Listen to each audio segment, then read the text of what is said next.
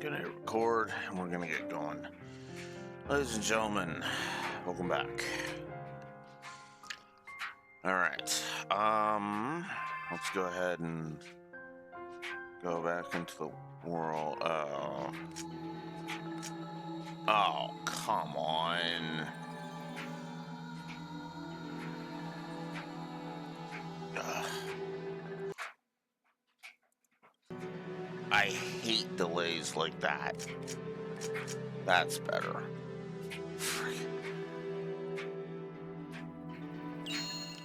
I know some people don't care about that, but it's like at the same time, I need it to sync up better. I'm supposed to meet Kuhn in the mercenary district. There we go. All right. Alright, so we're off to go meet Johnny on Bosch. That's in the mercenary district.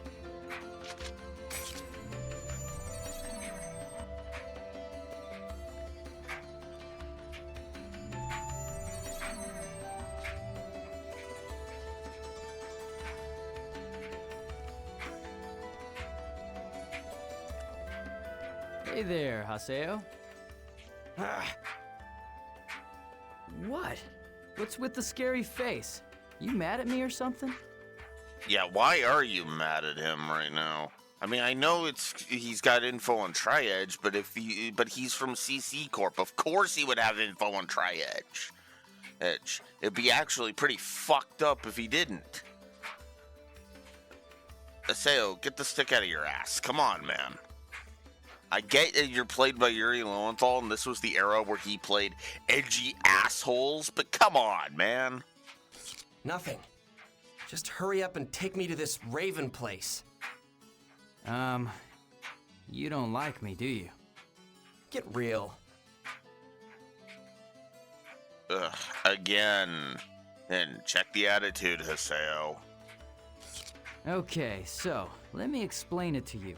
The at-home is a specialized room that each guild has in the game. And guilds are comprised of individual players that form their own group.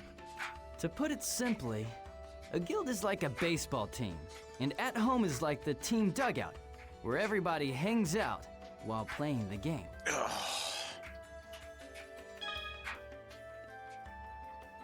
At home is a space allocated to each guild. Increasing the guild rank will add more rooms and more useful functions.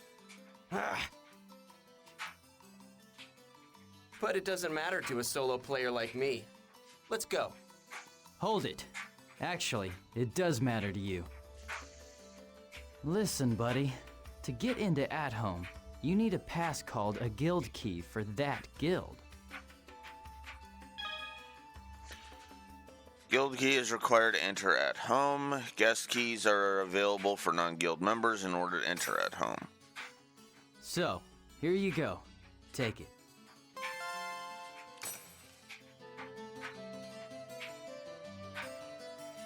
Enter the Raven at home by using the Raven guest key and selecting Raven at the door.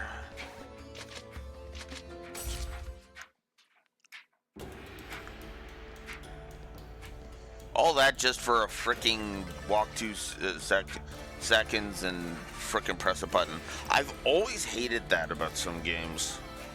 It's like, don't give me the illusion of gameplay, man. Just don't. Alrighty, let me officially welcome you to our guild, Raven. Haseo, make yourself comfortable. You're the old hag from the other day. Huh? You two know each other? Of course not. This is Pi. She's a member of Raven like me. And Pi, this is... I get it now. So that thing the other day was all just to invite me here. Well, get this, Granny.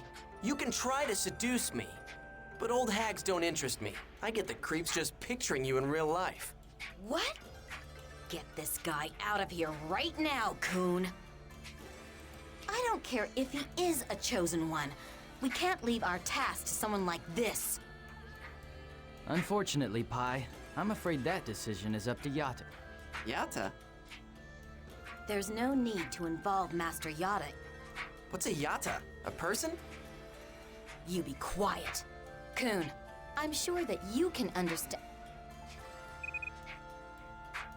Yes, he's here. What? Alone? Are you sure? But sir, he's... I understand. I mean, you're not gonna make me believe.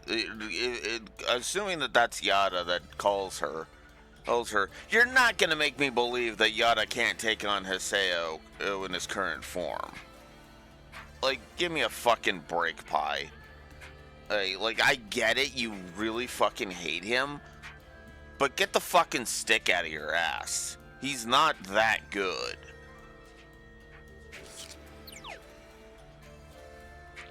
Come with me. Master Yada will see you now.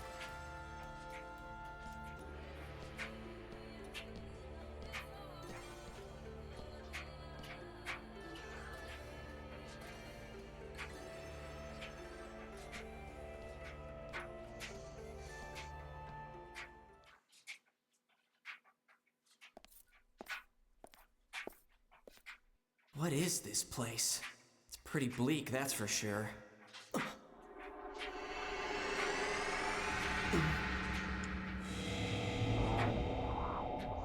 Hello, Rexor. Welcome Could be to better. the Serpent of Lore, Haseo. It took you quite a long time to get here. I've been waiting for you. I got it. I kind of had my hand is currently recovering from a bruise it got at the other day, a couple of days back. So my right hand is not exactly, all that great right now. Yeah, my own damn fault, honestly.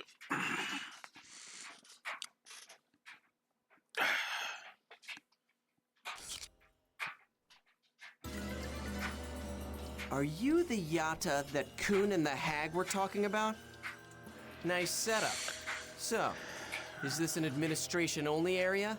I've heard of them, but I didn't know they actually existed. You sure it's all right to let a regular player like me in here? Won't your boss get mad at you, Mr. Admin? Nice to meet you, though it feels very strange to be saying that to you. I have been watching you for quite some time. Huh?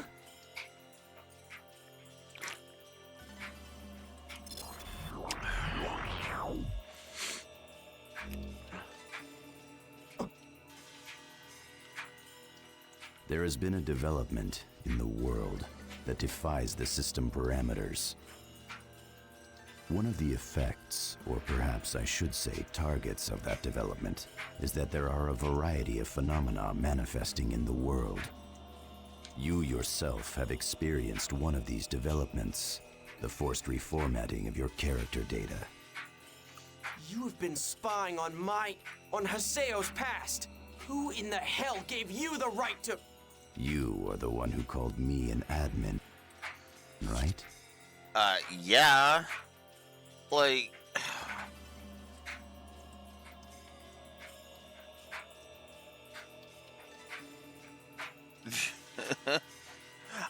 oh my god. Haseo, your writing is not impressing me so far. I'm like... Oh my god. Who the hell gave you the right?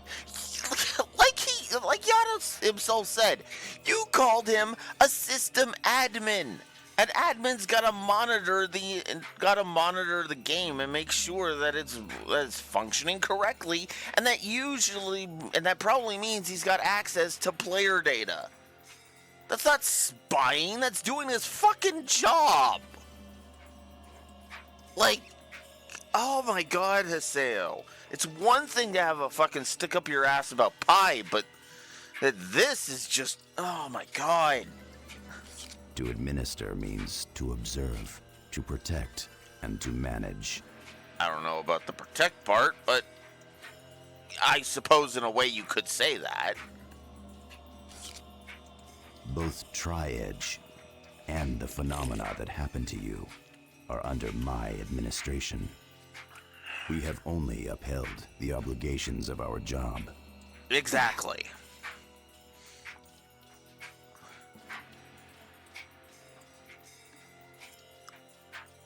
Yeah, that's why I questioned it. I was like, I mean, I guess, but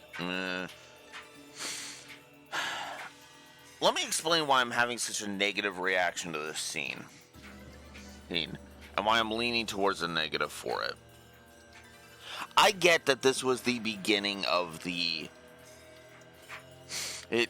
beginning of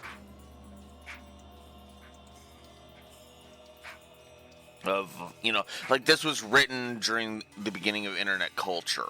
But the fact that he has to explain what an admin does for an online game feels... It feels like they over-explain it. His dialogue is over-explaining it. Like it's... Like they're putting too many words in Steve Bloom's mouth. To put it simply.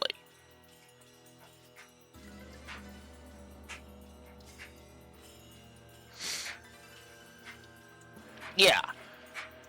The thing is that I feel like even school children, this game was rated T when it came out, by the way. I feel like even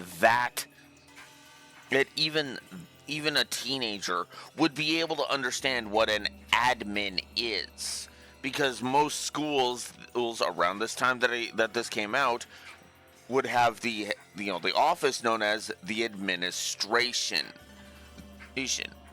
So they literally could have just said, it's like the principal's office at a school. Cool. The principal's job is to oversee the school and make sure it's running correctly. That is effectively my job here. I'm running the, I'm the admin for this server or whatever, and I am here to make sure that anomalies like Tri-Edge and your character resetting to level 1 are dealt with if they need to be. Boom, done. You don't need to freaking have this flowery language of an admin's job is to observe, protect, and manage. Like it feels like they're trying to be more poetic than they need to be, and it is one of the problems that I had with Dot Hack Sign, and one of the main reasons how I discovered how Dot Hack Sign is a series you have to watch front to frickin' back, because if you skip even one episode, you're gonna be lost as fuck. Look, because the dialogue. I know I've said that, and this is more of a ding at Teen Alex than it is to Sign, I will admit, but Teen Alex found the dialogue of Dot Hack Sign dry and boring because they chose flowery language instead of just explaining themselves straight. Now, I get that they did that because they didn't want the exposition dialogue to be boring and just straight-faced. But I almost feel like it would have been more intriguing if they hadn't, because instead you've got this flowery dialogue that's trying to pretend like Dot Hack is Lord of the Rings. Dot Hack is not Lord of the Rings. Dot Hack is Tron. No, we've been over this.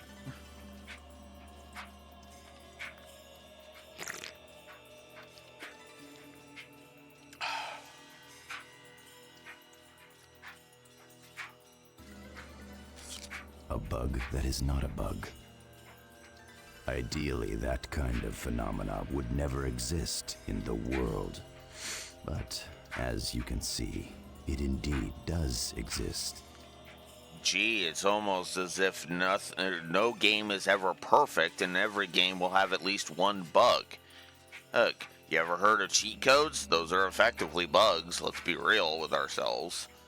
I mean, sometimes they're a bug, and then sometimes it's an actual like, code programmed in by the developers, but you get my point. Like the W item cheat over in the original FF7. That's a bug, that's a glitch. They just left it in because might as well leave that cheat in there. It's a cheat at this point. Our overall designation for this phenomena is Ida. Ida? Huh? For now, none of the general users of the game know anything about it. That is somewhat to be expected at its current level. However, you have already encountered it, and you have seen firsthand the sort of threat and danger it possesses. You have seen it and experienced it yourself. I feel like that didn't need to be 2 sentences. That line right there really didn't need to be 2 sentences. It's because it feels like he's repeating himself. You have already encountered it, and you have seen firsthand and the sort of threat and danger it possesses. This is what I mean when I say they're putting too many words in Steve Bloom's mouth. And they're trying to sound flowery instead of just saying it straight. You know how you fix this? You know how you fix this line? And however, you have already encountered it, and you have seen, and you have seen the sort of threat and danger it possesses. You have experienced it personally. That keeps it to be 2 sentences, but it shortens it instead of freaking like this feels like bad English. Now you could say, well, that could be a localization error, or Blue Wolf, and it's very possible that is a localization error, where they basically translated the dialogue straight. I know some people are gonna want my head on a platter for this, but I'm probably not giving a localization positive to this game. In fact, I'm probably going to give it a localization negative, because, again, I have always stated that a localization should get the intent of the words out, but in a way that doesn't suck. My favorite example is actually the Trails. Series, because we'll see if this changes with Sky One's remake, but all of the Trails games have done that. The intent is still kept while continuing it. Actually, one of my favorite examples of this is actually one that the YouTube channel Overanalyzing Anime pointed out for Death Note. What episode was that? Episode 13, 14, something like that. When Misa first goes to visit Light in Death Note, there is a point where Misa in the English dub says Light darling, calls Light darling. In Japanese, it was calling him by his first name, and he was caught off guard. It was kind of a little, a jab at Misa's character, and that was carried forward into the dub, but just altered. So the point is still, okay, you're getting too formal with me, too intimate with me. Hey, that was the whole point of that scene. Misa was speaking too intimately to Light. Right. Intent was kept while the words were changed. Boom. Done. Right?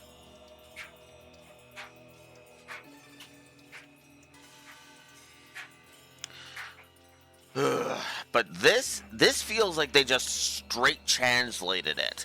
And I feel like it's a competent translation, but it feels like they really needed to localize the dialogue because this does not sound natural. I feel like if this was Japanese, if I had the Japanese audio on, this would sound a lot more natural coming out of insert Japanese voice actor for Yada here, right?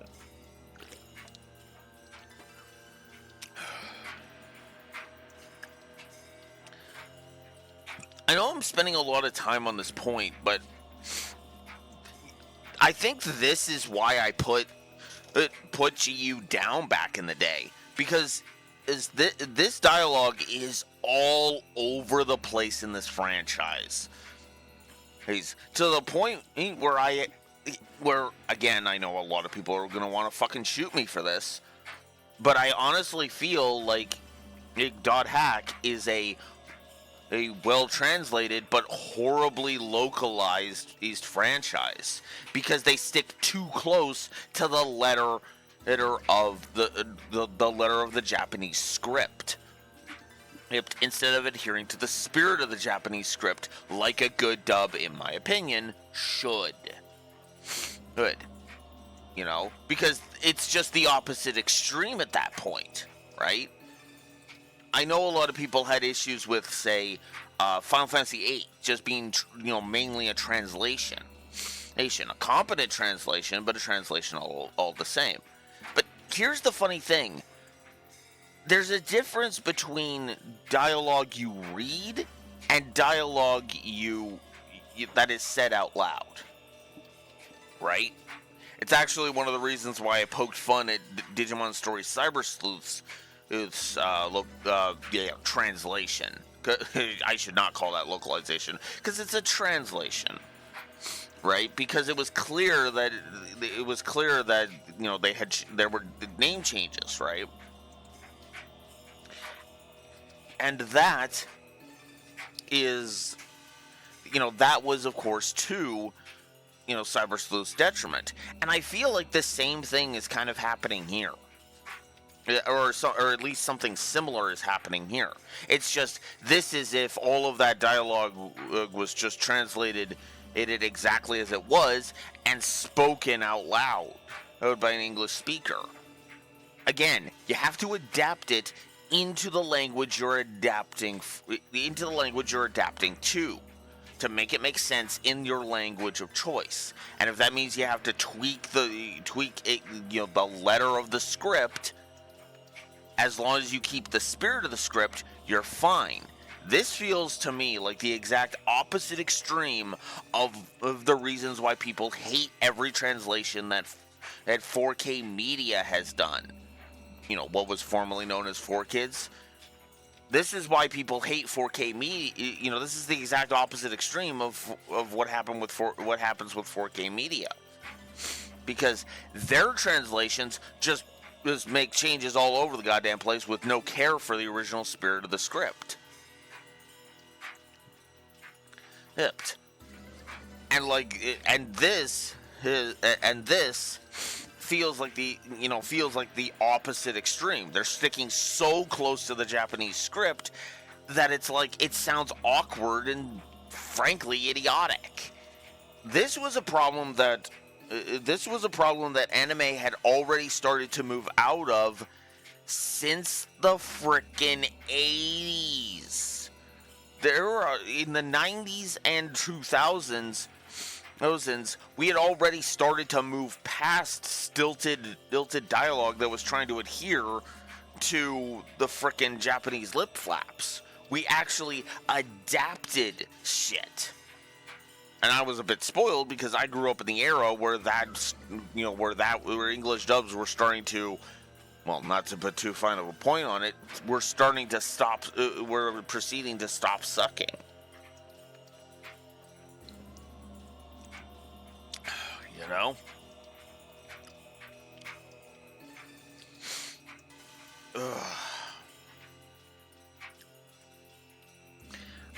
Like I said, I know I'm spending way too much fucking time on this, but you know what? Actually, I've talked myself into it. Oh, I know I'm gonna get shot for this, but who the fuck cares at this point? I'm here to be honest. I'm giving it localization negative. There. I have to give a localization negative. In fact, I'm not. The dialogue timing has been fine, so let's just erase that and replace it with the localization.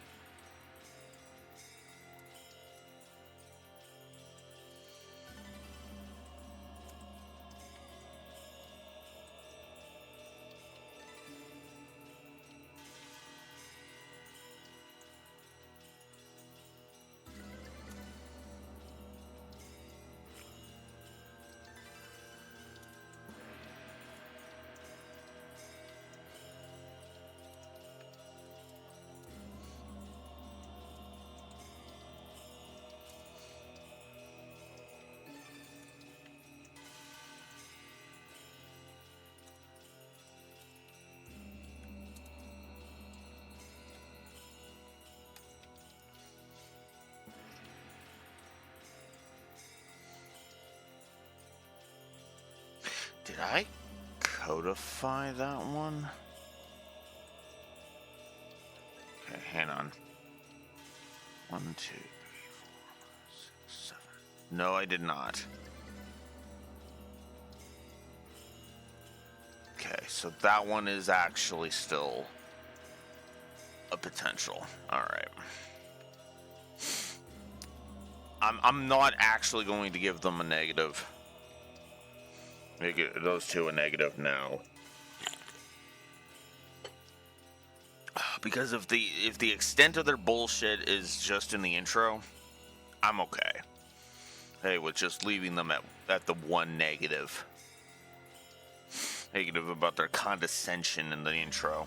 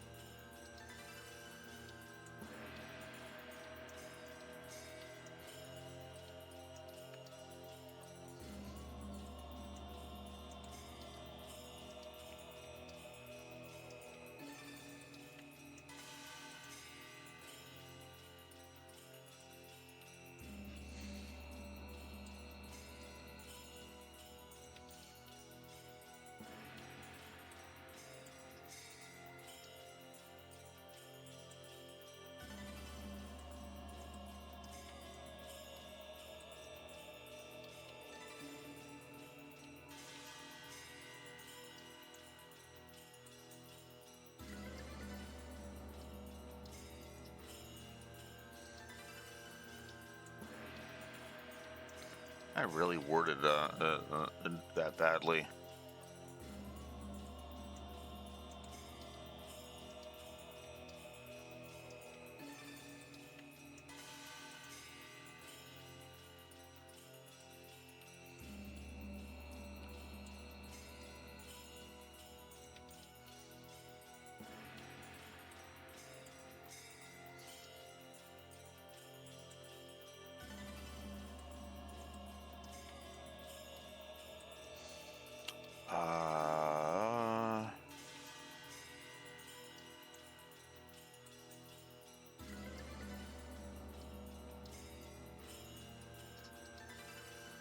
Oh yeah, I guess I should. I'll put.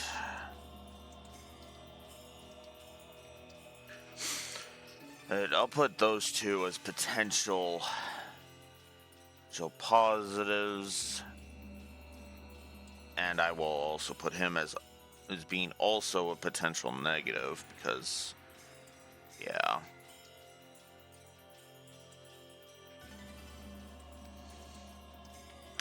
Let's go ahead and put Pi as potential negative because I'm already fucking hating on her a little too much because the gag with her and Haseo is fucking stupid, and especially considering it's gonna be that fucking gag that was actually done better in Daybreak.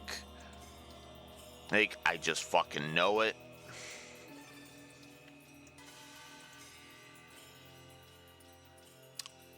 And I guess we'll give Kuhn a potential positive, although that will probably be mostly on the strength of Johnny on Bosch, so I might just nix that. Alright. Alright, so localization negative given, and some potentials put on the board that I forgot to put earlier. Mostly character potentials. Haseo is in both camps because he's already starting to piss me off. Pi is in the potential negatives because she's starting to piss me off. Kuhn, we'll see. I might nuke that one if Johnny on Bosch is the only reason his character is worth a fucking damn. Like, there's more reasons than just as Johnny on Bosch to like Ichigo, for example, or Nero from Devil May Cry. In fact, to be blunt with you, I'm actually one of the people that got so fucking sick of the internet latching onto and exaggerating the idea that Nero, the entirety of Nero's dialogue in Devil May Cry 4 was Kyrie over and over and over and over and over again. But that, of course, was the era of the internet exaggerating and being fucking assholes.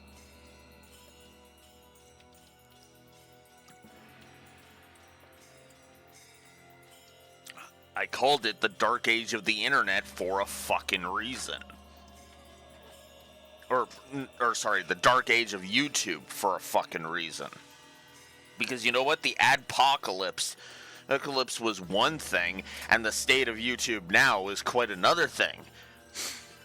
But let's face facts here. YouTube was not a great place for you to critique games back in the day, especially if you wanted to be just like those actually successful, somewhat successful channels.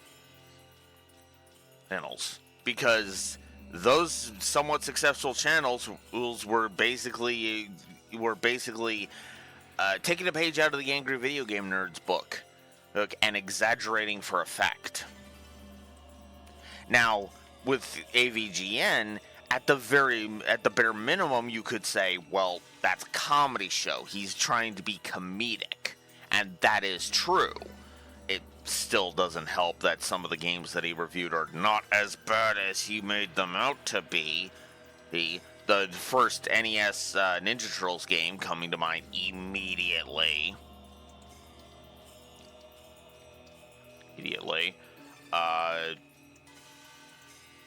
You know, the frickin' NES Metal Gear, which, yeah, I know it has its problems. I'm not trying to say the NES Metal Gear is flawless or anything, but people exaggerate how bad that game is. That game's fine, and I would argue actually has more stealth to it. I actually disagree with Hideo Kojima. I think the NES version has more stealth than the frickin' MSX version, because in the MSX version, camera blind spots are not a thing. In the NES version, they are. Although I'm pretty sure that's because of a bug, but that's beside the point.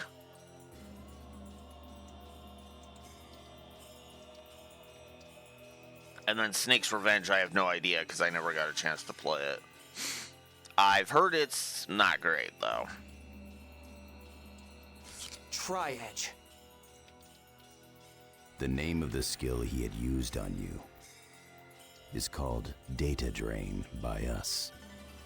And yeah, that is a term from the first thing. Also, by the way, this line, no issues with it.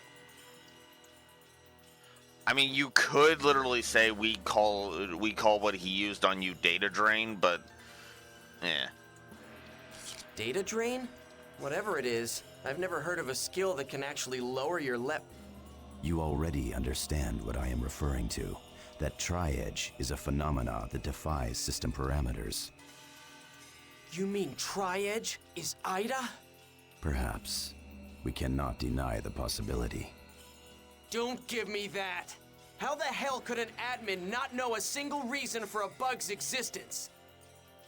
because there are some bugs that defy all logic. Okay, this is one that I am mocking, but that's 2025. That's a person playing this in 2025. Back in the 2000s, yeah, that reaction actually makes sense. But 20 years later, yeah, no, we know better than that.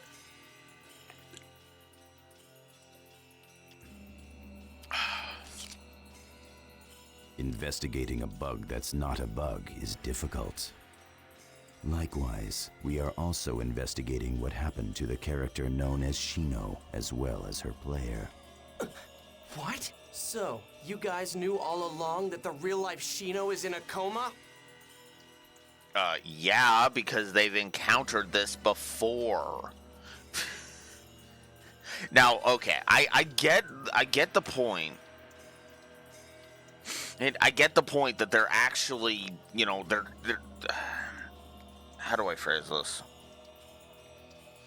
I get the point that they're trying to keep up with this mysterious stuff, but they literally should have just said, Tri-Edge is not the first time we've encountered data drain. And Shino is not the first player to have gone into a coma. That kind of thing. We would like to try and understand what the connection is between an online PK and a player becoming comatose before this little problem of ours has time to become public knowledge. What are you talking about? Before it becomes public knowledge? Are you just trying to cover it up for yourselves? I mean, yes, but hey, if they resolve it, then their asses are covered. Like, I get it, but it's like, oh my god, so this is like you've never encountered a corporation before. Corporations have always been done like this, and I get it again. And it's decades earlier. We've known this for decades, but like, oh my god. Oh my god. Just, oh my god. It's all your fault that she's gone. Look, I get that you're still in the anger stage of grief, Haseo, but get your head out of your ass. You know who's responsible.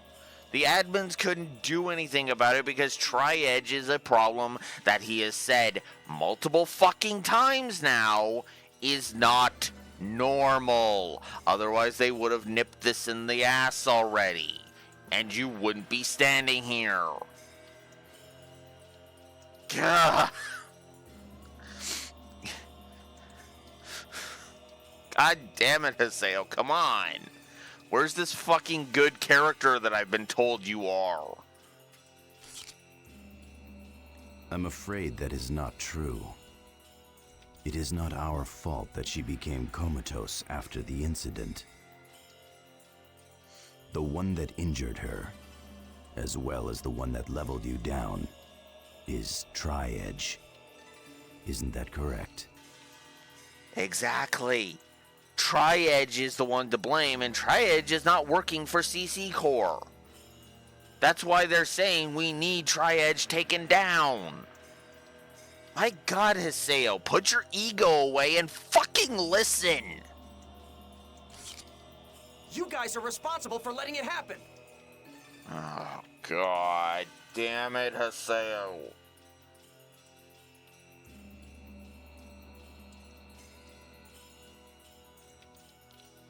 Haseo, put your fucking penis away already, Eddie. Because you have tipped this over into fucking this scene over into negative territory. Like, my fucking God, dude.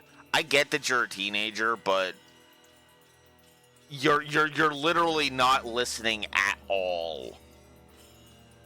And that's pissing me off. Then, are you saying that we should have shut down the game entirely? I do not believe so.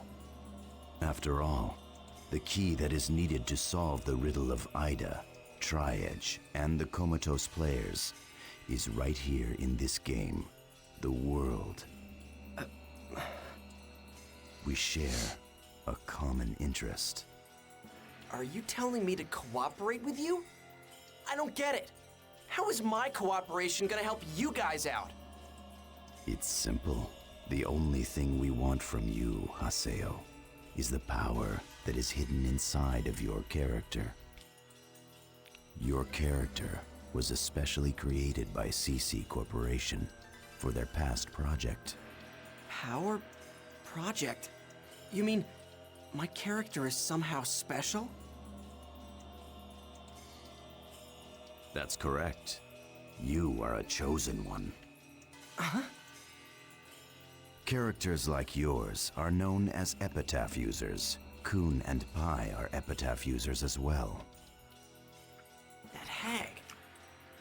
At this point, the only ones capable of combating Idas are you epitaph users.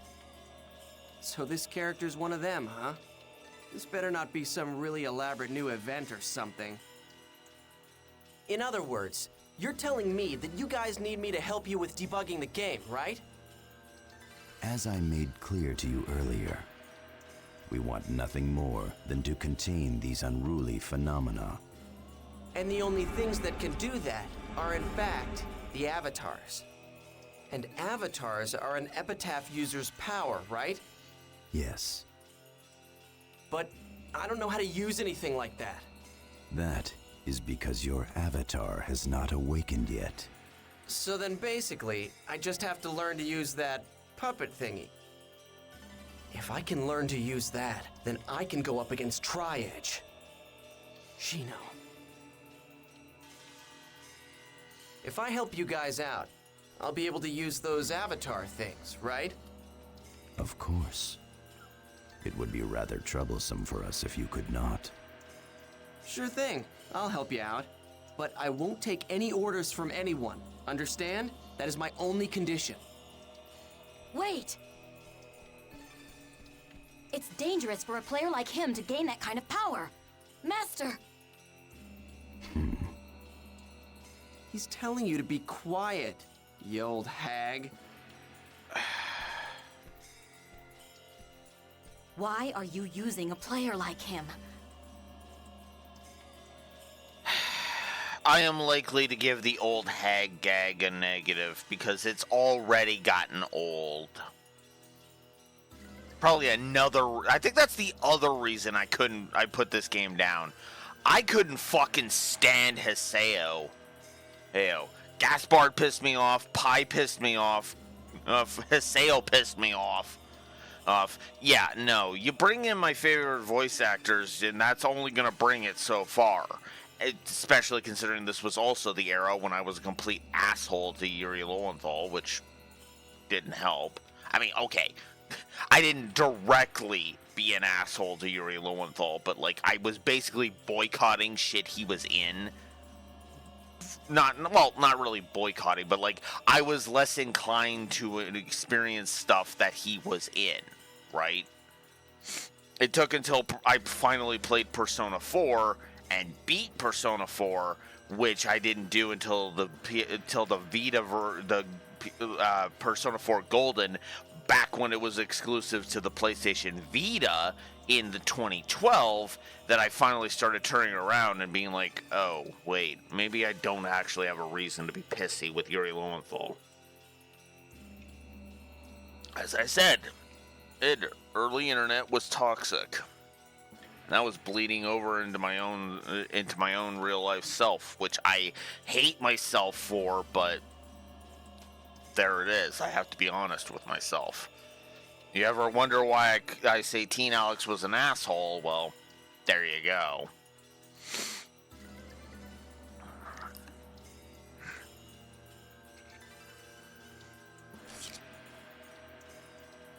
His avatar would have eventually awakened, with or without our help. That's the other thing, too. You must already know that. As you can see and feel, his epitaph has already started to awaken within him. Which is weird that it hasn't awakened at all in the past 8 months, but whatever. But yeah, I'm giving that scene a negative. Ugh. God.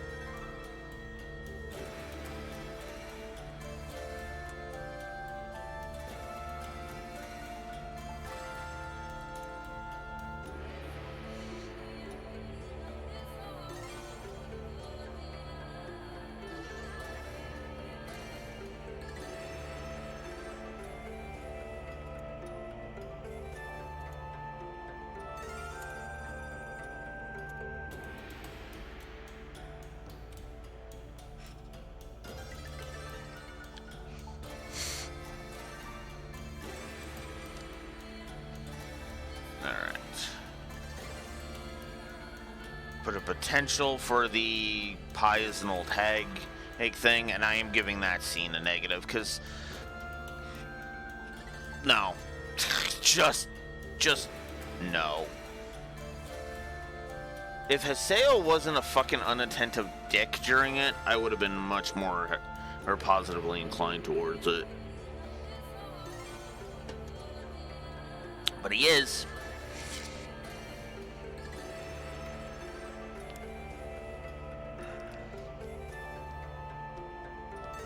I heard you've joined GU. Glad to have you with us. GU? Oh, didn't Yata explain it to you? The guild name that we use, Raven, is just a front. What our group is really called is GU. What's that? I heard it was a project name for CC Corp or something. Whatever. I don't care. I just need you to hurry up and tell me how to summon my avatar. How to summon the avatar, huh? Come on already. I'm in a hurry here. Sorry, correct me if I'm wrong here, but are you thinking that there's some specific spell to summon an avatar? There's not? Nope. But if there were, we would have it a whole lot easier. Okay then. How do you summon yours? Well, I think it would probably be better just to show you while we're out adventuring. Wouldn't you agree? Then let's go. It doesn't matter what area it is, right? Well, yeah, I suppose that's true. But, unfortunately, I've got an appointment to keep. I'll be sure to contact you later. Hey, wait! Damn it. What the hell? That's a good question. Well, I guess I'll just head on back to town then. Several guilds have opened guild shops in the Central District. You may find new discoveries and unexpected encounters. Check Memoir in the main menu if you're unsure of your next objective. And we have new mail.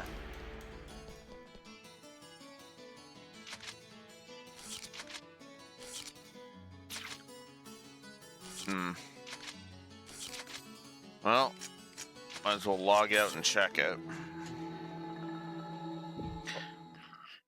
The official forum got updated. And everything else got updated. Oh my god.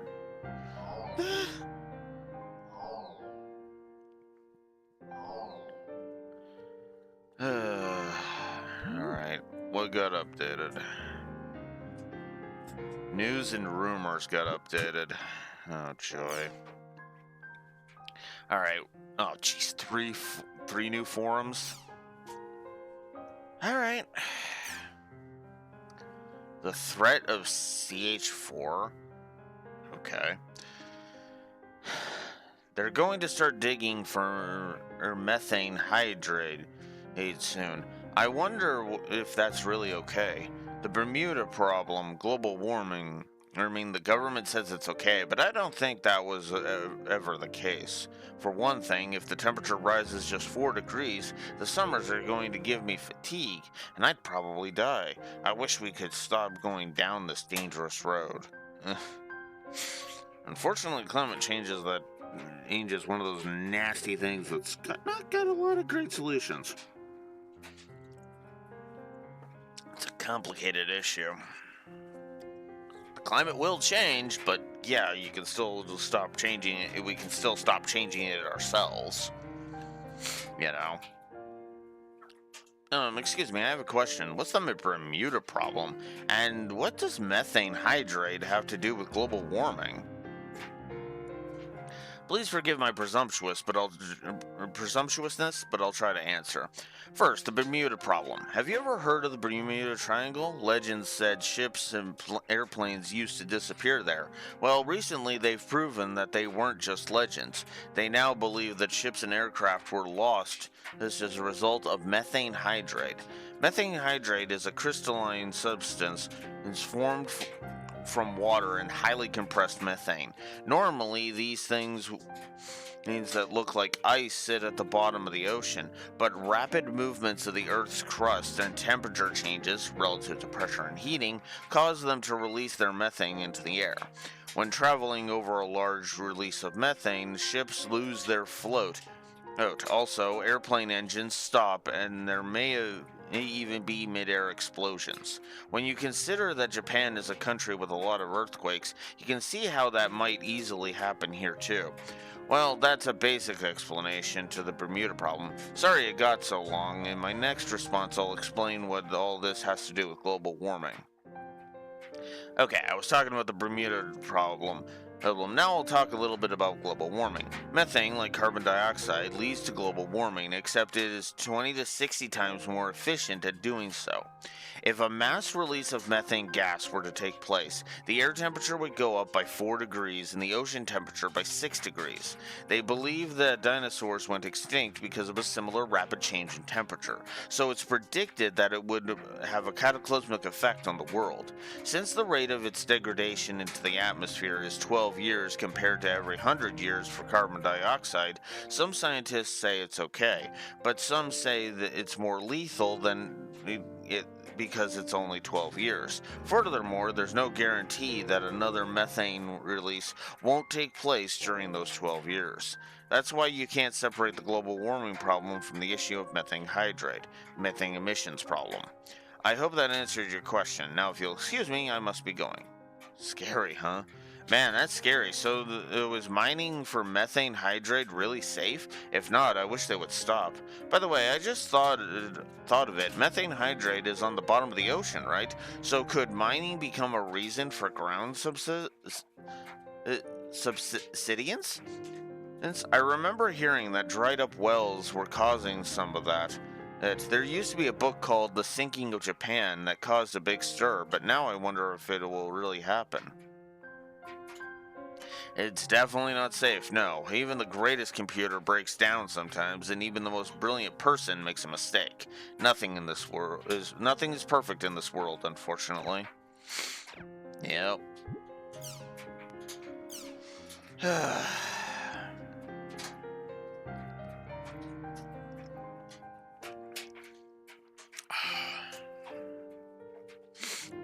Are safe food really good? Good. I guess the recent trend is in health food, huh? It even looks like allergy-eliminating food is served for school lunches. But the thing is that they say that they're safe to eat, but is it really true?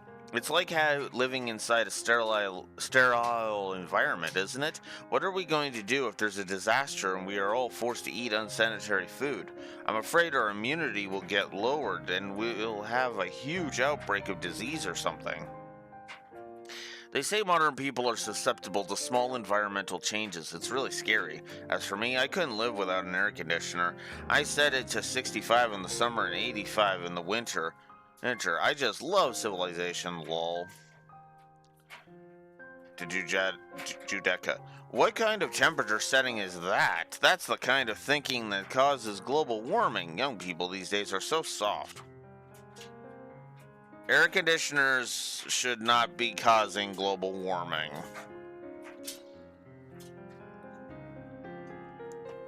They should not be. Their output should not, or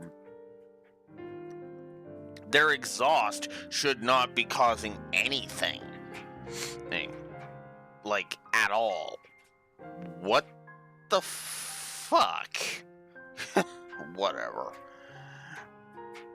And to Nora, why don't you try organic vegetables? If you have a hard time buying them, you can easily grow carrots, peppers, or cucumbers in a large planter.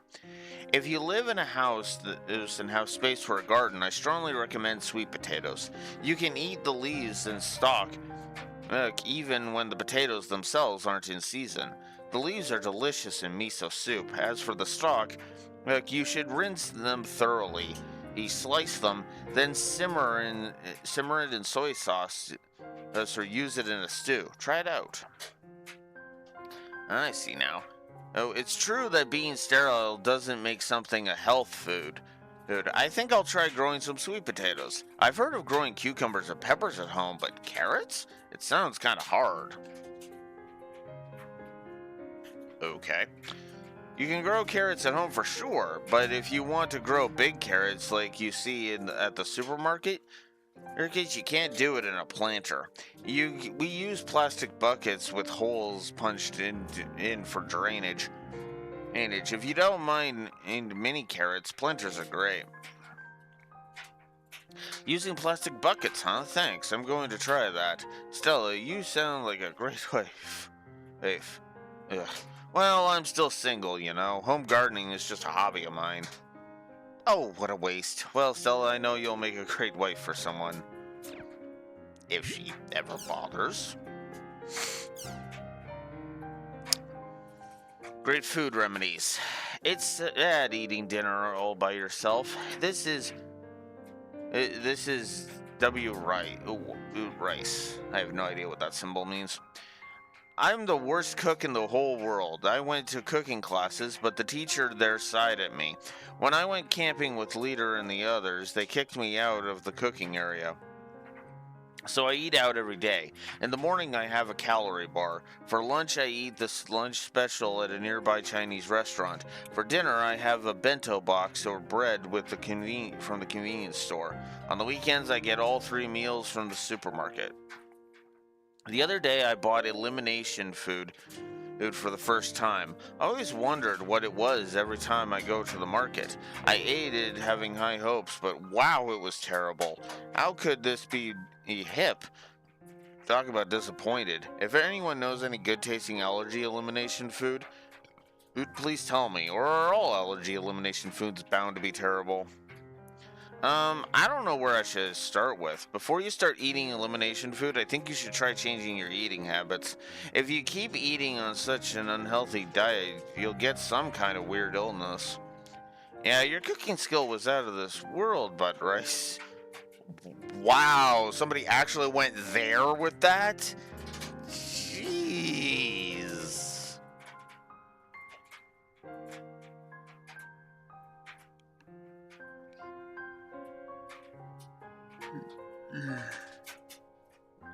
The better-known brands taste good, although they're a bit expensive. I love the stews from Martha's Best. Ugh, don't call me butt rice, it's Om Rice. Om Rice. Nice. Drop it. A bit in response to the cooking skill. And if you keep eating in response to the unhealthy diet, I've been living an unhealthy life for a long time, and I'm still going, but thanks for the warning anyway.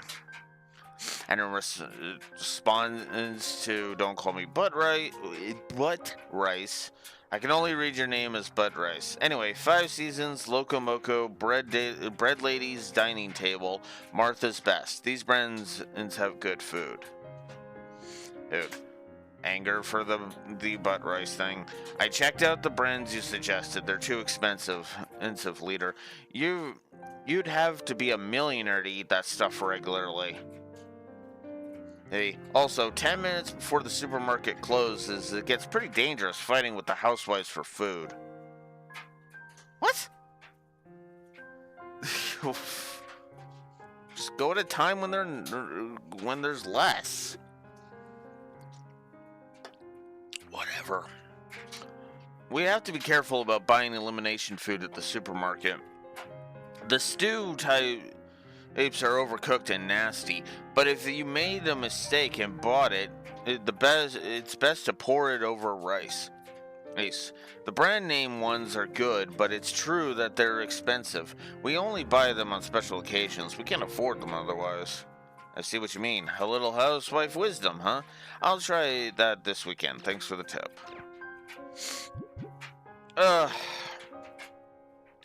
I'm not going to give that a negative, but that was actually headache-inducing to read. Okay, and now we've got from Golden Jet, Black Point. Oh, God, okay. Ow. This is a story I heard from a friend. While playing in the Lost Ground, black dots have been known to appear here around your character.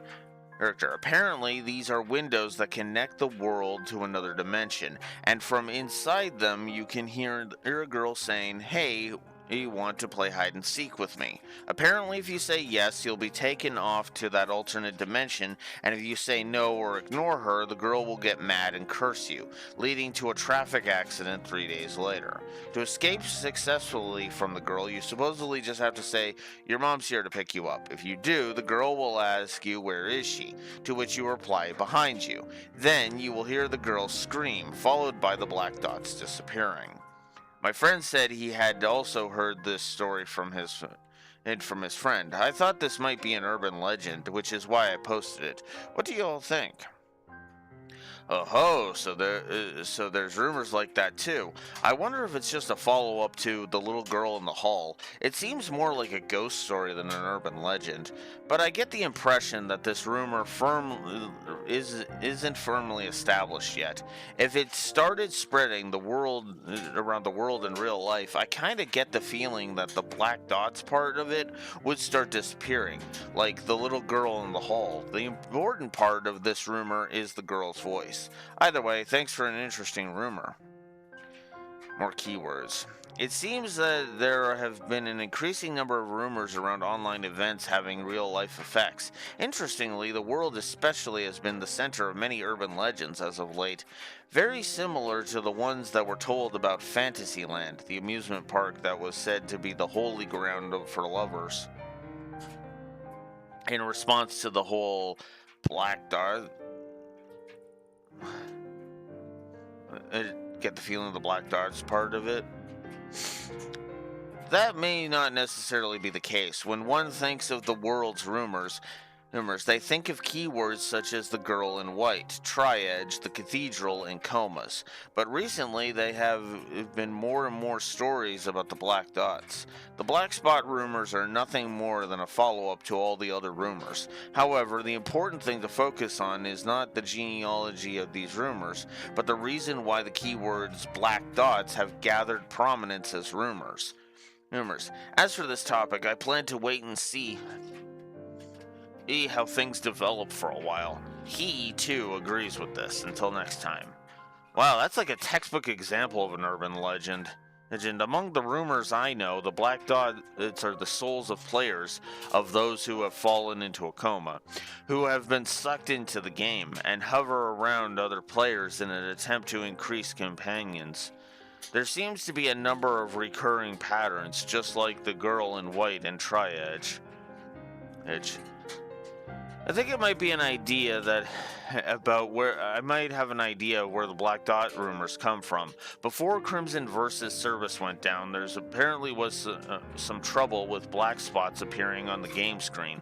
The official report was that it was merely a mistake in the game's effect IDs, but the players were saying it was because of the Crimson Versus servers had become infected with a virus, thus resulting in display bugs appearing.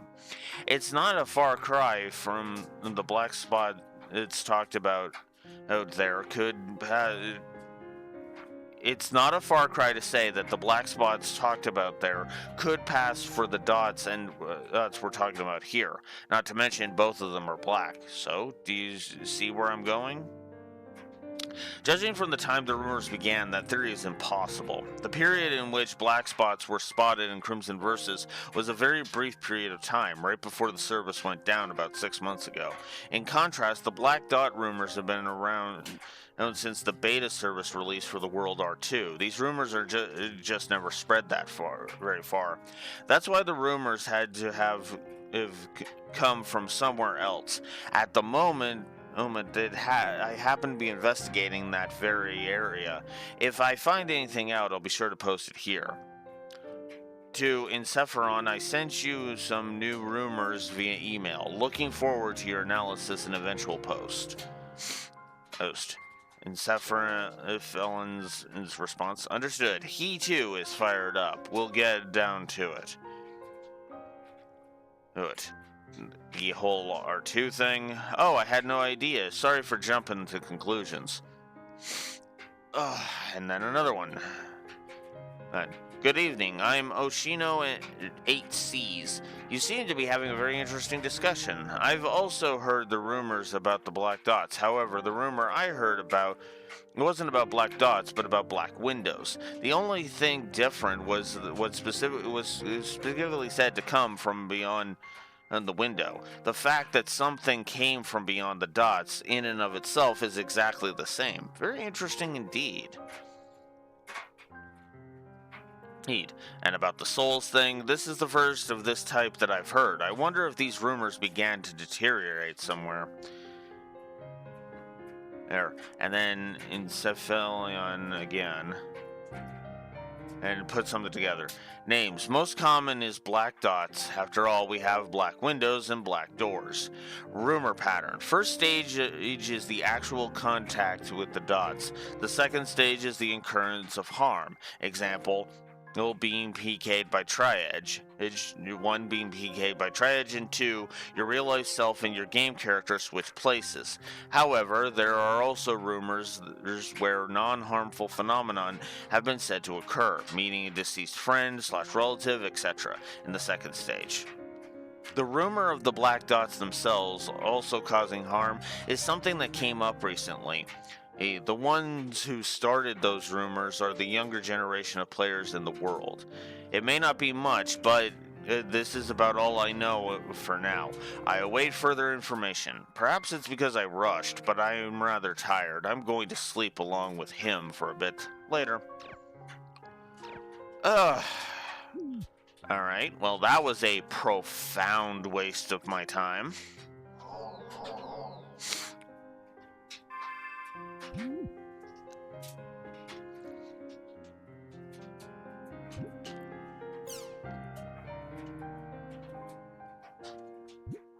MNMD and the dark side of online games. These days, well over 90% of all grade school students who have tried an online game said they had a bad experience in one form or another. Perhaps it is time for us to further discuss the dark effect online games have on our children. The more children are captivated by video games, the more parents worry. There have been times when TV, movies, and even books were said to be influencing our children in negative ways. Also wrong, which kind of fucking pisses me off, but whatever. However, with online games, children are interacting with a large, indefinable number of people in real time, providing a clear divisive line from the previous examples. That's no different than them going to a frickin' party or whatnot. It's just with an online game, they don't get fucking roofied. Ugh. I know, bad example, but still.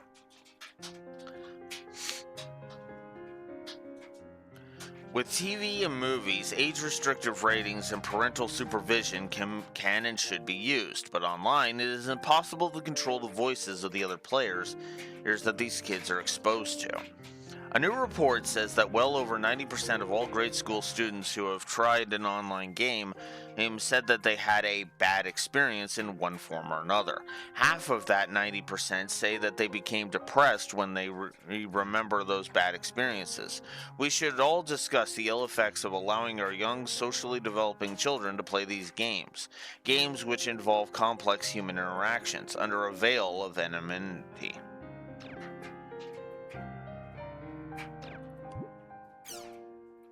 The spread of RMT. Online games turn some people into business people. However, you won't find them running a company. Instead, they are just playing the game.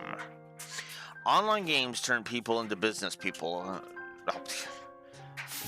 Okay, why did you make your preview blurb the same?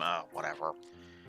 In a New York suburb, Mr. A has founded a business known as a guild, where he employs other players in a completely efficient, mechanical pursuit to level up, gain items, and earn money.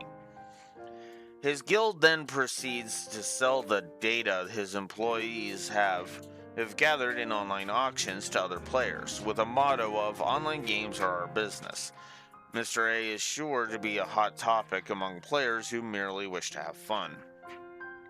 Although many players don't go as far as to make their profession like Mr. A, there are a number of players who conduct RMTs. He's short for real money trading. This refers to players conducting transactions with real money, such as virtual items, characters, and in-game currency. Which throws off of the game's balance and causes a host of other problems, which has led to RMT becoming a banned activity in most games. It's deplorable how so many players have foregone the pleasure of leveling up their characters manually for quick solutions offered by money, said a noted online game developer. However, the game makers are also to blame, as they are the ones who design areas and events that can only be completed by putting in several hours of playtime.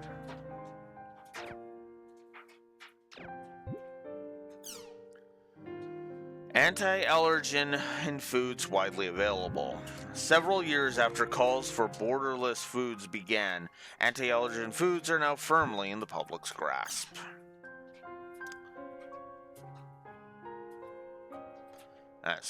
Anti-allergen foods is the name of antigens, allergy-causing substance. Oh, hang on. Several years after a call for borderless foods began, anti-allergen foods are now firmly in the public's grasp. The anti-allergen foods section of the supermarket has expanded, and well-known brands are selling well. The name that antigens, allergy-causing substances, are best known by. Common examples include eggs and milk, which cause food allergies, and perfume, which causes drug allergies. Because antigens vary for every person, it is difficult to specify which substances can become allergens. There's common ones that are allergens. Anti-allergen foods have had all substances that could trigger allergic reactions scientifically removed. Many of them are even designed without using any actual foodstuff at all.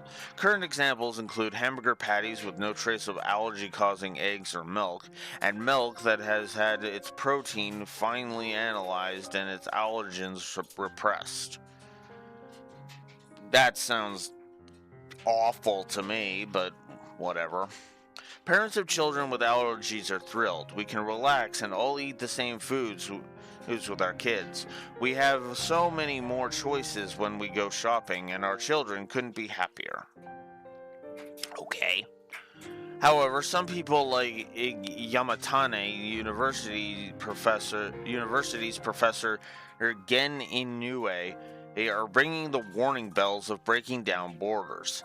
It's wonderful that people are working and cooperating so that everyone can eat equally. However, it is, ironically, far too dangerous to remove all dangerous properties from our foods.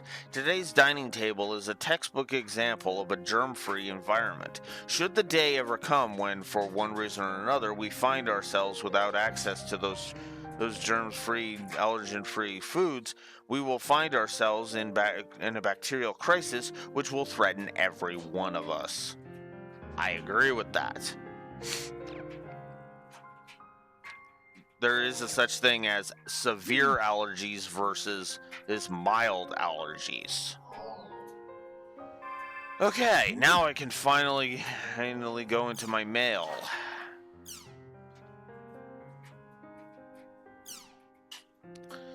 Hey there, I'm Kun. It looks like we'll be working together for a while. Glad to make your acquaintance. Just so you're sure, the official name for the CC Core Group project is GU, and the name Raven is just a front. It's a temporary name for the guild. Be sure not to get them mixed up.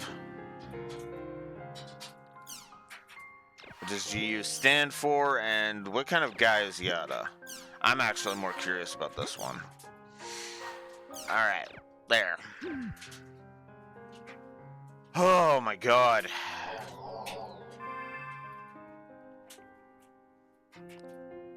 And just think, I'm not done yet because there's the official forum now. Oh god, and there's 2 of them. Oh, it's an add-on to this forum. There goes the governor with his fancy talk again, Nian. And, oh, I'm the medic union leader, Heel Red, Nian. And nice to meet you all, Nian.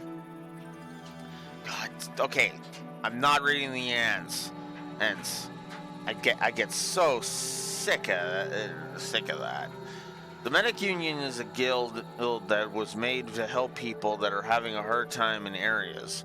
If there are people in the east with low HP, we heal them. If there are people in trouble in the west, we help them. Of course, having said that, there's no way we can cover all the areas with just us.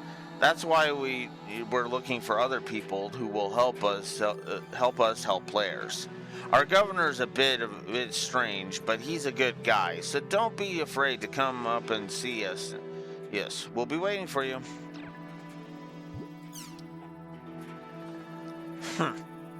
I'm Heel Blue, the sub-leader of the squad, as well as the only one with common sense, even though I'm continuing the stupid and shit. Strengthening the medic union? Go ahead, doesn't matter to me. Huh? Invite them to join? Fine, I guess I'll say something. Join our squad. Think my way of speaking is awkward? Leave me alone. I think that whole thread can fuck off, but that's just my opinion. Oh, man. Oh.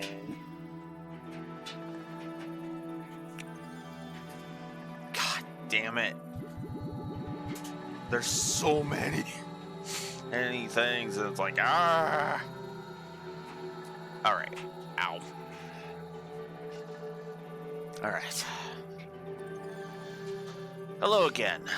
This is kind of hard to say, but even after following Applestar's advice and trying various things out, I still can't go to the area I want to. I also tried the random method that Kana mentioned, but that was no good too. What am I doing wrong? Please tell me. Thanks in advance. Applestar, Kana, thanks for teaching me all those things. I'm sorry I just suck at this. What? No way. Not even the random method helped? I wonder what the problem is. Since I'm not hardcore, I don't have an idea. I think I might know what the problem is. Leanne, what words do you have? Let's see, I got wealthy, flyaway, mediums, fast horse, Bodhi tree, globe, whiplash, and fortune. Those are the only 8 words I have. I knew it. It's just a simple word problem. I tried out all of the possible combinations using these words. There's an area 1 treasure level 1 and area level 1 treasure level 2 is all I could make, lol. I'll make you some new area words, so just wait a bit. It does look like your words are the problem. You're still at level 3, right? I'll give you these words as a gift. Second, daybreaks and military. Third, resort and malt town. If you try arranging with these words, you should be able to get it to level 3 to 6 areas. Yes. Nice. Kana, damn, that was quick. Leanne, use the following combinations to let you get to level 3 to 6 areas. Wealthy Daybreak's Globe, level 3 with treasure level 4. Delta Flyaway Military Resort, area level 4, treasure level 5. Delta Wealthy Military Malt Town, area level 5, treasure level 6. Flyaway Daybreak's Bodhi Tree, area level 6, treasure level 7. I'm sure you get the idea. Thanks for the follow-up, Renji. Your combinations are A-okay. Nice work, you two. And sorry I couldn't help you out, but it looks like I've still got a long ways to go myself. Renji, Kana, thank you both so much. Thanks to your help, my problem was solved. Oh, Applestar, you told me about the Chaos Gates, and that helped a lot too. Thank you.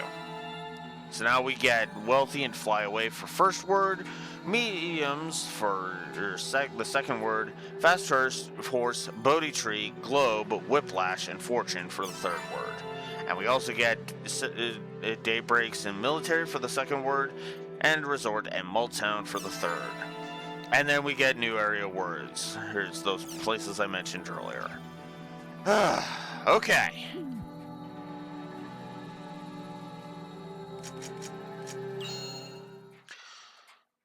Oh my god.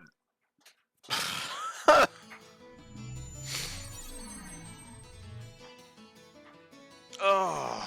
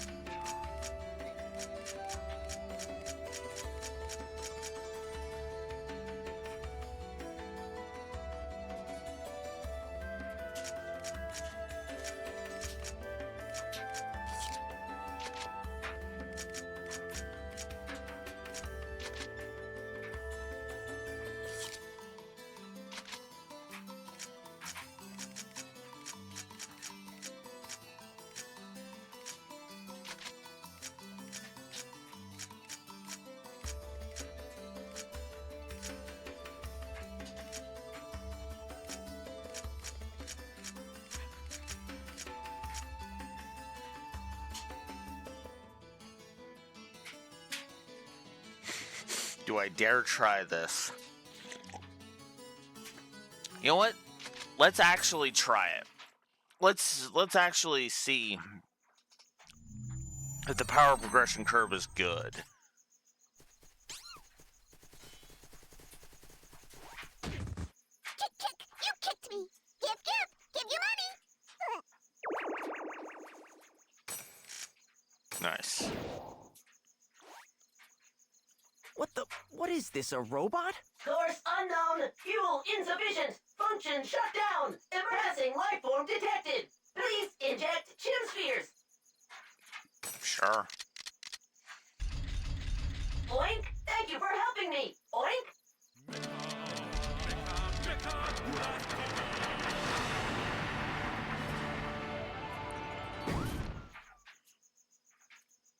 It seems to have crashed, but not in this area. Something is falling. Firestorm. Let's get going!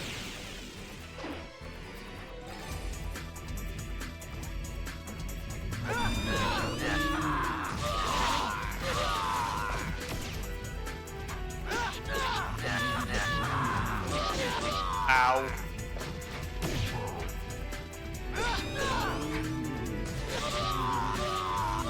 Damn it.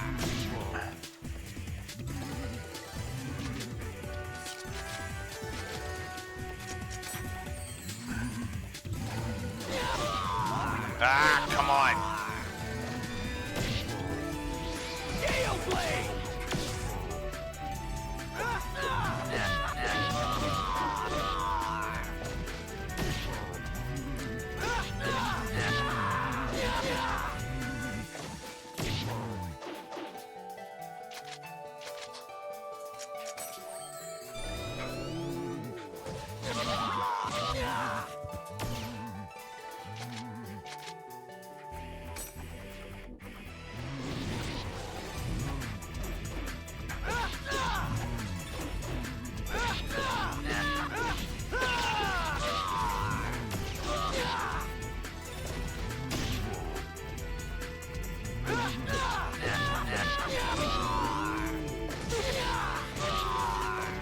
Oh, crap.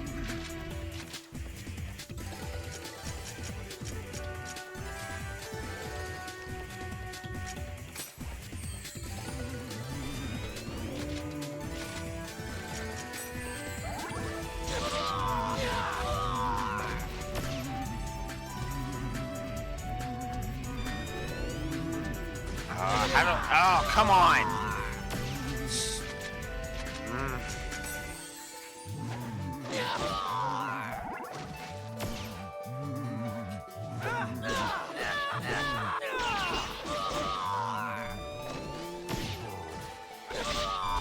Oh, come on.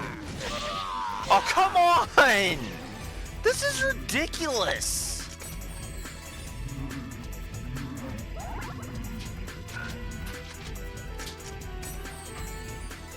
Note to self, don't try to solo this shit. Ah, come on.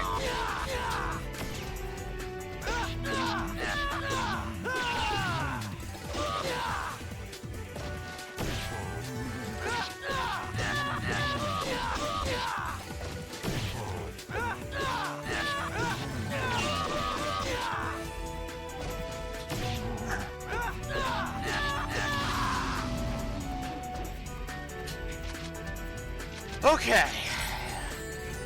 This should be a lot easier now.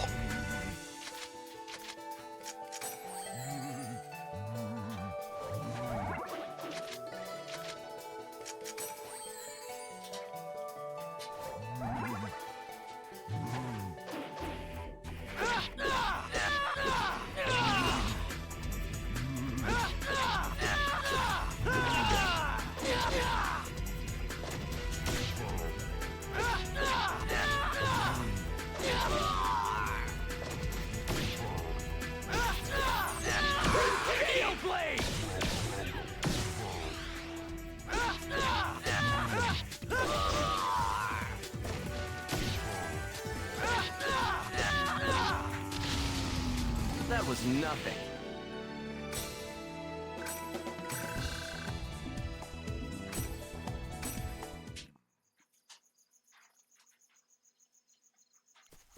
Couldn't help it. Slow!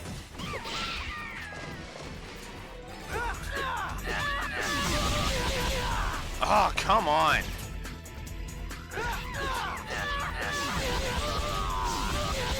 Oh, come on!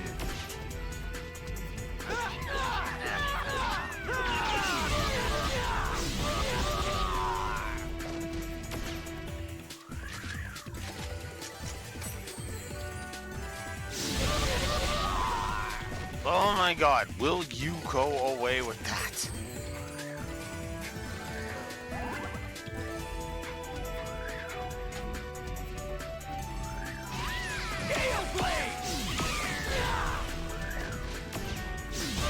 Oh, come on! I can't even get up!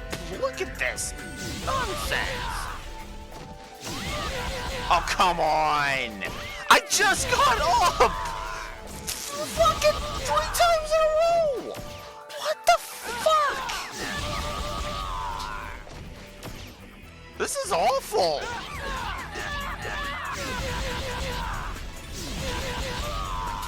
Oh my god, I'm being comboed!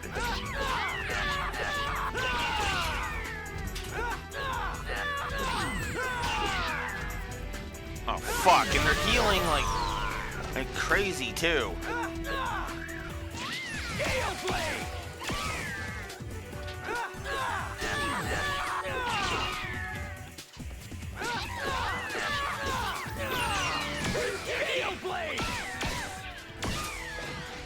There we go.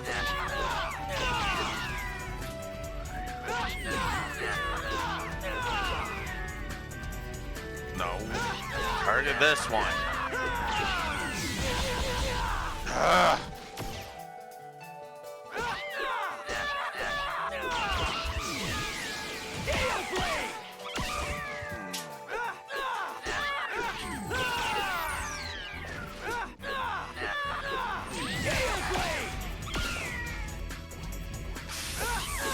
Fuck. No.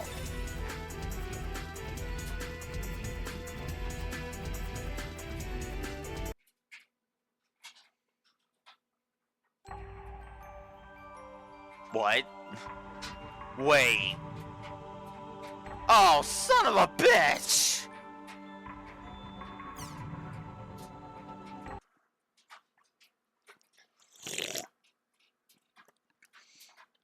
I see we're following the traditional RPG of the time. All right, let's see how far we're going here. How far back we're going here.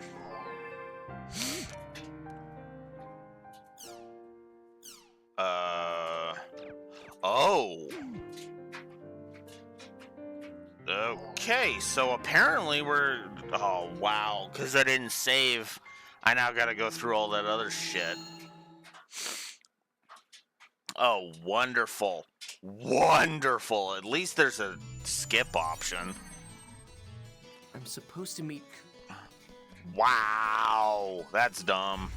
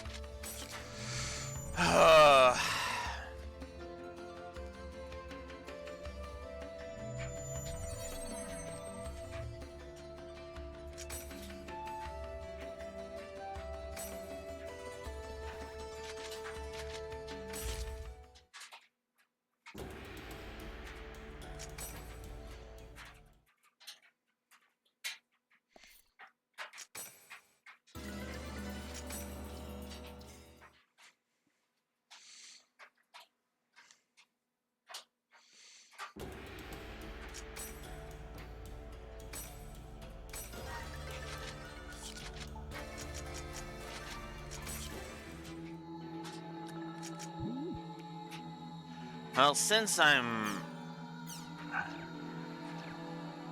read all of that.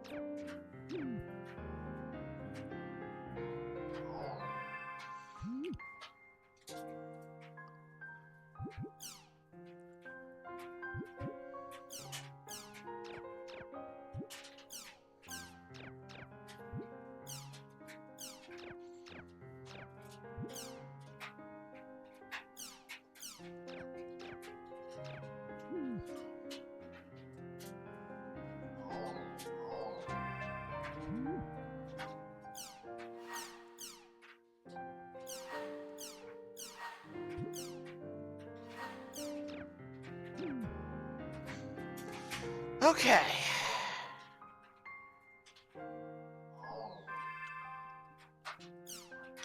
I'm gonna hit hit save here.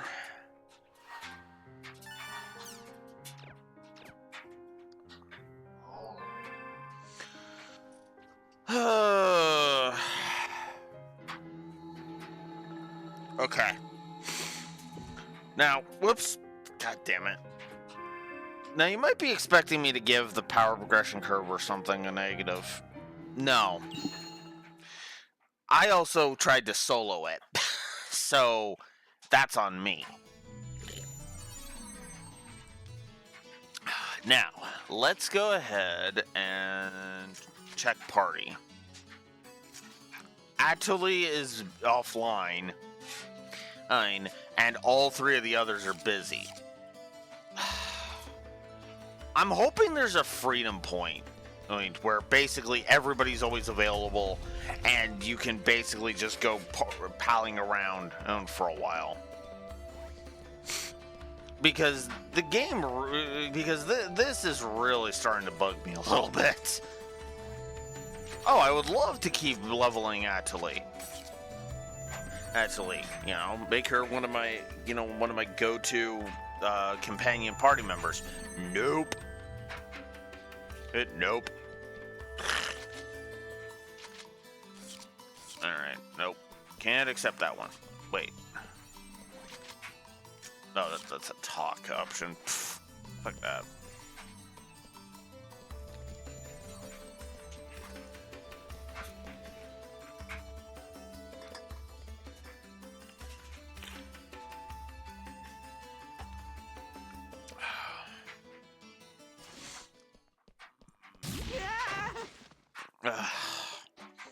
Are you having fun running into me? What? Please, help me! First, get off of me! Move! Now what do I do? I mean, I was supposed to open up the shop together with Syllabus. But when we finally went to open the shop up, there wasn't close to being enough inventory in our storage. What are we gonna do? There's no time left. What should we do? Our customers will be here any minute now. Are they rare items? No. I need to restock on, let me think, 10 black beans and 10 almond jelly. 10 Asian mangoes and 10 caramel sauces. Yeah, I think that's what we're missing right now. Aren't those sold in other shops? Just buy some and sell them yourselves. Oh, you're right. Then, Haseo, come on. Help me buy all the supplies that we need. Why do I have to help you? Here's the money, Haseo. 3,300. I said I'm not doing this. Oh, come on, Haseo. You go buy and deliver the Asian mangoes and the caramel sauces to Syllabus when he gets here in the Central District, okay? Great! Thank you so much for your help. You kidding? How did I get involved in all of this? The hell with it. I guess I'll help them out. Just this one time. Which is gonna blossom into a bajillion other 10 Asian times. mangoes and 10 caramel sauces. And then give them to Syllabus in the Central District Town Square when he gets here.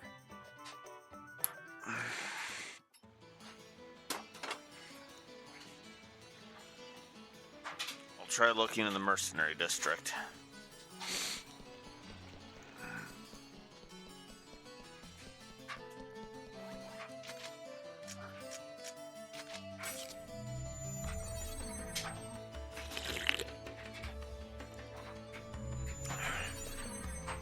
It's gonna turn out the shop doesn't have any, does it? It isn't it? That's gonna really piss me off.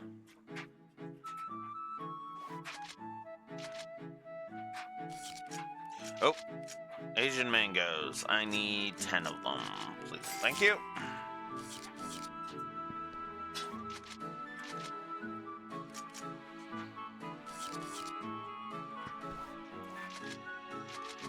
Oops. I still have the 20 because I game overed. Caramel. We'll check the dome. Hep.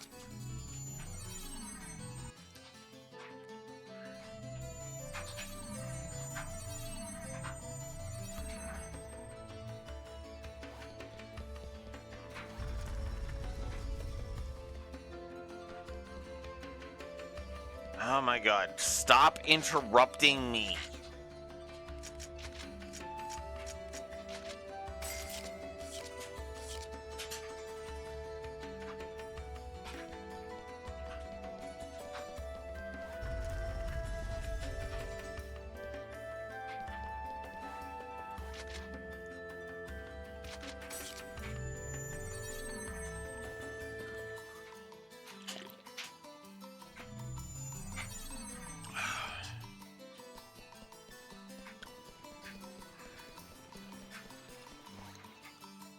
Got him!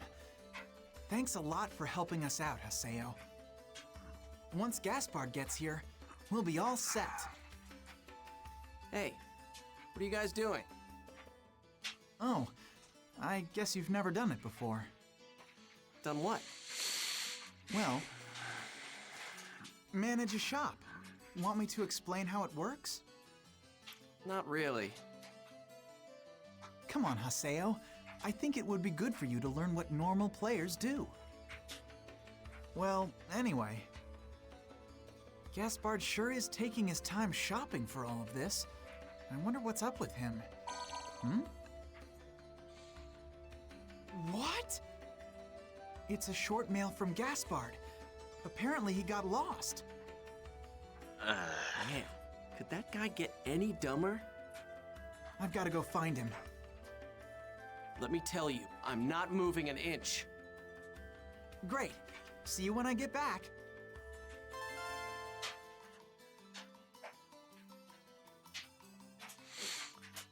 You are now in charge of the shop. Will you do me a favor? Watch over the shop while I'm out there looking for Gaspard. Don't be ridiculous. Just go ahead and close it down while you're gone. I can't do that. Our best customers will be here soon. So what? Just leave me out of this. You don't have anything to do, right? Or are you just afraid of dealing with the customers? What? Like hell I am. You'll be fine. Manners are very important even online. Remember to greet them properly. What am I, a preschooler? See ya. I'm off to look for Gaspard.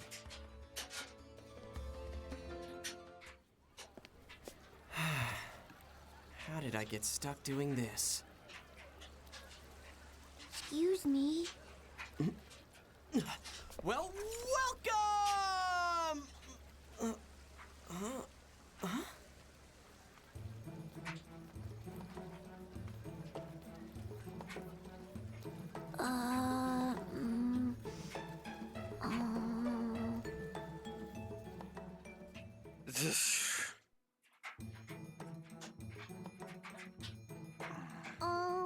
Excuse me, mister, but, there's an item I really want. Sure. What is it? It's called a Dusty Miller. Do you think you might have any here? Let's see. It looks like we've got just one. It's 6,000 GP. So?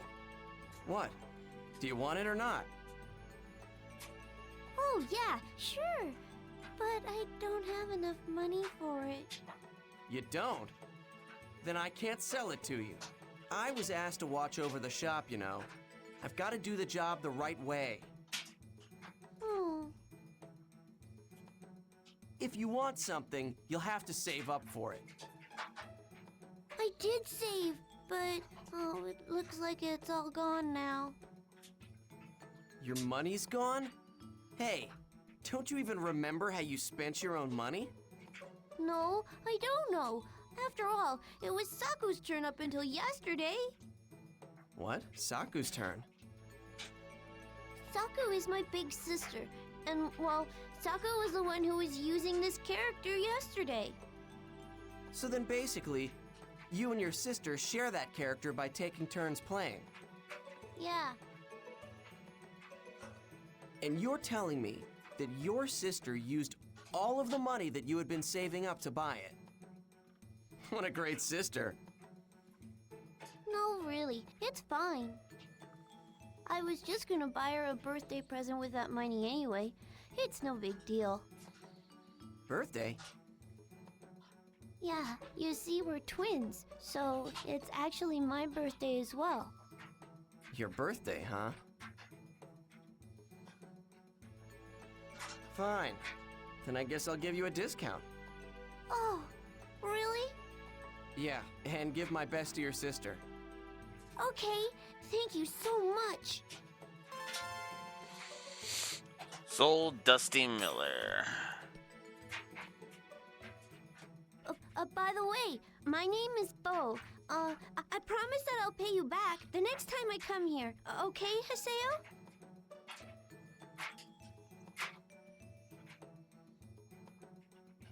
So she's Saku and he's Bo. So Saku and Bo, huh? Hello! Welcome to... to you.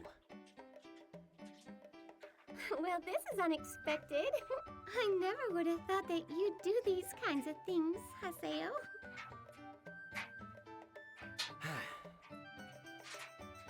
But your smile and the greeting that you gave to that boy was perfect and natural. Maybe you work in a retail store in real life, or like at a video rental place or something. Jeez, you're annoying. If you're not gonna buy anything, shut up and get lost. Jeez. And there's the Haseo defense mechanism back up.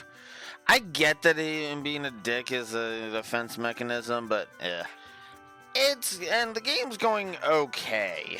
I will go ahead and say that we won't be giving a positive for autosaves. Because this remaster does not have autosaves. Yeah, found that out when I tried to go through an area solo. It didn't work too well. No, the original did not. But the Pixel remasters have basically removed that as an excuse at this point. In fact, to be honest with you, most HD versions have kind of removed that as an excuse, because most HD remasters have actually added in an autosave.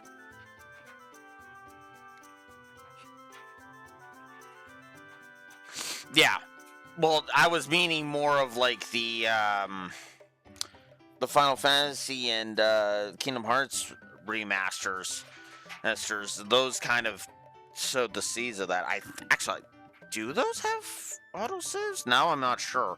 I'm not dinging it. I'm not gonna give a negative for no autosaves. That's not how that works. Autosaves are not something I say screw you for not having. No.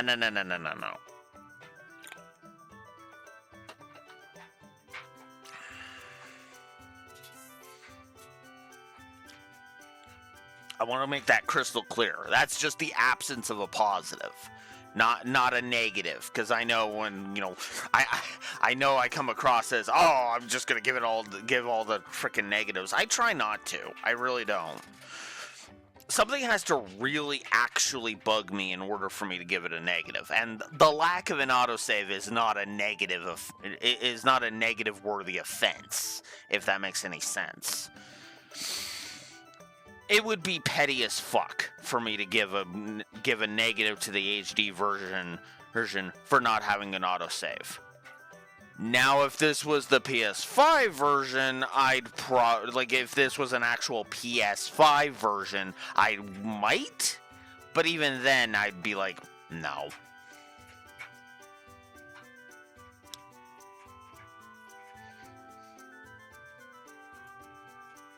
Yeah. I mean, it's more of a convenience feature is the way I look at it, which is also why I try not to ding shit like that, because that, as I said, that's just petty. Saves, yeah, and it's a gameplay design choice. Ace too. Ooh. Like, let me put it to you this way.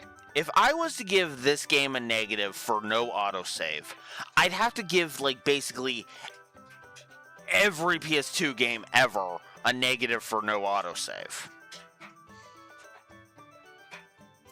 I'm not doing that. That's fucking stupid. That's pathetic. It's petty. It's wrong. The only time an autosave would get a negative is if the autosave system is either the autosaves are way too fucking far apart to the point where it actively detracts from the enjoyment of the game, or if they're so close together that it's just like, that it kind of gets irritating. And that second option is a lot harder to encounter because it seems like a logical fallacy when I say it out loud. Autosave's too close together. How's that a thing? You know? Basically, the idea is that I will only give a negative if the autosaves are so far apart that you're asking the question of, why did you even fucking bother? Then they're a negative. But a game lacking it? No.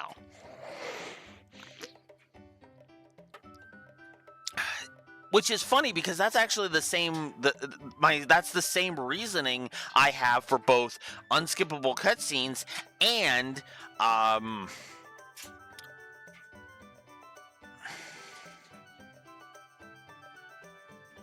fuck, what was it? Lazy difficulty, that's it. I had it and then I lost it.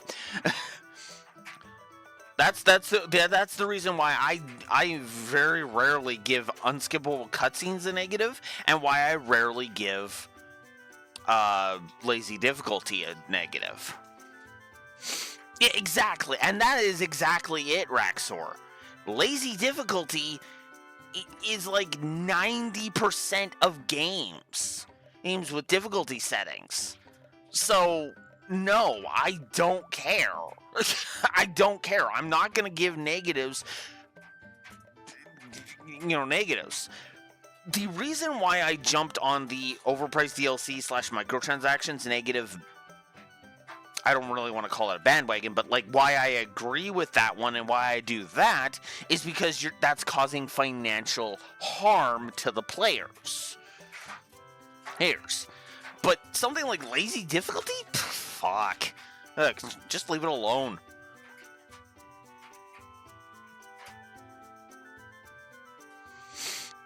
Yeah. I mean, the reason why, for example, the lore runner gives a negative for lazy difficulty is because it requires the difficulty, the way most difficulties options is like rock stupid in terms of, like, stupidly simple in terms of how to code it. Right? Like, you just need basic programming experience, which is why it's called lazy.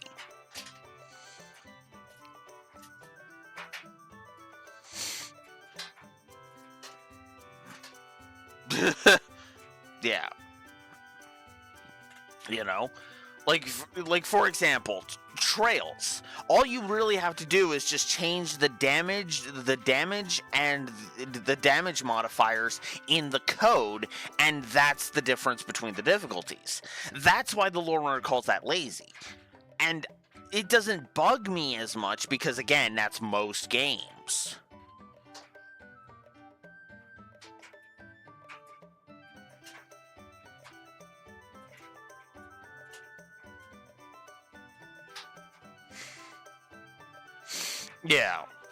Yeah, and that is the other thing too. Actually, what's funny is I don't remember Reverie having that as much as egregious. Now that I'm thinking about it, hang on. Now you've got me curious.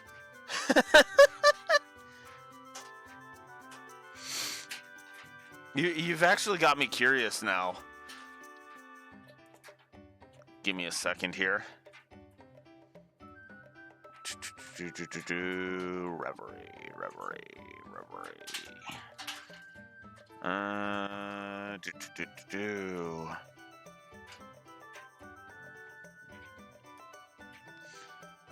I could have sworn I looked at Reverie somewhat recently. Apparently, I did not. Okay. Fine.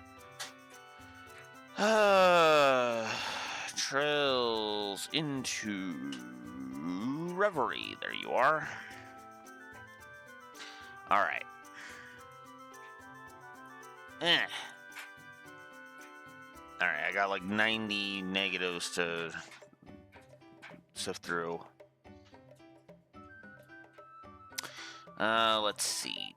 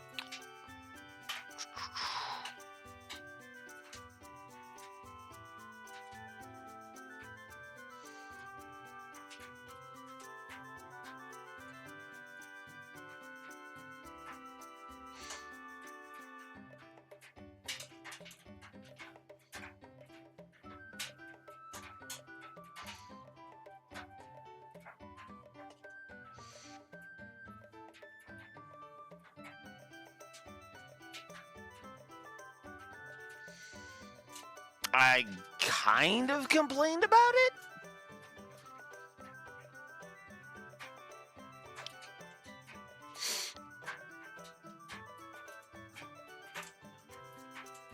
I think the closest is when I had to crank the difficulty down for Trial Door 1. And fighting Hollow Shirley and Hollow Risha. I think the trial doors are the only things that I honestly hated. At least that's the only thing I'm seeing so far.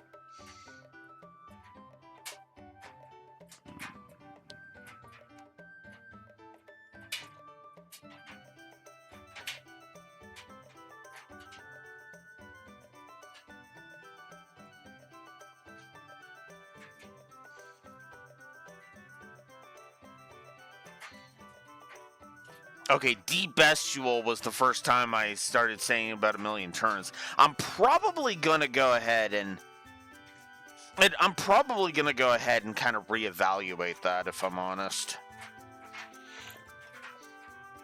Although, let's be real, the Abyss difficulty in Reverie is really is designed around New Game Plus, which is another reason why I'm more okay with it in that case.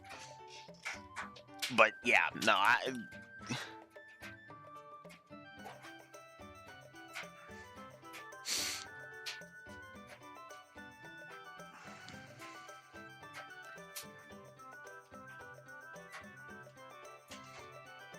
I suppose. Actually, I guess you got a point there. Well, okay. Then let me rephrase that. It's designed for players who know the game really, really well, or who are going New Game Plus. So those are like the two varieties of players that they're for. That actually would be a better way to put it. And it's still not as bad. I would argue it's still not as bad because at least in Reverie, it requires some strategy. You need to strategize and use different abilities. I can name one game where going on Nightmare difficulty is just. It's not that it's hard, it's that it's boring. And that's Sky 1. I proved that because my last run, I'm pretty sure my last run was actually on Nightmare for Sky 1. We will not be going on Nightmare for Sky 1 and on the next round, as a heads up, because that took too damn long. Also, we will not be going New Game Plus, but that's a whole other issue. Granted, that was also because I did a New Game Plus run, which doesn't help. Which is why I'm so willing to push Sky 1's audit forward as hard as I am, because yeah.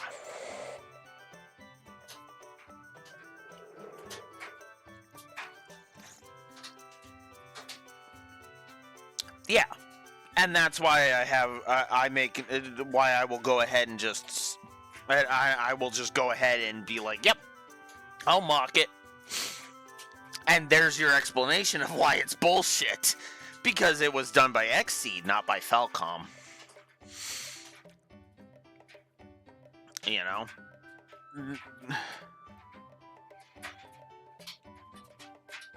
Yeah. And that I think is actually one of the whatchamacallit.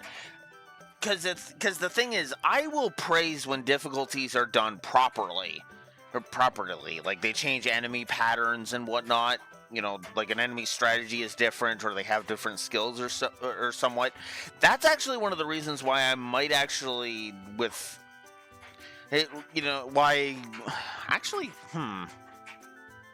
Actually, that's a good point.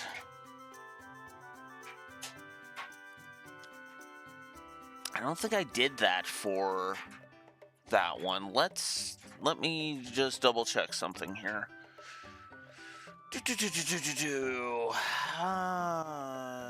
Fire Emblem. Blazing Blade. There you are.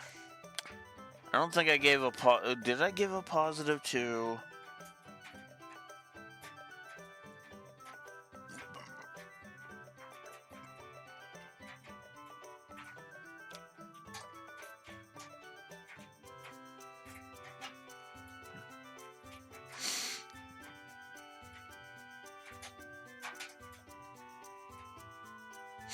Ah, I actually did praise praise the hard modes in whatchamacallit.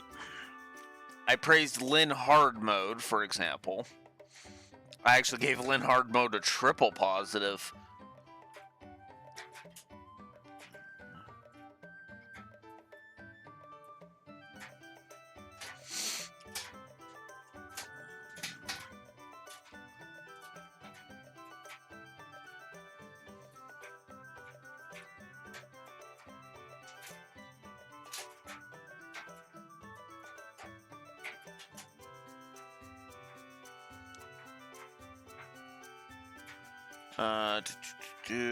Let's see.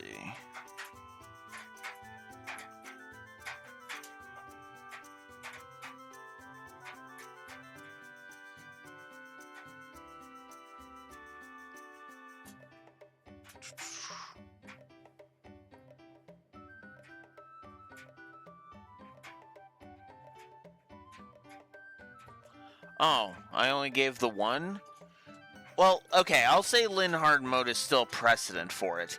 In Fire Emblem, I might actually start, giving positives for different, for what changes are made on the different difficulties. Like, I won't play on Maddening and Three Houses, for example. But what I will do is I'll look up what each of the difficulties does, what each of the difficulties changes, and then go ahead and, talk about why I want to give positives to each one. Hell, I might even do a soft audit of Blazing Blade and give Hector hard mode a positive after I look up some of the changes there. So, anyways, I guess we should continue with this dumb cutscene. How rude. I will buy something. I'll be sure to make my contribution to the shop, Acorn. I wonder why I'm not the least bit excited about that. Hey, so what do you recommend? See? Not bad, huh? Guild shops have a pretty decent selection to choose from. Wow, you're totally right. And everything's so much cheaper here than it is at the NPC shops. To be honest, I didn't really want to bring you ladies here. Aww, why not? Because then your eyes and attention will be rooted to something else other than me. Oh, God. And I just can't help but try and monopolize your beautiful eyes for as long as I possibly can. Oh, Cooney! Now don't worry about anything. One thing's for certain, I only have eyes for you. So, I mentioned the possibility that Johnny on Bosch might be the only reason. It might be the only reason this character is salvageable, and yeah, I gotta be honest, we're starting to lean towards that. Not the worst that I've ever seen, though. No. Oh, fuck. Kuna's gotta go way down for that. Oh, fuck no. Oh, there is a character who, the only reason they're popular, in my opinion, well, the only understandable reason why they're popular, in my opinion, is the voice actress, specifically. Mostly because I find people to be, most of the Fire Emblem fan base, to be way too fucking judgmental while defending a fascist cunt. Rhea from Three Houses. Yeah. I mean, yeah, I know I'm kind of hyping up the. Fire Emblem is a franchise that I can't get away from.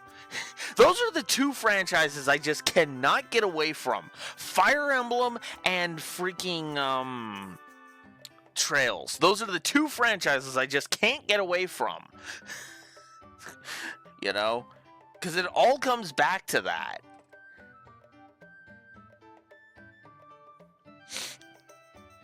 I recommend at the very least, Raxor. Well, okay.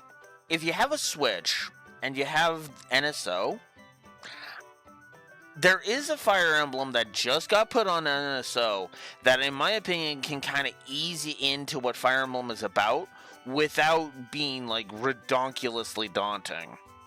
And that is Sacred Stones. Which means, yes, the Sacred Stones revisit will be at some point.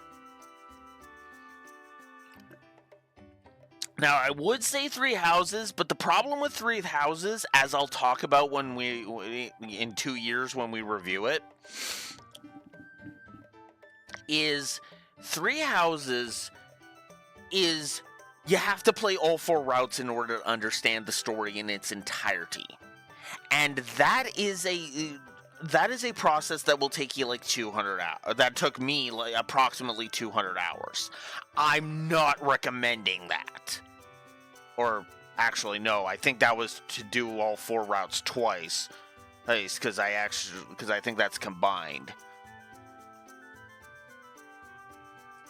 No, Raxor. And that's actually something I will be bitching about when we get there. You cannot. That's the problem that most of the Fire Emblem fan base has failed on. You cannot understand the entire breadth and width of that story from one route.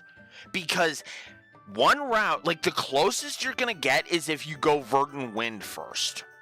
Because that at least has, tries to expand the scope a little bit farther out. But the problem is that so many of the routes are so narrow viewed that it's like this person, this victim is the real cause. And bad writing takes that idiot ball and fucking runs with it.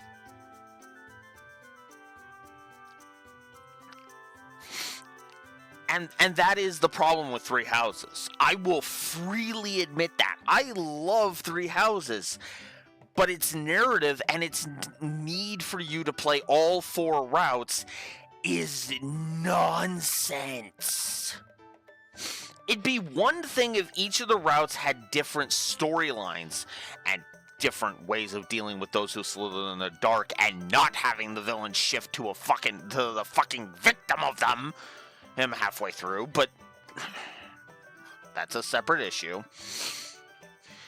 But that is the ultimate problem with Three Houses. They do expect you to do all 4 routes. Because if you don't, well, then you're not getting the entirety of the story. Also, I have a fun little story to talk about when it comes to Crimson Flower Hour on when we get there. Because funny enough, Crimson Flower is apparently the hidden route. I got it, and of course, well, I got the Crimson Flower route because, well, Edelgard simp. But that is neither here nor there. But yeah, to circle back around to my character point, Rhea is the character in question. I hate Rhea with a burning passion. When I say Rhea is the real, is one of the two main villains of Three Houses of Fodlan. Well, I shouldn't even just say 3. Well, no, I can say Three Houses safely because in Three Hopes it's a little more gray. Hey, but in Three Houses, no, she's one of the 2 main villains. Period.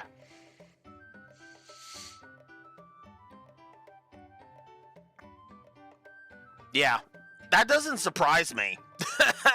That does not surprise me, Raxor. Trail's music is really good. And of course it would be really good.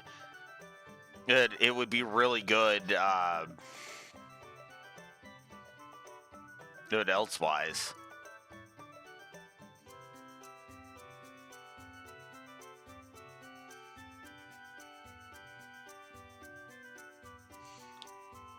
Radiant Hope. Yeah. I am actually going to save the entire playlist to my library. And I will check that out later. Alright.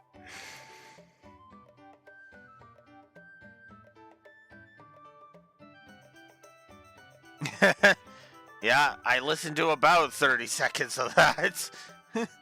Well, about 20 seconds, but yeah, I'll you know what? I'll actually go 30 seconds.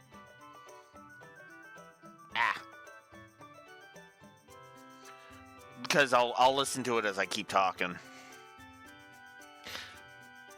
This sounds like Cold Steel Force credits music from the feel of it. I could be wrong. That's what it's reminding me of, anyway. But anyway. Where was I? Right, Rhea. So, Coon has to basically become insufferable in order for me to go ahead and say that Johnny on Bosch, for it to be the same extent as Johnny on Bosch, of Johnny on Bosch being the only reason Coon is likable. It's nowhere near that. It's nowhere near that level, because you have to really dip down into the weeds before you can get. Before it really gets that bad. And that was a minute of that. That, like I said, I'll listen to that later. It's good stuff, really good stuff. Again, like I said, not surprised. But yeah, I look at this and I'm like, we'll see with him, right? I'm still kind of on the fence, and no, this doesn't erase this potential positive.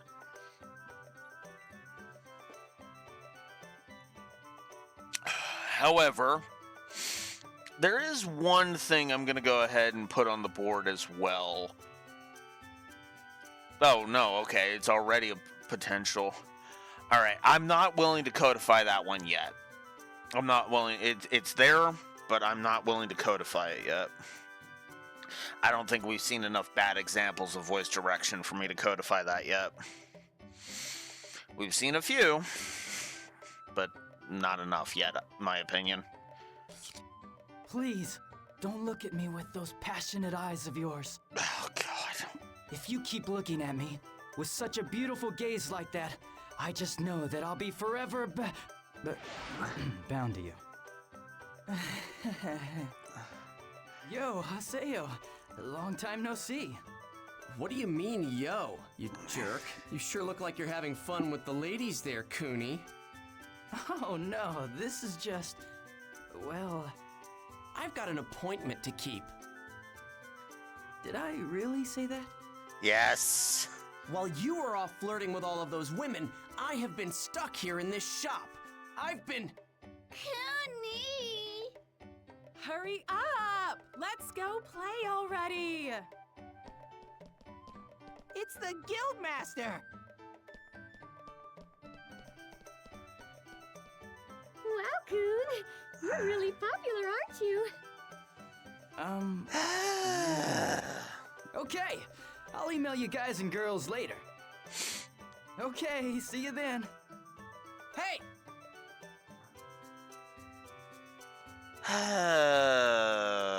So, Coon used to be part of your guild, and he was the Guildmaster. Our guild name, Canard, comes from the stabilizer wings on airplanes. Actually, we chose that guild name because we thought it really represented Coon's dream. To support first-time players of the world and help them relax and enjoy it. When I got lost, it was Coon that helped me. He was the one who rescued me. Oh, God. He taught Please us don't lots of say it with ways that to enjoy the tone. game. I mean, you know how they say that the beginning to anything is key, right? I'm sure we wouldn't be playing like we are now if we hadn't met Coon when we did. See, the way Sam Riegel voiced that line works a lot better. Gaspard's line sounded like he was... Well, there's no nice way to say this. Like he was playing into a queer stereotype. Which is... no. Which is even worse considering his age, but let's not get into that.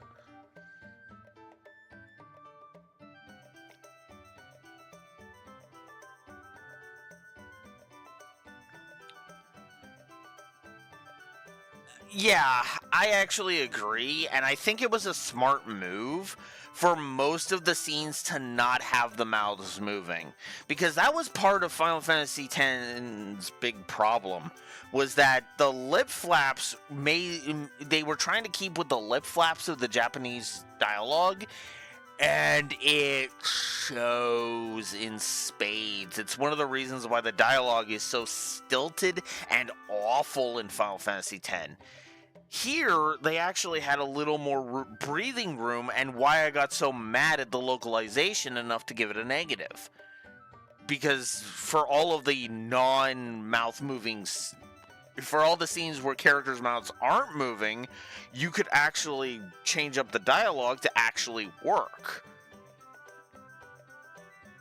You know? I wonder, if I hadn't been PK'd on my very first encounter, the first day I logged into this game, if I hadn't met Ovan then, and if I hadn't met Shino, if we hadn't come across Tri-Edge, would I be laughing and enjoying this game like these guys are right now? Maybe. What's wrong, Haseo? Oh, nothing. Of course, now that Kun is gone, there was no one around to organize Canard. So, why did he leave?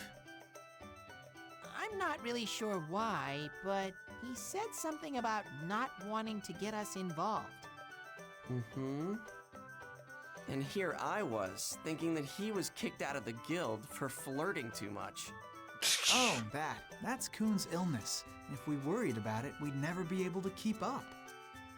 Flirting is not an illness, damn it. Flirting can be a way to mask an illness, but it's not an illness in and of itself.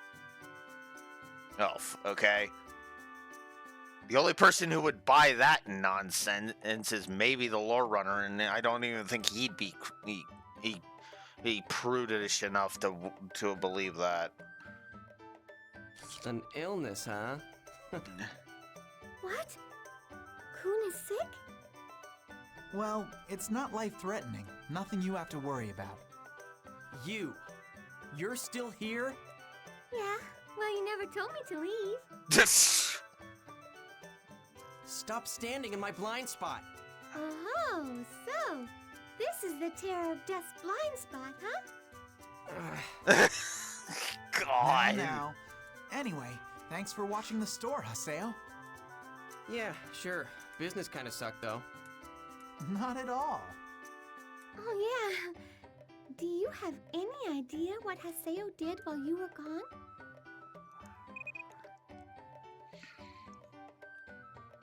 What are you guys chatting about? Oh, you gave a little boy a birthday present? Wow, you're such a nice guy, Haseo.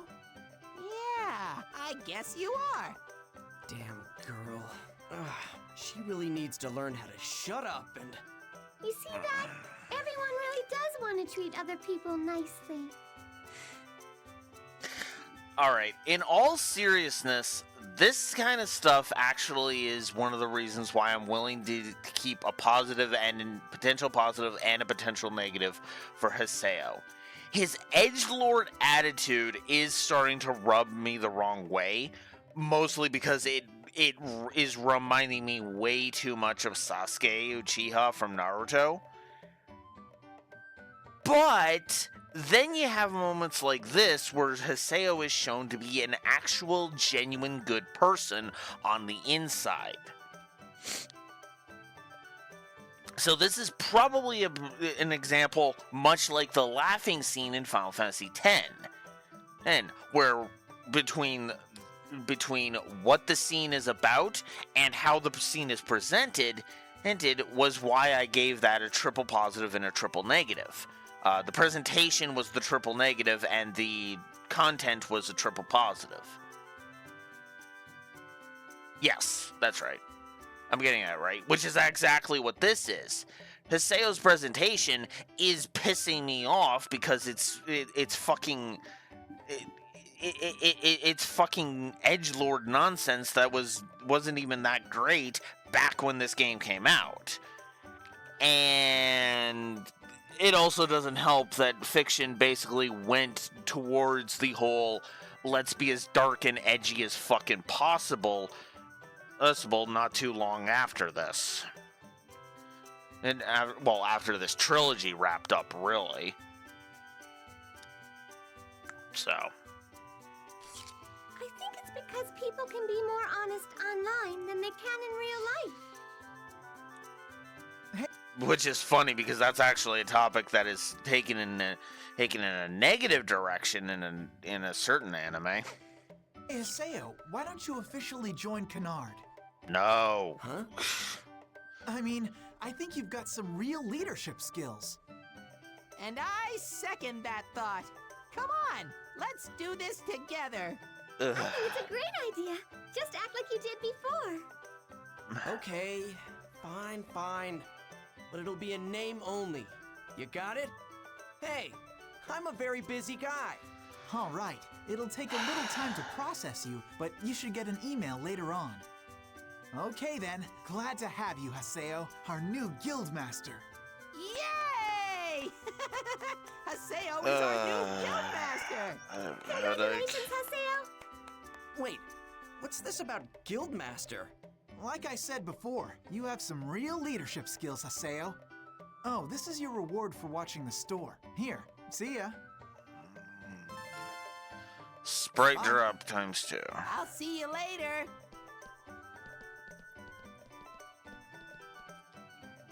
Now then, I better be going too. Go, leave already. Today we're having a meeting at Moontree to help the victims of trading fraud. Would you like to join too? No way. See you later then.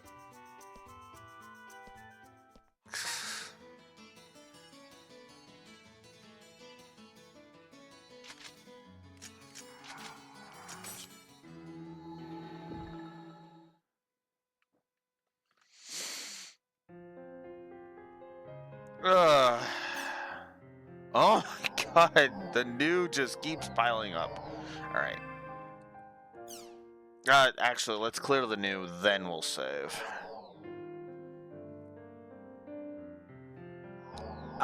There was some new earlier that I went through, and now there's even more new. This time in the world. And only one, good. Oh, and only one message, nice! Oh, that's nice. To the nice guy at the shop, thanks for the Dusty Miller. Saku was grateful. She may have looked angry, but actually I know she was really happy. Since Saku is happy, I'm happy too. I have you to thank for it, so thanks. Will I be able to meet you again if I go to the guild shop? I'll be coming to return the money, so please wait for me. I'm sorry if it takes me so long to collect the money, but I really want to pay you back. Please don't worry about it. Well, that's it for now. Oh, from Bo. P.S. Let's play together sometime. Interesting. Of having to use a forum post for the thank you. That's actually nice. I actually kind of like that. And that thing. Hey, what's up? Well, we're finally ready for that thing. I'll wait you at Macanu's Chaos Gate, so invite me when you're ready. P.S. About the incident in the town square, could you not tell Pi about it, please? Pretty please? And we're just gonna email Pi. No, I'm kidding. I don't want to say anything to that fucking cunt.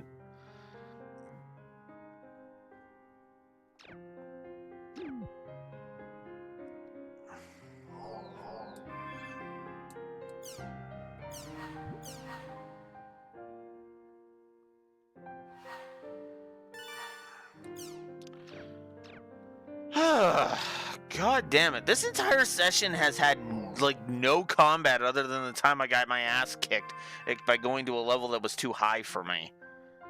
Ugh. I might actually have to give a negative for pacing at this point.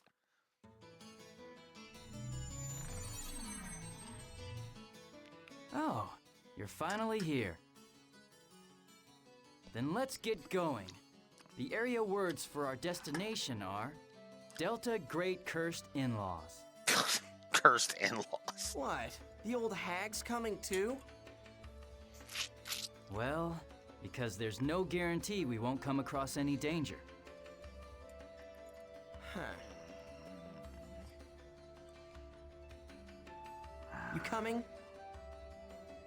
Hurry up and invite me already. Acquired Pi's member address. Acquired new area word. Delta Great Cursed In-Laws. I have new mail? Really? What the hell? I can actually log out to go check it. Are you kidding me? What the fuck? Oh, God.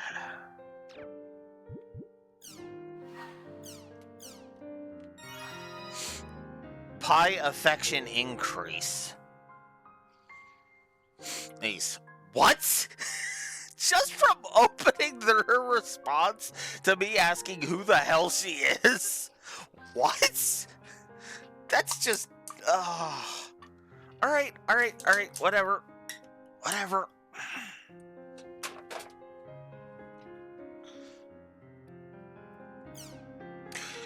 I'm afraid you're the one who doesn't understand yourself. I'm not telling you to understand everything right away. Just be aware that there are many things you don't know. I don't care what Master Yada said. Don't get too carried away. Now that you're part of GU, I won't allow you to do anything foolish. It's not a game for us. I will have you follow our directions. That is the quickest way for you to understand what you claim to be cryptic. And please stop taking your emotions out on me like a child. I would advise you to think long and hard about your goals and interests and what is best for them.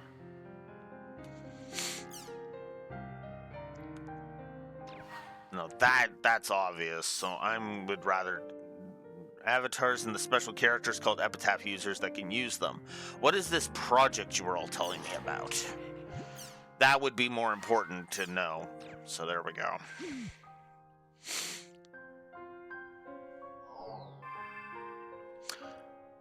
My God. This game. Oy. But I suppose that actually gives me a bit of an advantage. Alright, let's go ahead and invite Coon. And Pi.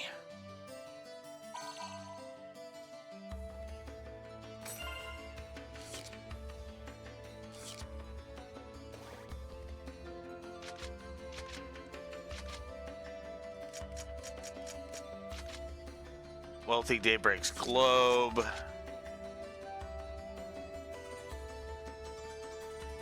Nope.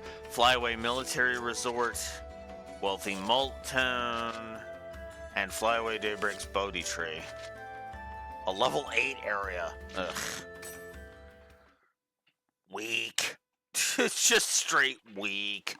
All right, we're here. So, let's get this started. Tell me, how the hell do you summon an avatar? You really are a brat, aren't you? Is that how you ask someone to help you? Your boss is the one who put me in GU. Shouldn't you guys be asking for my help? You damn! How dare you speak of Master Yada like... Okay, that's enough. Listen, we didn't come here to fight, you two. I know that. Yada already told you, but let's recap. Our characters were originally created by CC Corporation several years ago as part of a project. That's what the epitaph users are, right? So why does this make our characters so special? That's a CC Corp's secret. I did earlier, and I got wiped out as a result because I tried to go too high. I tried to go for an area that was too high level. It's a good system, so I just need to level up before I start doing that. Non-disclosure agreement? Actually, I don't know the answer to that. What about you, Pi? Anyway, Epitaph users are characters that have the ability to use avatars. To put it roughly, it's kind of like a transformation of your character data in the game. The power of an avatar can be surmised as an alteration of data. Altering data? You mean data drain? Yep, that's one of the abilities an avatar has. Tri-Edge used data drain to put me back to level 1. So, he's an Epitaph user too? But wait, he didn't use an avatar. Then what the hell is he? Man, I'm getting confused. By activating their data-altering abilities, Epitaph users are able to gain powers that far surpass the parameters included in the original game design. But that doesn't mean they can do anything. There are certain restrictions governing Epitaph users as well. Soon, you'll come to understand that. So to summon avatars, I just have to understand those rules? Basically, How? it's right here. Huh? Inside your heart, the player's own feelings and willpower are the origins of avatars. Yeah, right. Epitaph users are still just characters in a game though, right? How does a bunch of binary data get influenced by feelings and will? Epitaph users' characters are different from normal characters. Different how? We're linked to our characters not just through our controllers and goggles, but through our hearts as well. Haven't you ever felt something like that, Haseo? When would I have felt that? Wait a minute. What the? Something is starting to... It's growing. Let's hurry up and begin your lesson. Begin? You want to learn how to summon your avatar, don't you? Of course. Then, we'll battle here until you get it. Huh? Battle? Yes, battles are the quickest way for you to sharpen your consciousness, and that will help you to awaken your avatar. Huh. So basically, you guys don't really know the proper way to do this, do you? You've got us there. For Pi and me, the entire process was more like an accident when we awakened our avatars. But that accident was fate. For now, let's fight this field's boss.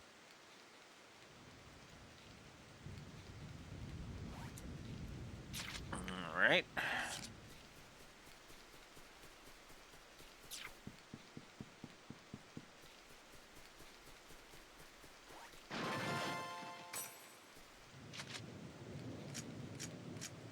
I guess I can check, he has a gun. And she uses fists. Okay.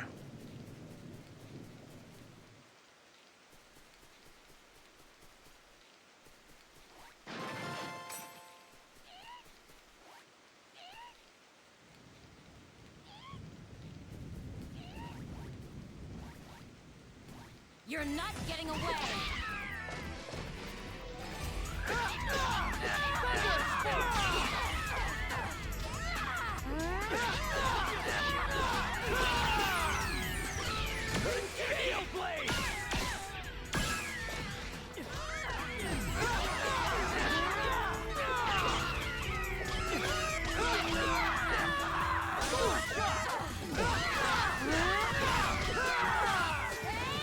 I guess we win.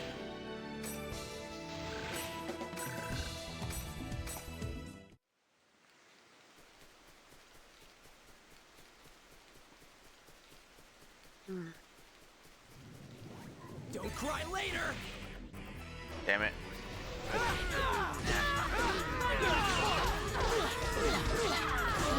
Oh, come on.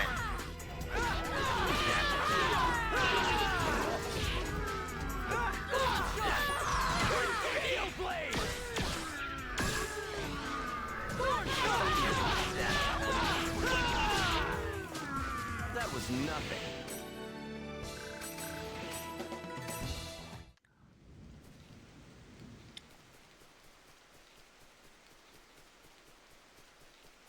You're not getting away!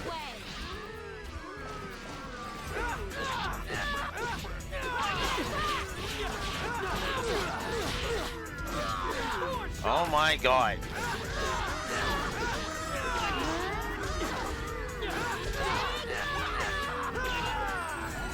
That was nothing. Alright, I need to give some negatives here. God.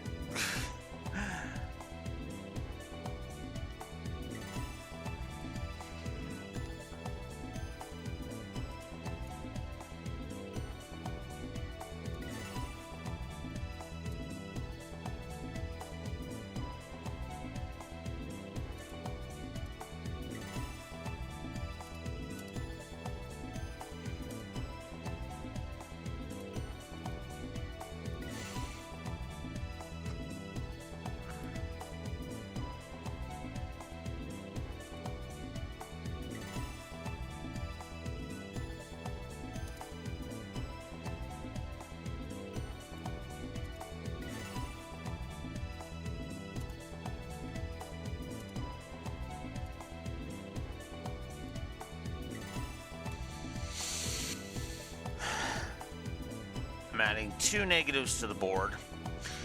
One is for the flinching, and one is for knockback. Because getting knocked around is, frankly, annoying as fuck. So, I'm not gonna tolerate it.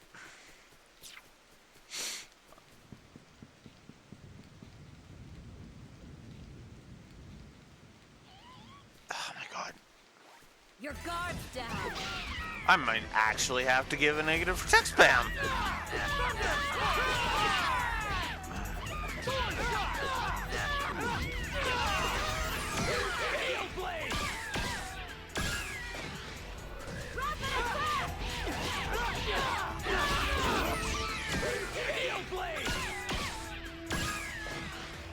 Okay, who's next? Alright, level 12 for Haseo. Nice.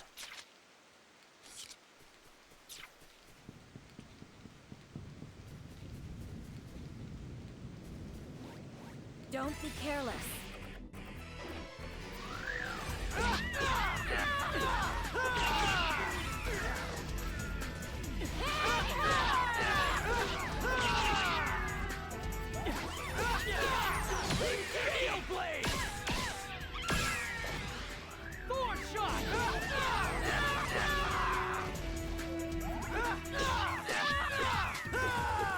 Okay, who's next?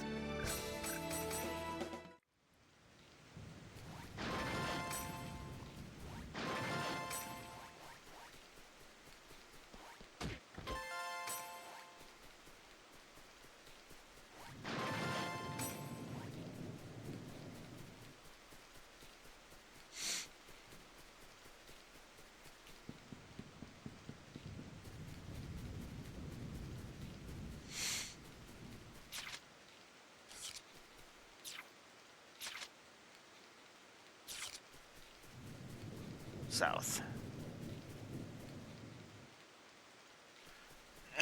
Yeah, that's something we're gonna have to, we'll have to decide as well. I'm already not liking the core combat, I'll just go ahead and say that. It's got 2 big problems. First, I keep getting fucking flinched by the bullshit. Second problem, I keep getting knocked around, because the enemies are assholes. Third problem, it's repetitive as fuck. Fourth problem, it has, the audio spam is fucking atrocious.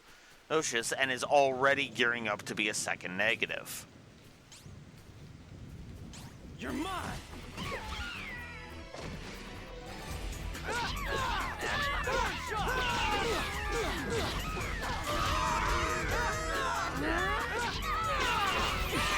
Yes, this Raxor.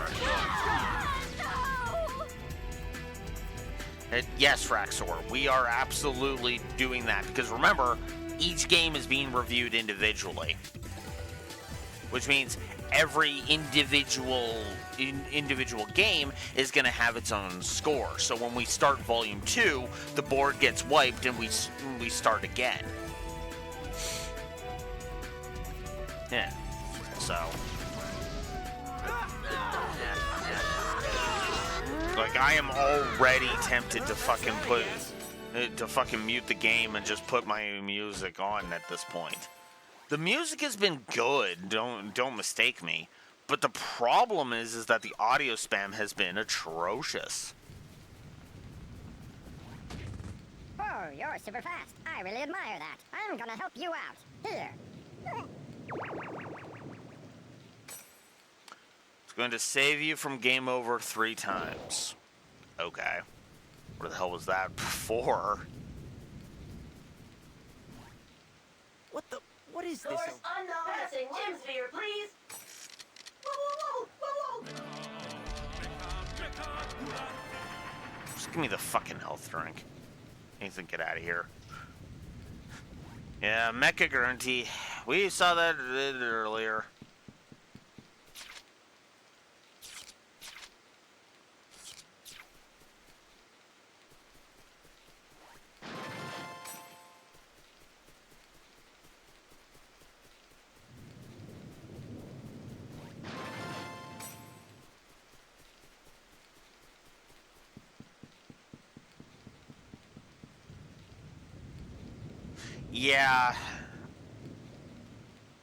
Yeah, I have to agree with that. The loot seems. I don't feel like losing today. I almost want to say it's practically. It might as well be non-existent, and that is not a good thing, you know.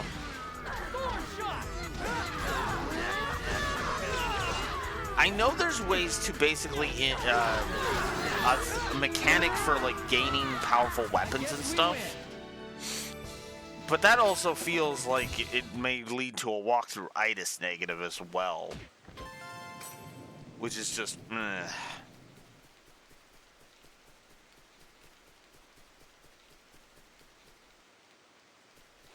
Here's our chance.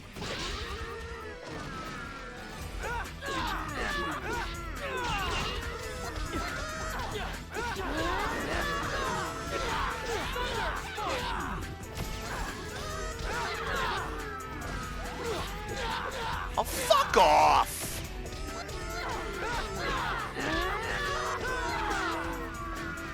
That was nothing.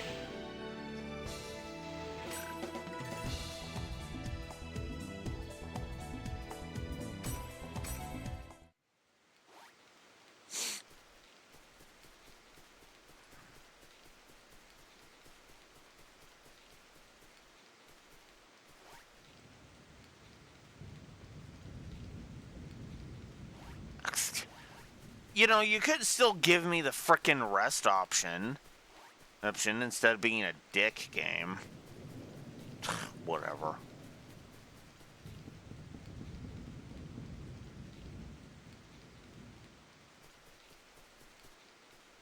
But how the hell am I supposed to activate the power? Try to figure that much out for yourself. Keep the image of summoning an avatar in your mind. Okay, the image of summoning an avatar. Summoning an avatar. I'll summon you, Avatar. Come on. Come on now. Come on. Come on!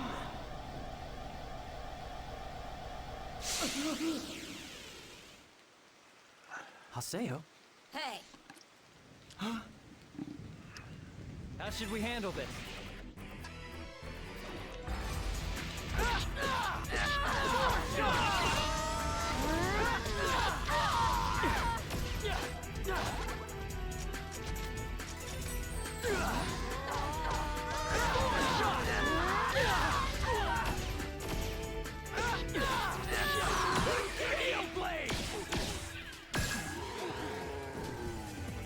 it was adequate.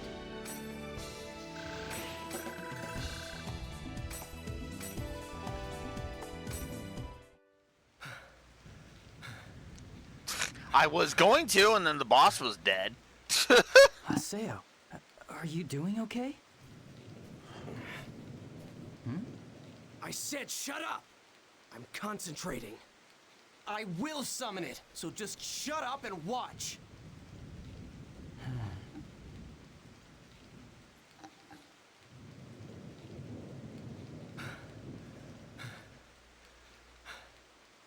Haseo, you have reached your limit. Let's call it a day.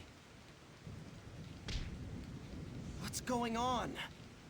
Why won't my avatar appear? Well...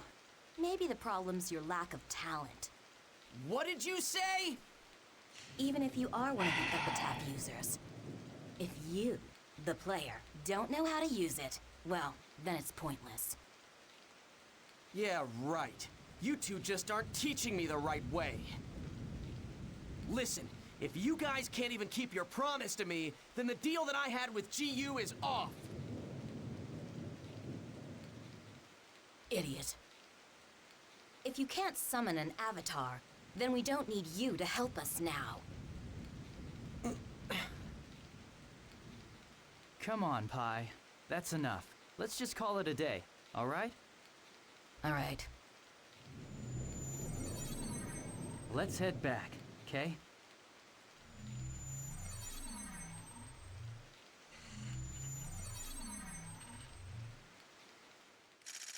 Yeah.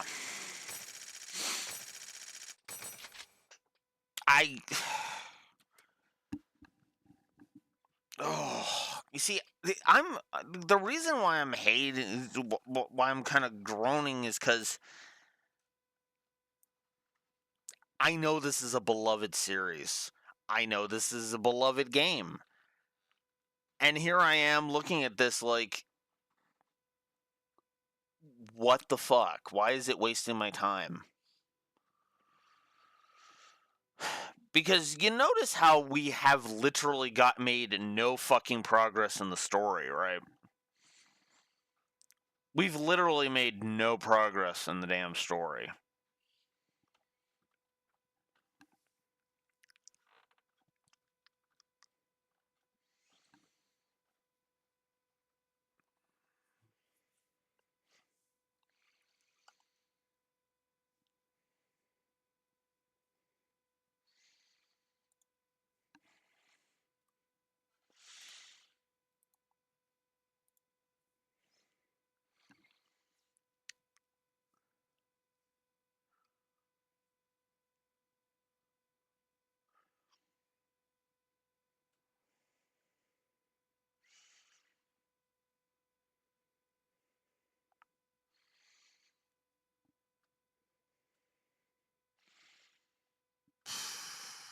So, yeah.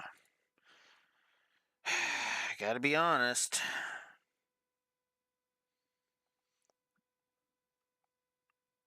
And the thing is, though, is that I feel like there's slow burns that actually are better paced than this. Like, let's take, so, for those of you sick of me saying, is talking shit about Trails from Zero, here's the positive I can give of Trails from Zero. It was a bit of a slow burn as well. But it didn't take forever and 9 billion years to get to some interesting stuff. There was character moments. We started to learn the intrigue of Ravache. Like this feels more like, imagine if we were like 10 hour, well, I don't even remember, but like imagine if it took us like of the 17 sessions we did of Trails from Zero, imagine if session 8 was when the story finally got going. That's not good pacing, and I know it was a lot faster than that. So don't even at me on that. It was like it was at latest like session 3 or 4. This whole thing, no, this whole thing is just like, I don't care. I literally just do not care about this whole thing.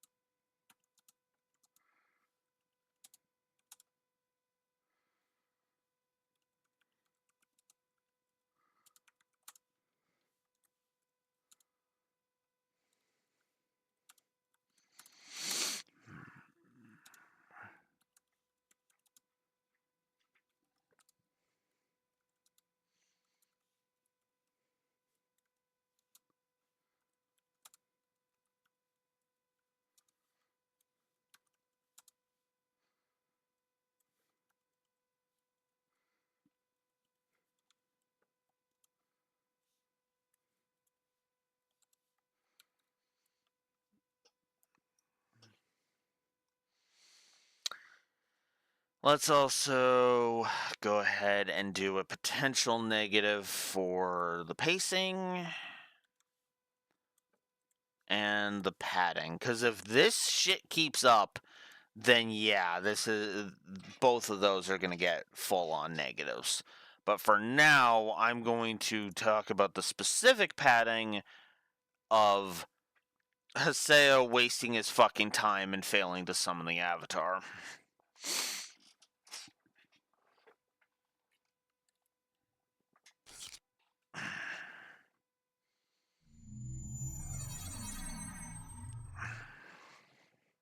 Don't worry about it.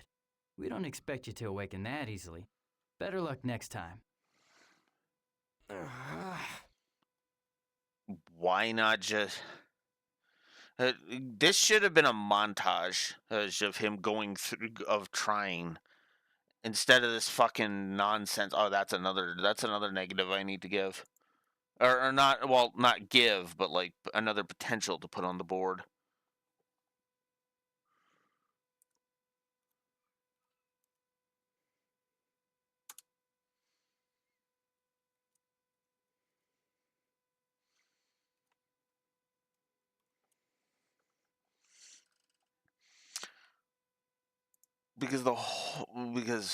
Ay.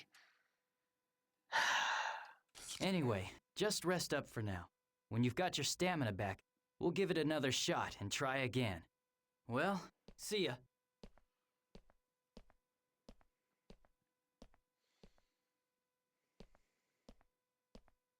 Frankly, I'm glad that you weren't able to summon your avatar. Kun and I. Now do you understand why we needed 2 epitaph users to support you? No. Yeah. Yeah, no. That didn't explain shit. What the actual fuck? Oh my god. Fuck off. This is one of the problems with this thing. It has interesting stuff, but it takes forever for any of it to be explained. There's slow burns, and then there's slow burns, and then there's, like, wasting my time with fucking useless crap. Like, this would be like if... You know what? I got an example of this. This would be like if we actually went through the actual process, like we actually on screen saw the process of the SSS trying to find Kia's parents, right? Picture that for a minute. Picture that pointless shit actually being on screen. That's what this feels like. This feels like we're trying to find Kia's parents. And I gotta be honest with you, I don't. I would rather they just get on with it. On with it, right? There's enough intrigue here that we don't need to waste time and budget with Haseo failing. I mean, I get it, you're trying to show that he's not immortal, but you kind of already did that with the freaking with Tri-Edge kicking his ass.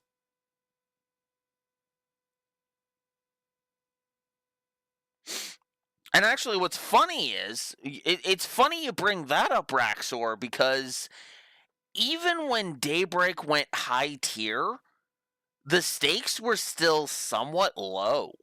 We're still lower than both Reverie and Cold Steel 4 when you think about it. Because remember, Cold Steel 4 and Reverie threatened the entire continent. The only place really at risk in Daybreak was just Calvert.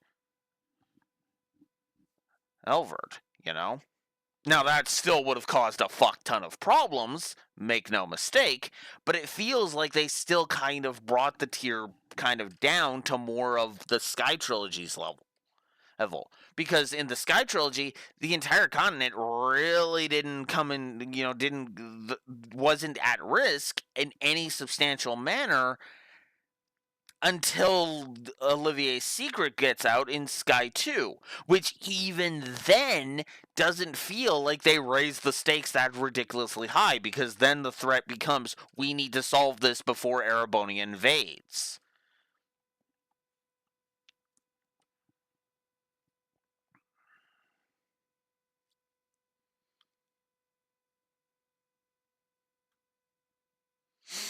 Yeah, Daybreak 2, that's why I zeroed in on Daybreak 1 specifically, because Daybreak 1 was very much for the most part slice of life stuff, you know?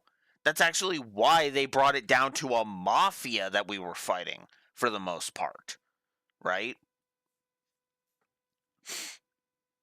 And I would argue that the mafia and a little bit of Hayaway, but even then, when we brought the scale down substantially, right? Because let's face it, Almada was not a high tier threat until he got his hands on the nukes. Once he had those nukes, then he was higher tier. And even then, I would argue he still wasn't that high tier. Dante's wasn't exactly that high tier of a threat. He was dangerous. Make no mistake. That's why I mentioned he wasn't dangerous until he got his hands on the nukes. Once he had the nukes, then all bets were off, because now he had a very dangerous weapon in his possession, and he needed to go down right then and there.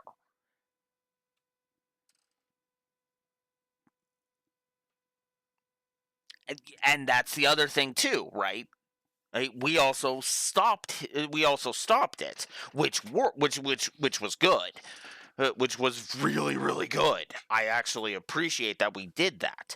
We also kept it low stakes, but I would argue that again, it could have gone high stakes. It could have gone to the point where, yeah, Reen would need to show up and frickin' disarm the nuke somehow with his frickin' Gale Slash.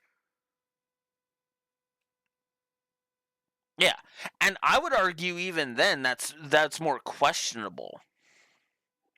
That was more questionable, which is funny because, again, because of how they intended Sky 1 and Sky 2 to be, you could argue that at the end of the first story arc of Sky 2 was when the stakes started being raised at all in the entirety of the Trails series.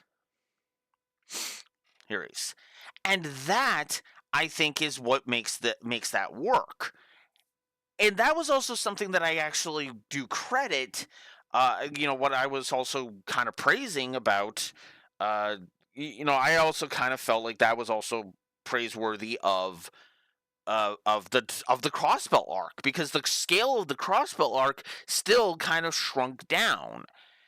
Yes, Azure kind of threw that into question, but even then, well, we saw in Cold Steel 2, for example, that the events of Azure weren't as widespread as they could have been, because again, much like how we prevented the nukes from becoming, the horrible death dooms that they normally are, or in Daybreak, we prevented the SSS, just as Arkwright Solutions did to the nukes.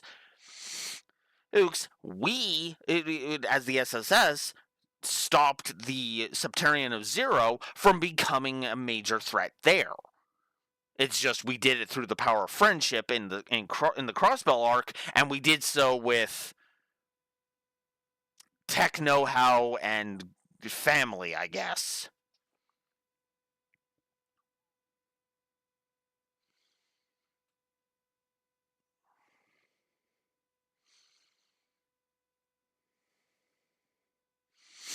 Yeah, and that is the other thing too.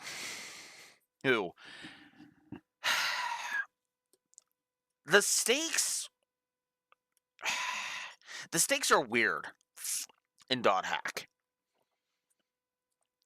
Because if I remember correctly, the stakes are more of just to the characters more and to the game they're playing more than anything. Right? That is more, well, the idea here.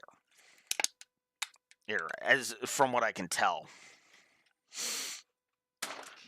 But again, part of the issue is the same issue I had with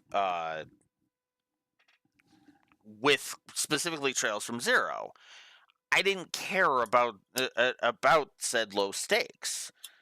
In Sky 1, I liked the low stakes, and it's something I'm actually going to up the positives for that. When we audit Sky 1, I'm going to be praising the shit out of the fact that Sky 1 is a low stakes story. No, seriously. I actually like that Sky 1 is a very low stakes story.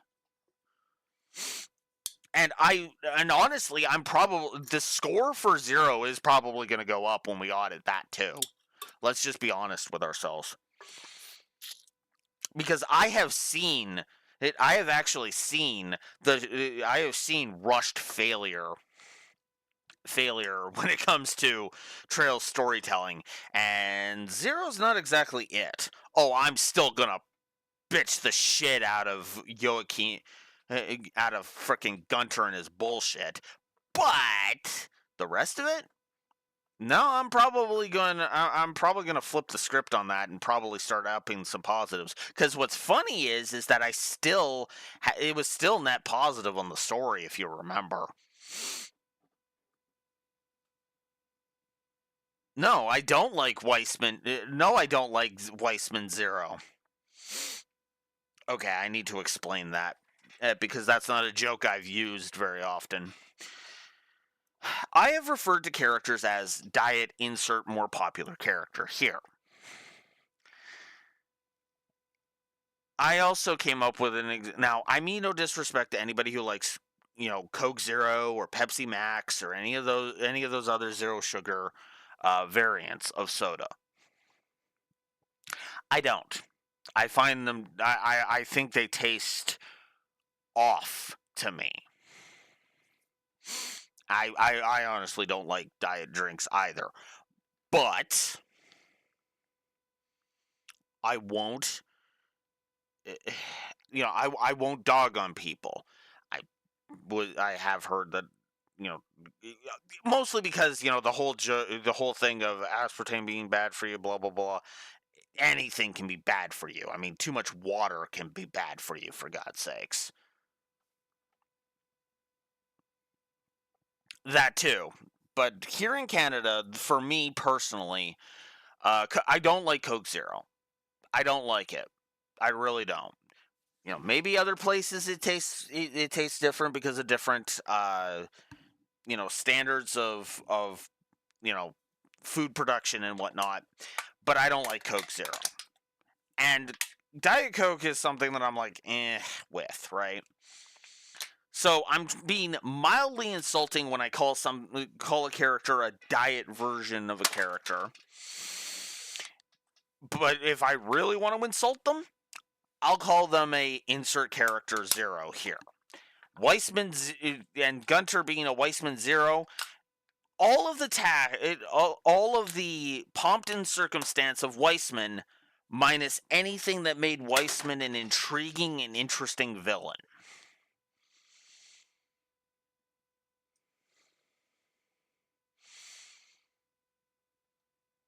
Yeah, fair enough. You piss his mom off, so you don't get to be on my chair.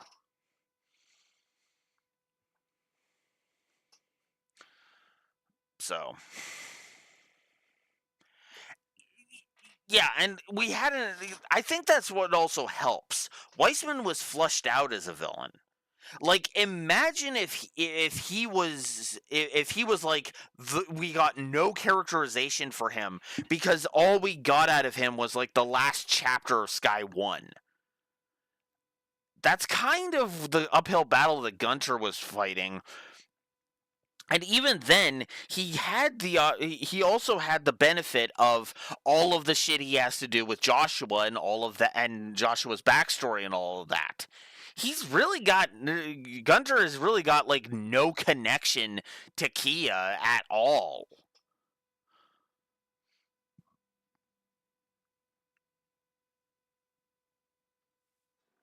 Mm,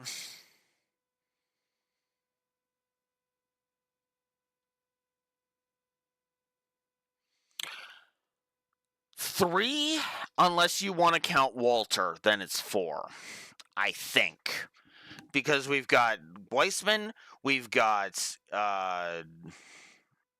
we've got Joachim, we've got Sao, and if we count him, Walter. I could be wrong, and there could be more, but those are the ones that come to mind. You wouldn't count him because he has sunglasses. Fair. If we're counting just eyeglasses, then I can think of 3.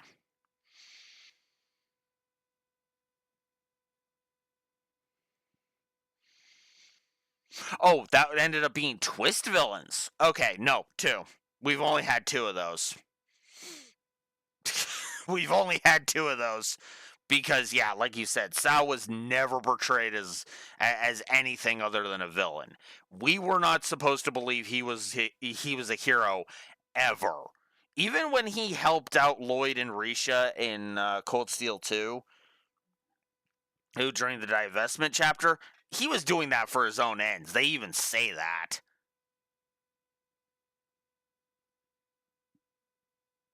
No, he was not wearing his glasses while he was Alberic.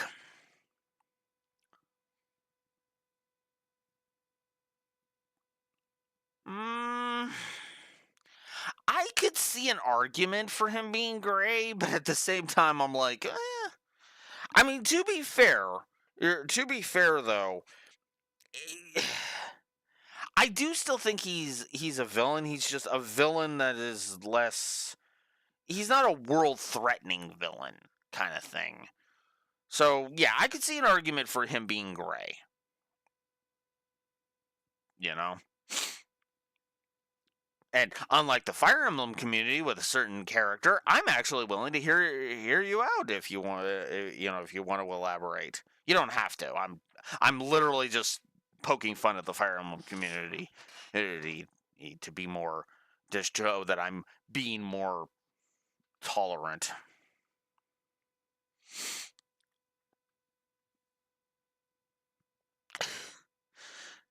I get defensive a little too often, don't I?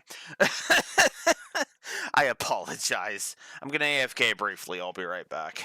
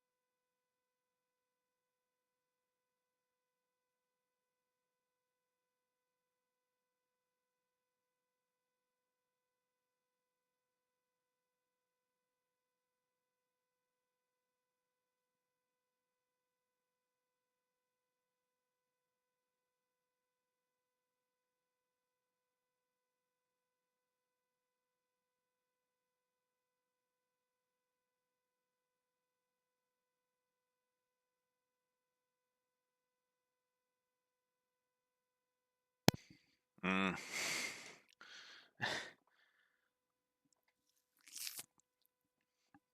I'll take it as a compliment, Intraxor.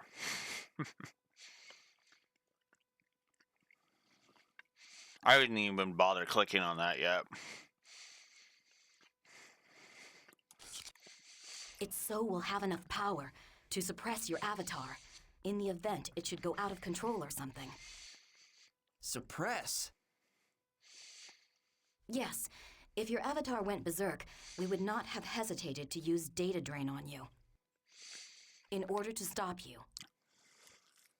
No matter what effect it may have had on you. Well, that's just cruel. Is it?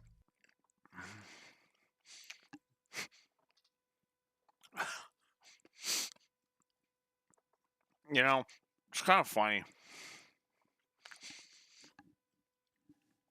It's an interesting contrast because I was pretty negative on FF13.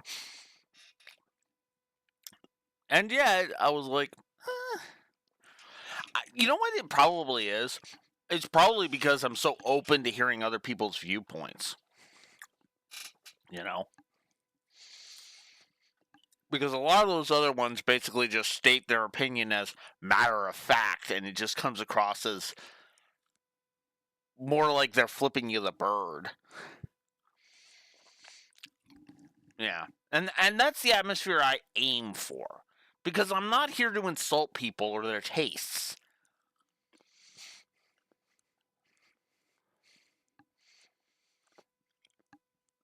You know, that's why I mentioned Octopath Traveler, right?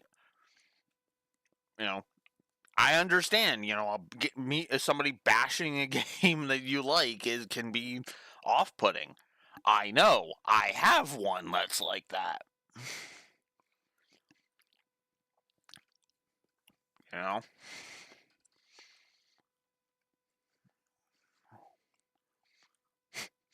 Yeah. And there's a few games where it's like, I'm glad I played them, but I have no desire to go back, you know? Great risk comes with strength that is too powerful. Huh? Neither Kun nor myself can completely control the power of our avatars. Power that has escaped its user's hand will do nothing but destroy. This power really shouldn't even be used at all in the first place. But you plan to use that power. Am I wrong? If you had gotten your avatar, you would be thrilled to use it. Even if it was the exact same power that hurt those that are most precious to you. You seem to know me well. Well, of course I do. It comes natural to me, don't you see? You and I are very much alike. Huh? I think it would be best if you didn't get involved in these matters anymore. Summoning an avatar won't make you happy. That I know for certain.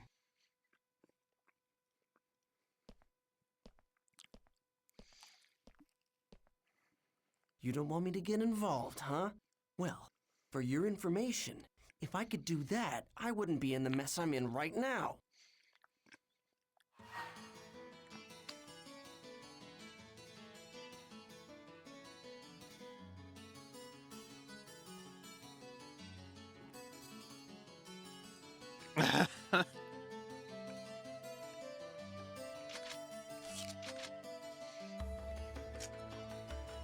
Okay. Alright. Oh.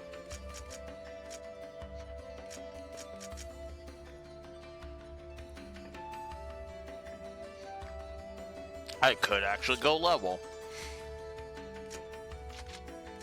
But no, let's check our email.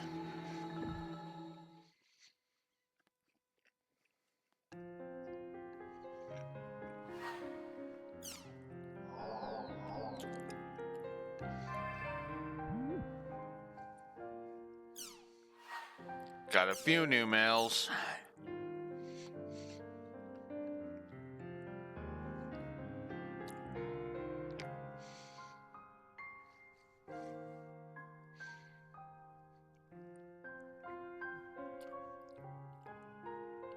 It didn't have a new symbol because I already checked the new one.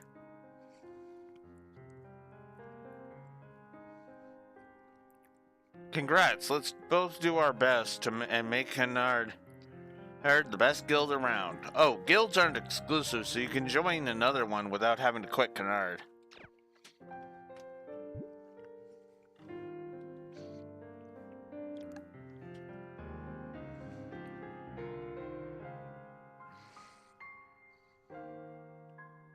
Oh, there are. I'll show you when we go back to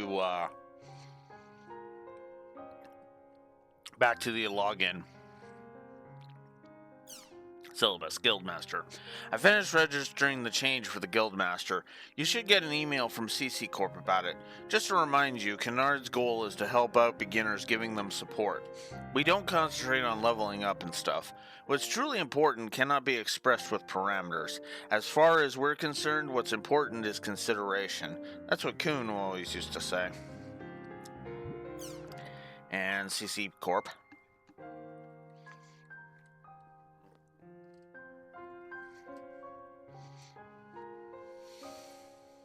Dear Haseo, thank you for your regular patronage of the world. We have fulfilled the Guildmaster change request. Guild name Canard, Guildmaster name Haseo. First, we recommend that you go to your town and enter your guilds at home from there by talking to the NPC admin. Guildmasters are endowed with several unique authorities in order to manage their guilds. Please always remember that power and responsibility are intricately linked, and we hope you fulfill your responsibilities to the world. Guildmaster, huh? Well, I guess I'll go to At Home then.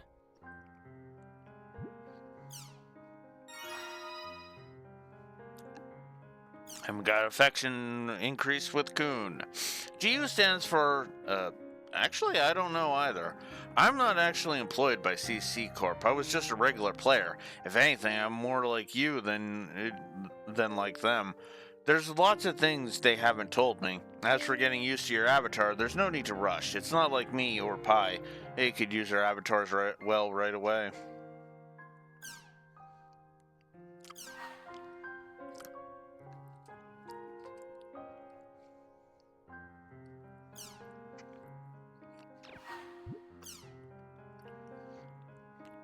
Yeah, I guess you're right.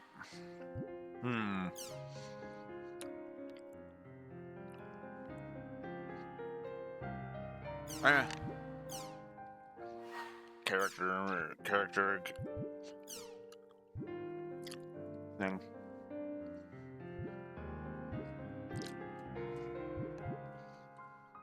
We got one orbiting circle, and we got two with Kuhn. Interesting. 3 with syllabus and 4 with Casper. Ugh.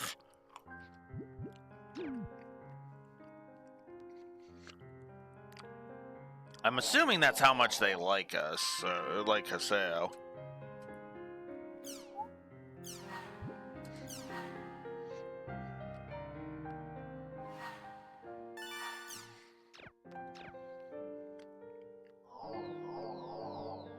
Alright, community forum has got no new.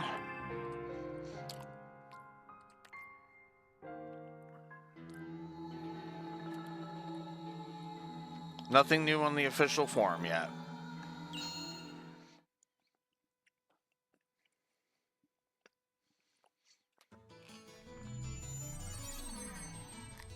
Well, since I am the Guildmaster after all, I should check out Canard's At Home.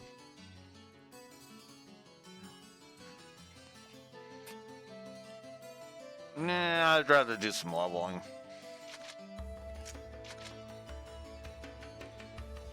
Oh, god damn it. I hate that. Alright, whatever.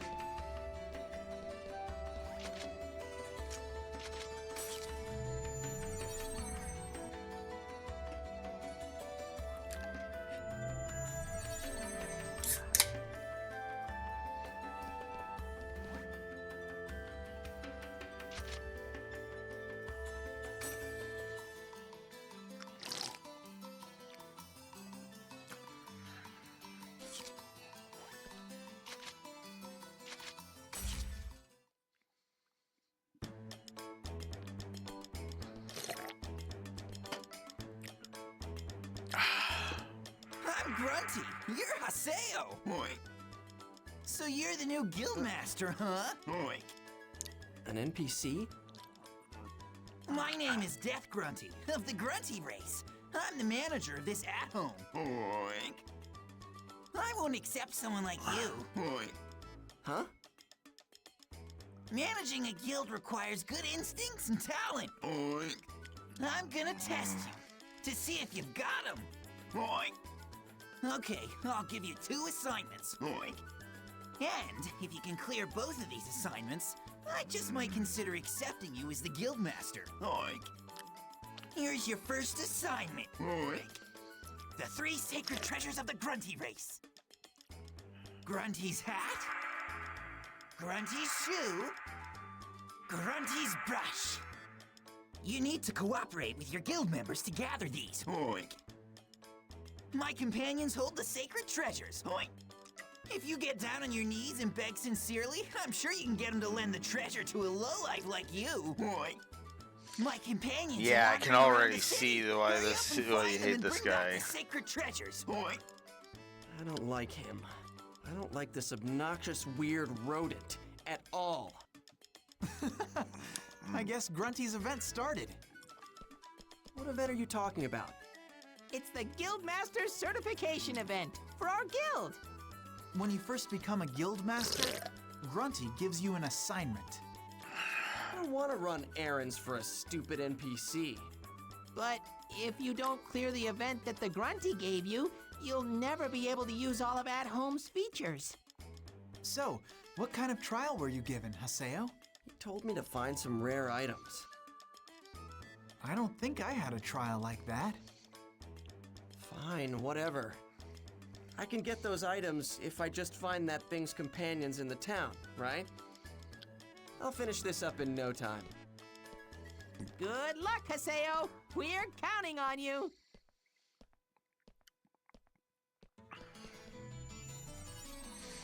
Find the 3 Grunties in the city and acquire Grunty's hat, Grunty's shoe, and Grunty's brush.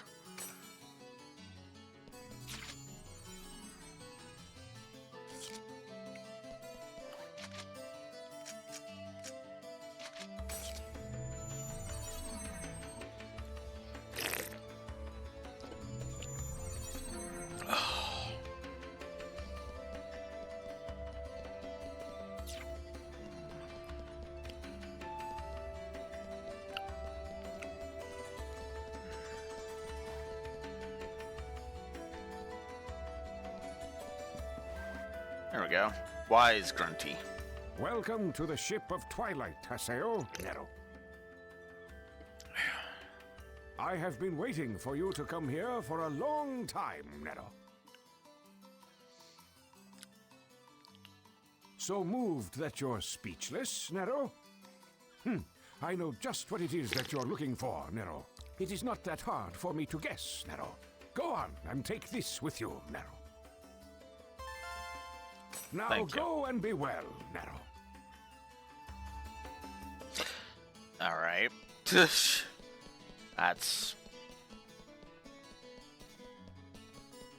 okay.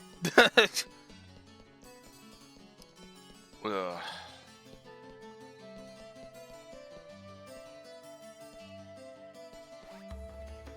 Mellow Grunty. It feels like the river is sucking in my soul. Ooh, you. It's so beautiful and peaceful. Ooh, you. My grandma said that there's a palace for fishes at the bottom of the water. Ooh, you. I'm sure there are canned tuna and smoked salmon swimming happily there. Ooh, you. I wanna go. Pew, you. You want something? Ooh, you? I think I smell Death Grunty on you. Oh, you. The smell tells me that you want something. Who you? You want this, right? Who you? Grunty's shoes. Well, goodbye. Who you? Oh, I want to go to the Palace of Fishes.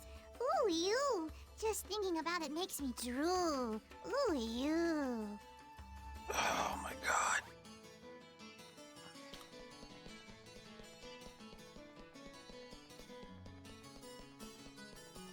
I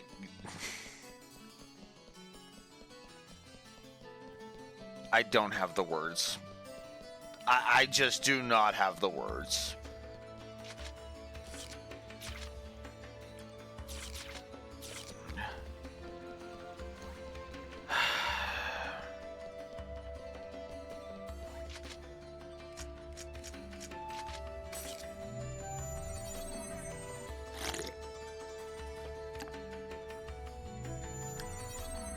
There's no way in hell I'm running all the way over here.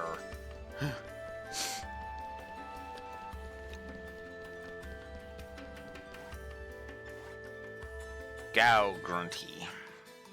The sun sets again today. How sad.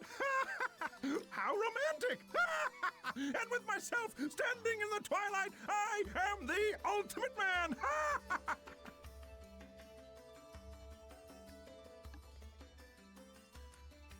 What the actual fuck?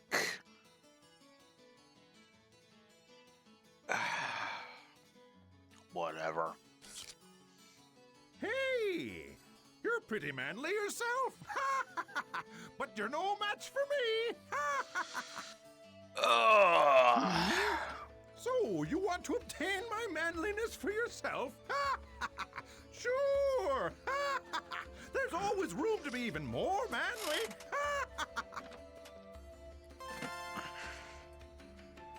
Grunty's hat. First, you need to work hard until the sunset has burned itself into your eyes.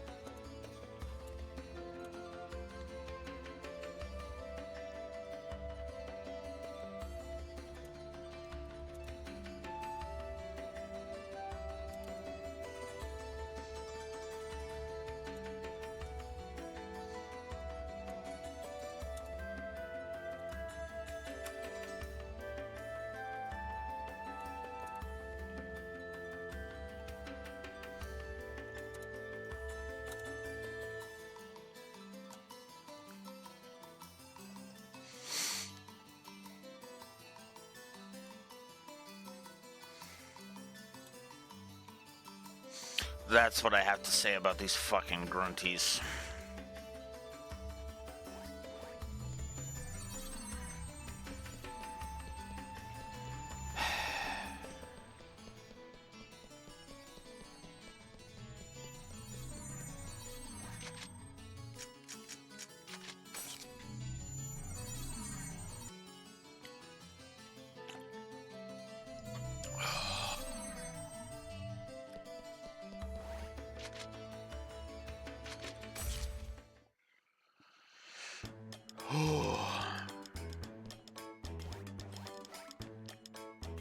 I'm Grunty. You're Haseo. You're late. Oink. What took you so long? You're as slow as a pig. Oink. Come on. Hurry up and give me the sacred treasures. Oink. Here, I'll give you this in exchange. Oink. Weird black tea. Here is your second assignment. Oink. Sell that item with the help of your guild members. Oink. Now get going. Oink. Perfect. You're already great at shopkeeping, Haseo. I'm not gonna be a vendor again. Well, why not? You were so good at it before. Okay then, I'll be the vendor instead. You can open up the menu if you talk to Death Grunty. Put the item that Death Grunty just handed over to you into the shop's stock list. I'll do my best to try and sell the item, so just sit back and wait, Haseo. Oh, Alright. and be sure to come collect the money by stopping by the guild shop in the Central District, okay? What? What do you mean? Why do I have to go collect the money? Because it's one of your duties as the guild master. Man, what a pain. Fine then, I'll do it.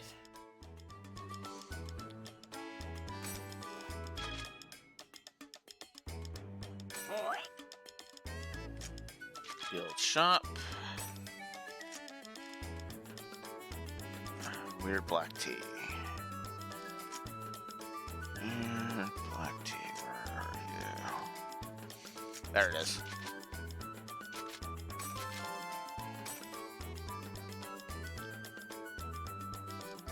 And let's go ahead and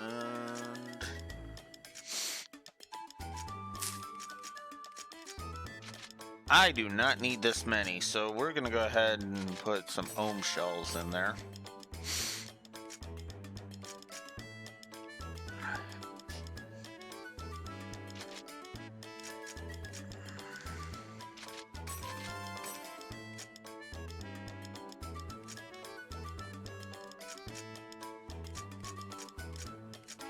And we'll put 3 there.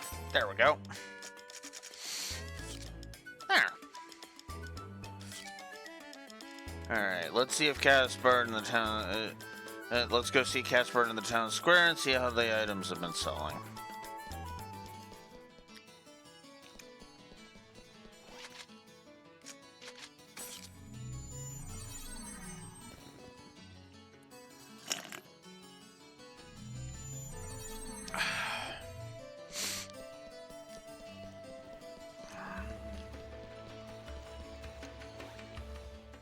Haseo!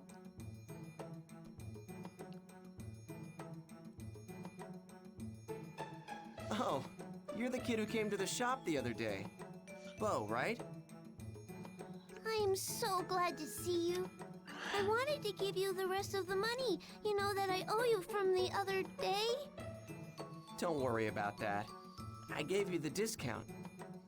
But Quit being stubborn. Just shut up and accept my goodwill.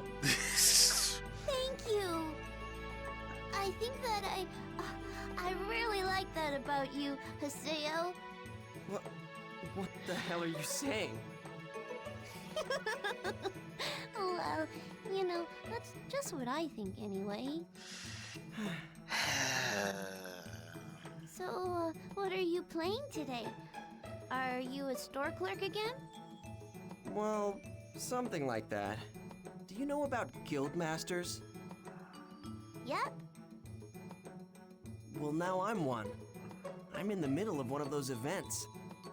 So, you're a guild master.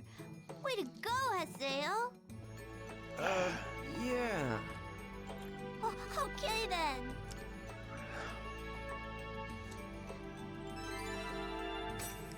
Sold the weird black tea. Hey. Congratulations on completing the Guildmaster event, Haseo. Yay! Congratulations, Haseo. Hey, you didn't have to go and buy...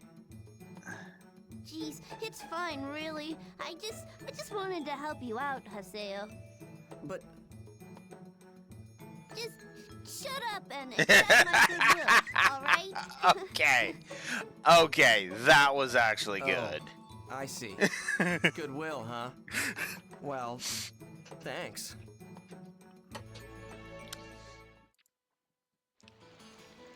Okay, actually, I think I'm actually gonna go ahead and get... Oh. Whoops. Wow, I screwed that up. Okay, let's fix that. There we go. Then here...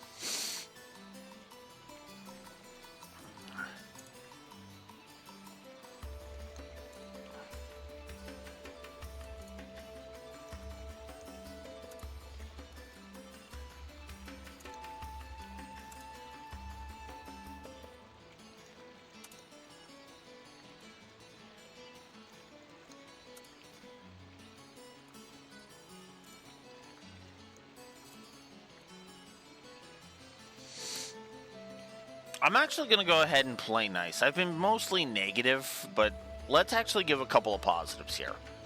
One for the whole Haseo vendor thing, which actually was kind of cool, and one for that scene, because that scene was actually nice. That was a nice little moment. And I love the kid being like, kind of using the whole shut up and take my goodwill thing against Haseo. Because that actually was a very good thing, because the vendor bit showed off Haseo's, that Haseo's character actually has some depth to it. More so than just the edgelord nonsense that we've been that's been 99% of what we've been shown.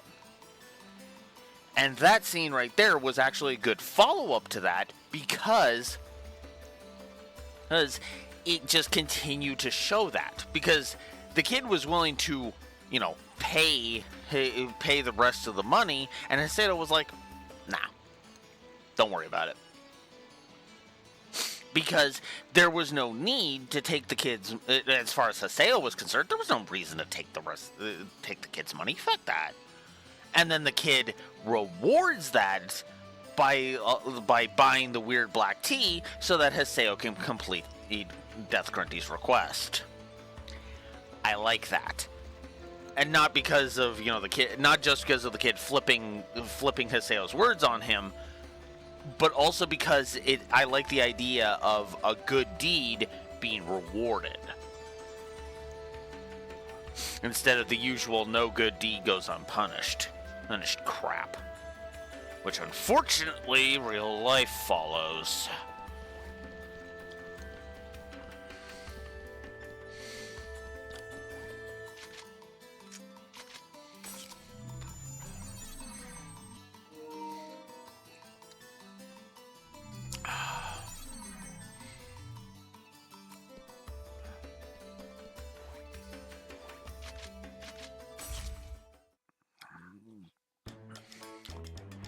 Grunty! Oink. You're Haseo! It looks like you sold it! Oink. Now hurry up and hand over the dough! Oink. Haseo, I'll trust you about the length of a nose hair. Oink. Come on now, don't get angry. Don't get angry. It's just a stupid NPC. But I won't accept you as the guildmaster. Oink. I might be willing to employ you as my servant. Oink. That's the kind of response it gave me when I became the guildmaster too. It's a pretty weird event. Pretty right. stupid event. Calm down. This is just an event. It's just an event. This should be appropriate for a servant such as you. Charm of 1,000 attached to Haseo. What do you think you're doing, you pig? I'm not a pig. I'm a grunty. Right? That charm I put on you is something you should be grateful for. It'll monitor your every little move. Right? It's been carved inside you, so there's no way you can remove it. This way, I can tell exactly how hard you're working for my guild. Right? It is called the Charm of 1,000. Right? All right, Haseo. Work for my guild like the workhorse that you are. Oink.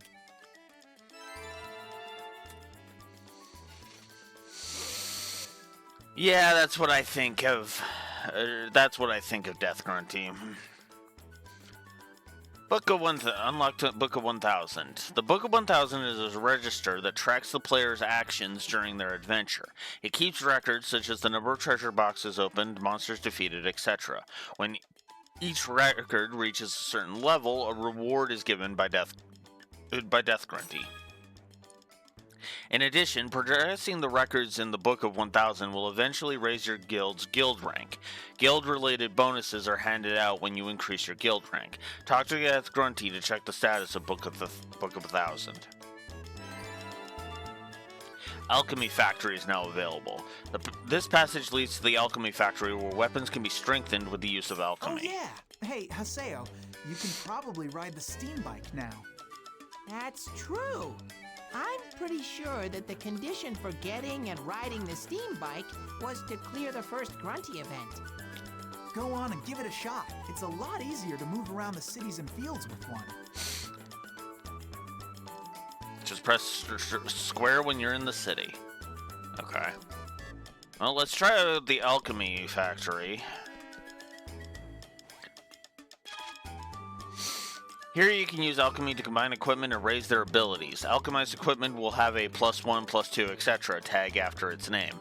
This is its alchemy level and can be raised to up to +5. Chrono Spike plus Chrono Spike equals Chrono Spike +1.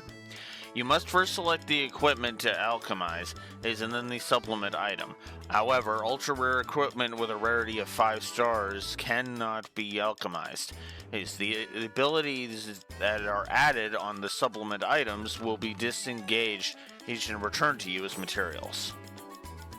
Alchemy is calculated in the following manner. Alchemy, you have, if the alchemy level of both items is 0, then you get an alchemy value +1. If one's +1 and you get, and the other one's +0, that's +2. +2, +0. Okay, so +0 basically adds 1. Got it. Equipment with the maximum alchemy value of +5 can be alchemized as a supplement item to the same type with a higher equipment level. For example, Spin Koga plus Chrono Spike will give you Spin Koga +1. However, it cannot be used if the difference in the equipment level is over 10.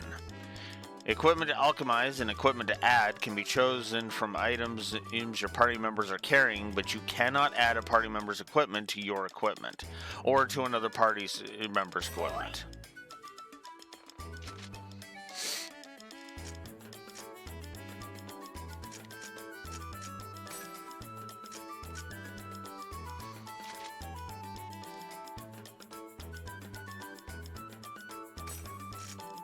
Boy, is it ready? Oink. It's done! Oink. Okay.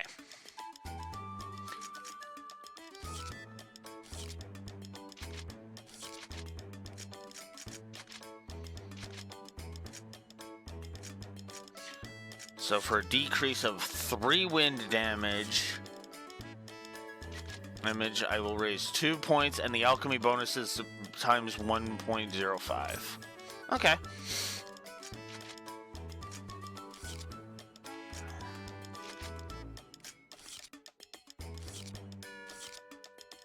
All right.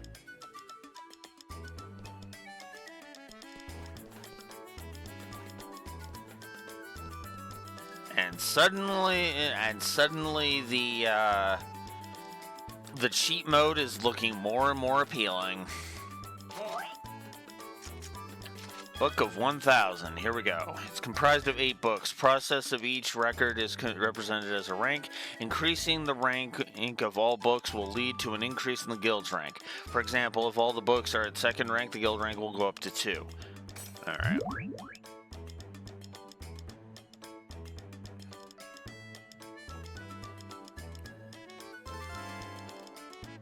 Greeting card times 1. Wallpaper times 1. Wallpaper times 2. Background music times 1. Background music times 1. Okay.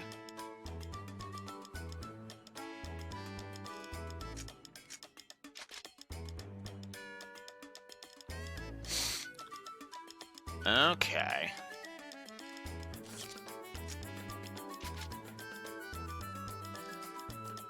Party member interactions, I've only done 9. Okay.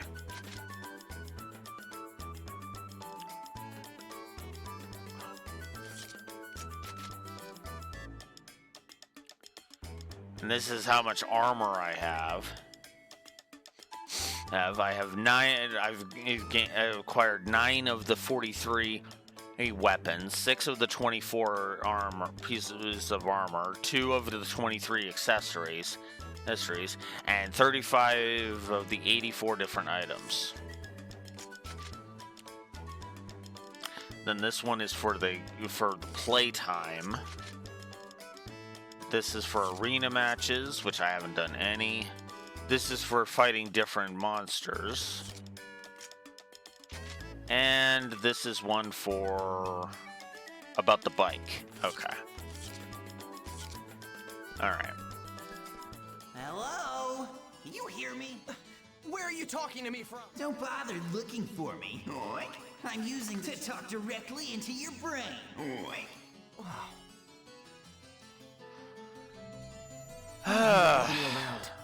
Did you say something? Oink.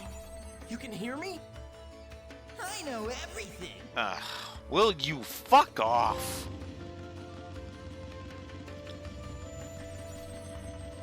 The button guide in the lower right corner of the screen will always be displayed, so I'm sure you... Okay.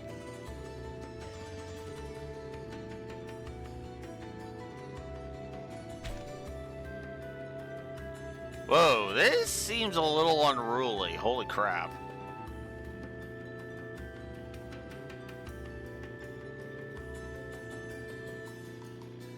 But...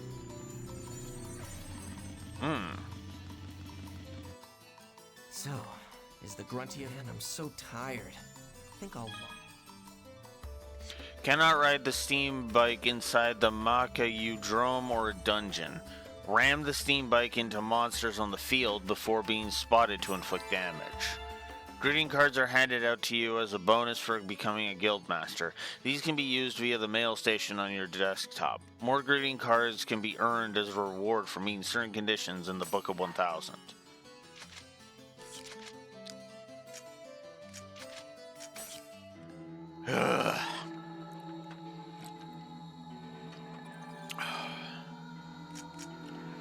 Let's get the official forum out of the way. 2 new. Getting lucky, but bike and go. Ever since you all told me about them, I've been running around areas trying to catch a lucky animal, but no matter what I do, I can't seem to catch one.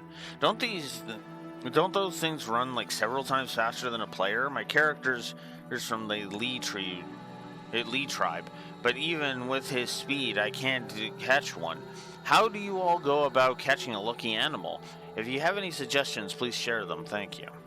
If you sneak up on a lucky animal from behind, it won't spot you. So you can kick them without them running away. The trick is sneaking up behind them, and sneaking up behind them is the same as with monsters. But since lucky animals are sensitive to sound, they'll run away immediately if you try to run up near them.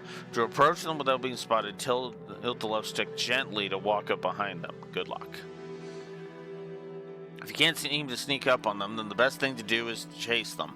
If there's an object nearby, use that to distract the lucky animal long enough so you can run up to it and kick it. If there's nothing around you to use, just chase them while keeping in mind that they're running a lot more than you are. Finally, you can also use a bike to chase them down, but you can't maneuver precisely with a bike, so it might be even harder than running after them. I'm not very good at ambushing, so I think I'll give Renji's method a shot. Thank you both for your help.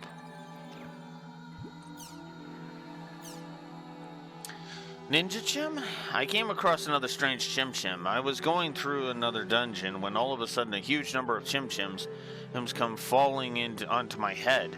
During my confusion, I got hit with a concentrated attack, and most of the Chim Spheres I had on me were stolen. It looked like it had eyes resembling that of a ninja, but what exactly were those Chim Chims? Could someone please tell me?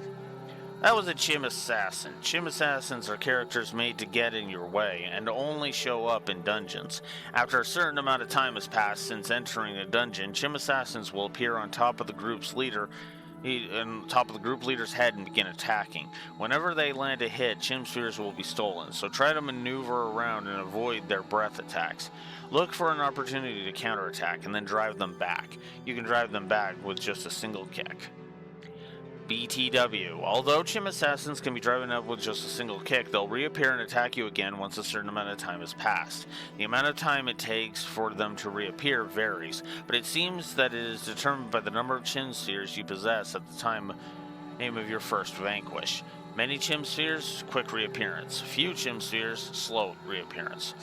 Just remember this and you should be fine. So they just keep reappearing, huh? Okay, I get it. I'll try not to keep too many Chim Spheres on me.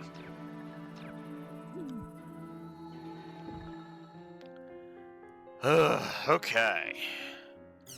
One important email.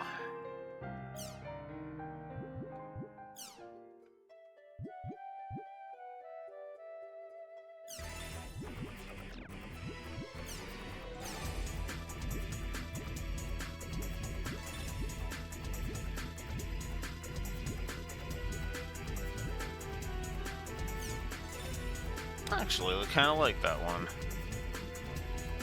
Seo from the animation. I've never thought his animation appearance looked good at all. Chino actually looks not too bad.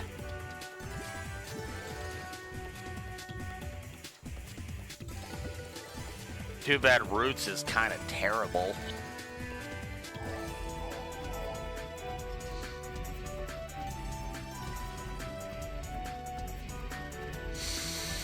All right.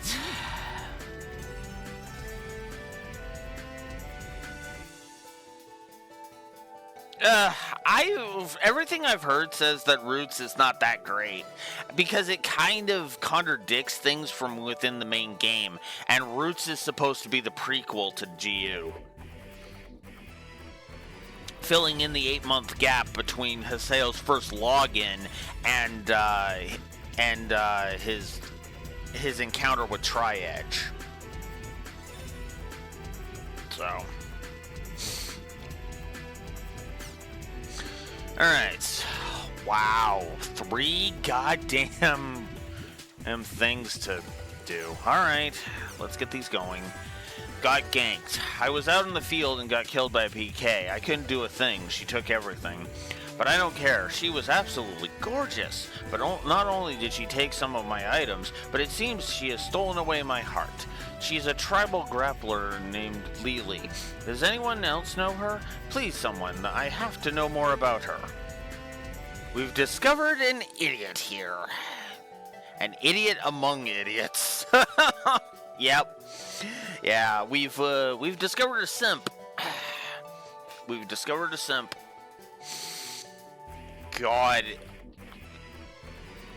Wait, is that the Mary Elizabeth McGlynn in PK? Because if that's who that is, oh God, dude, no, you're barking up the wrong tree.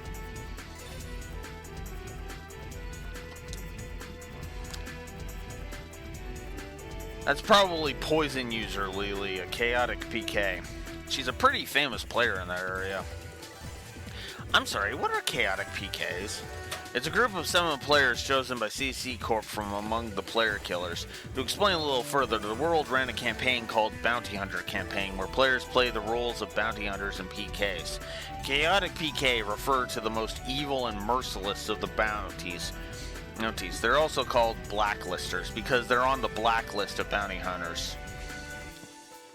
How do you become a bounty hunter anyway? To become a bounty hunter, you need to clear the quest bounty hunter test. It shows up in the quest room every so often. Chaotic equals evil. I mean, in this instance, yes, but not always. It's a lot harder to become a chaotic PK than it is to become a hunter.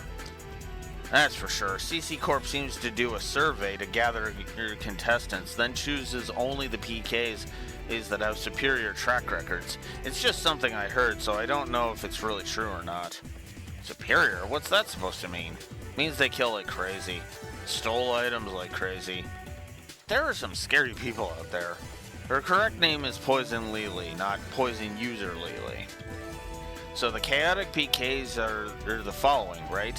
Greedy Cervantes, Miku the Liar, Gengio the Fatal, Fiery Genie 5, Pyro 2 the Mud Eater, Poison Lele, Immortal Goroki. I heard that Mud Eater and the Liar were killed. They were also removed from the blacklist. Turnover rate is pretty high. They're monsters, all of them. The hunters that hunt those monsters are the real strong ones, although the odds of those hunters getting killed themselves. So, Train Dog, if you really want to eat Lele again, you should become a bounty hunter. If you're lucky, you'll catch her. I think I'll pass.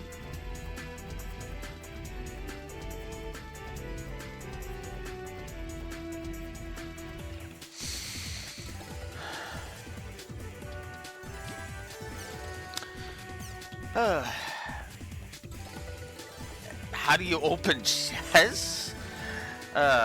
Kick them open. Read the manual. Is that a joke? No, it's not a joke. I'm just playing the world 2 weeks. I just started playing the world 2 weeks ago. I know that you normally just kick them, but there are some that won't open when you kick them. Huh? Details, please. I just punched in some areas words at random and wound up in a cave. At the back of it was a treasure. I kicked it, but nothing happened. There was no system message, and the treasure chest didn't change at all. Apparently, nothing happened at all. That's a bug. Heck, maybe it's some kind of event? And was there anything else strange about the save, like monsters or something? It was a narrow dungeon with only one path. There were several monsters. There was one chest.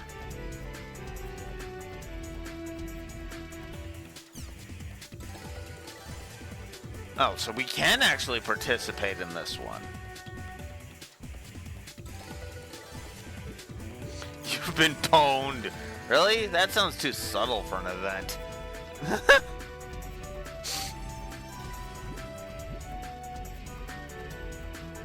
Yeah.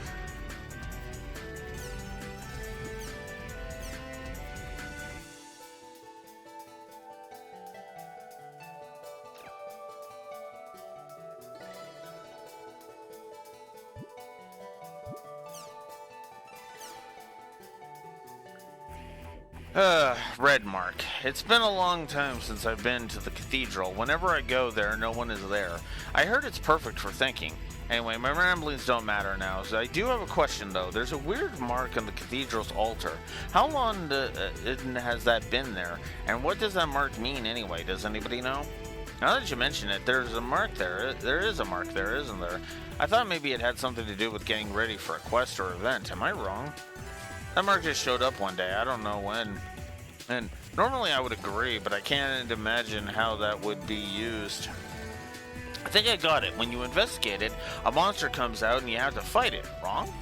Isn't it impossible to fight a monster there? It's really small and there's no room for a battle area. Maybe if it transported you somewhere else. Yeah, that must be it. Too easy. According to the rumors, it's called Sign or something. The details are unclear. Asking CC Corp? They're pretty useless if you ask me. Those guys are notorious about secrets.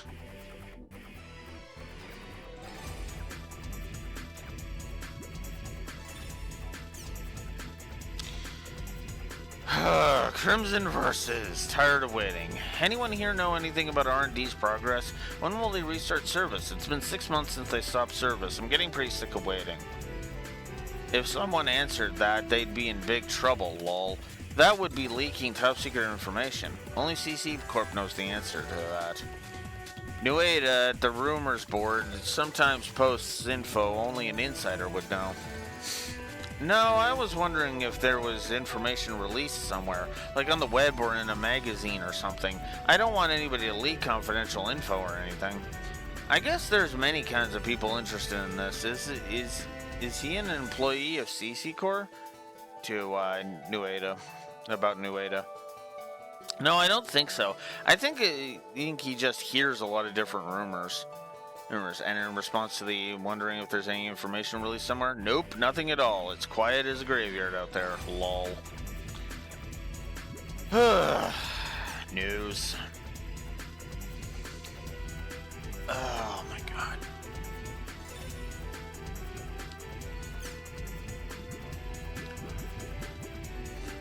Positively, absolutely. Hi Faye, it's nice to meet you. I would have to recommend The World. It's a Steam-based fantasy command type MMO, and as you know, it's the most popular game in the world. It also has some action elements. It's fun because it has lots of different occupations and it's a really deep world. It also has been around for a long time, so the tech support is reliable. If you're feeling tired of military stuff, it's the perfect time to try this. I really recommend you try The World. Sounds like a frickin' ad, dude. I would know because I used to sound like that myself. And it was bad. It wasn't good. It was dumb. Anyways. Got frustrated playing Outlaws of the Marsh online. And what do you think an idiot like me can have fun with these games? Well, in the Negotiator, your opponent is human, not an AI, so that might be tough. Your shop could be shut down before you even know it. I really recommend As You Like. You can play leisurely at your own pace. It's perfect for people that don't have much time to devote to playing. There's no real winning or losing, so in that sense, you can play the game any way you like. In response to the worries it's still in beta testing, sounds like a lot of bugs.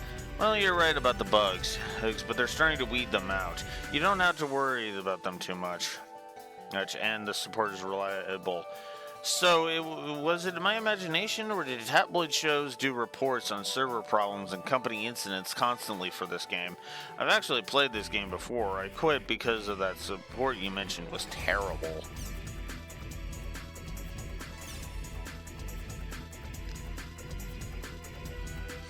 True that the service was bad right after R2 came out, but it's much better now. Faye, I'm sure you'll love it, so give it a try. If you're worried, just ask Syllabus. He's part of a guild that helps beginners get started. Well, that's actually not a bad idea. Yeah. Actually, there's been some bugs around lately. I somehow got involved in the mess, too. Ew, you're better off playing an MMO other than the world, believe me. Hey, so I see you're active too, huh? Well, good luck. I would say... Hey, I'm gonna respond with this one. There. Syllabus affection increased. Cool. Okay. Huh? No one's going to buy it? I'm definitely gonna buy it.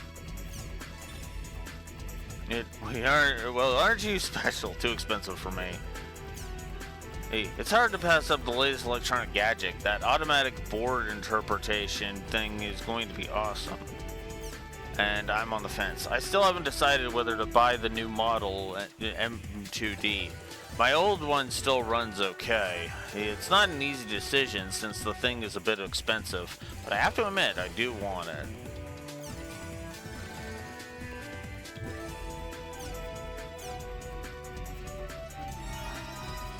I mean, to be fair, that is basically his canonical, supposed to be his canonical way of looking at it, but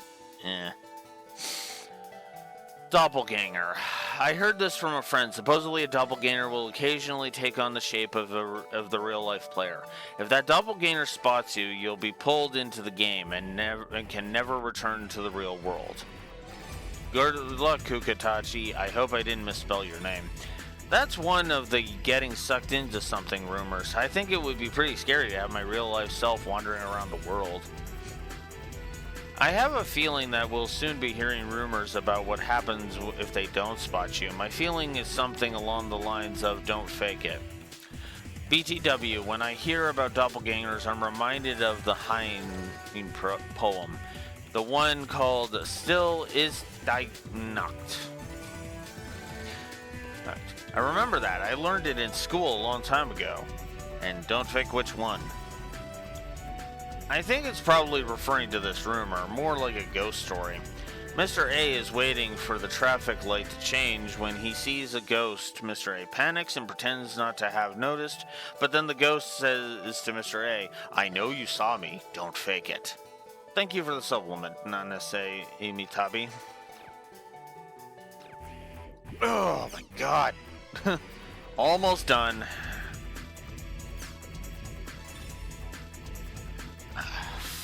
Three of them. George Yamamoto.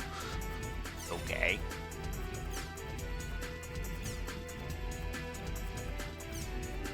Go. This is me and my girlfriend, and yes, in real life. I am not delusional or anything, Paul. It's not that I don't like it, but personally, I wish she would have picked a character with more sex appeal. Beasts aren't bad either, though. What do the rest of you guys think? You know, for some reason, I have no problem whatsoever seeing a beast type and a human type acting romantic in the world. Well, that's what I think. Personally, I think you look really good together. As for me, I'm off for another solo adventure. My wife refuses to play anyone but male characters. I think this is a lot better than that. Your comment and at Coon's expense earlier, Raxor, is intensifying.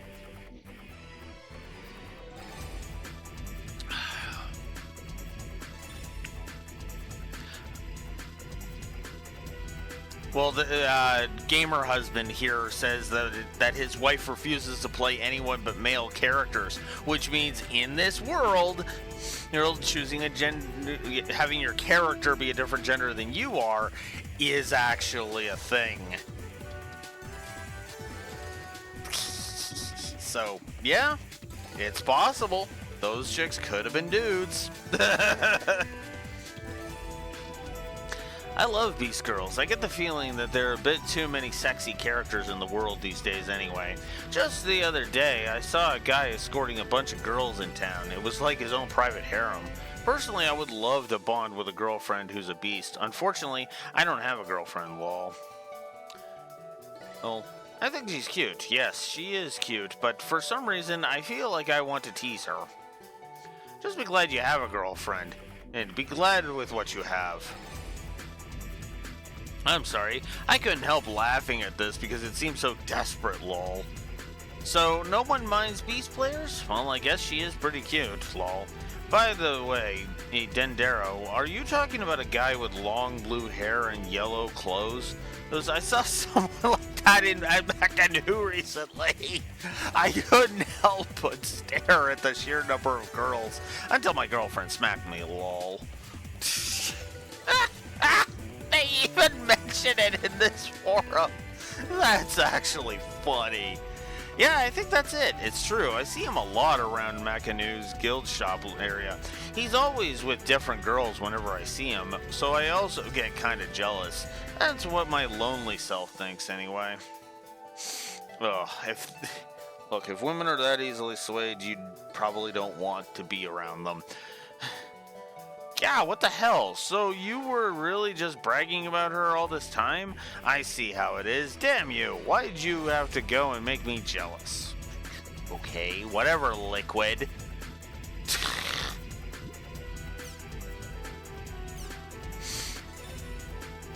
I never want to ride a bike like this, lol. What the actual hell?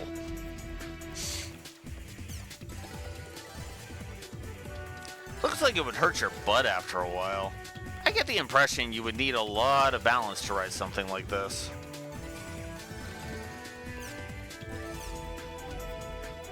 I love Chim Chims. I've never drawn a picture before. But here's my best shot for a first one. Better than I can do.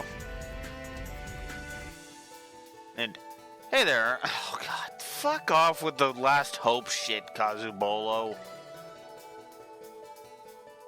Oh, when they all came falling down, I just found my first Chim Chim just a little while ago. When they all came falling down, I unwittingly panicked and froze before I could entertain any thoughts of kicking them. Because of it, I only managed to kick just a single Chim Chim.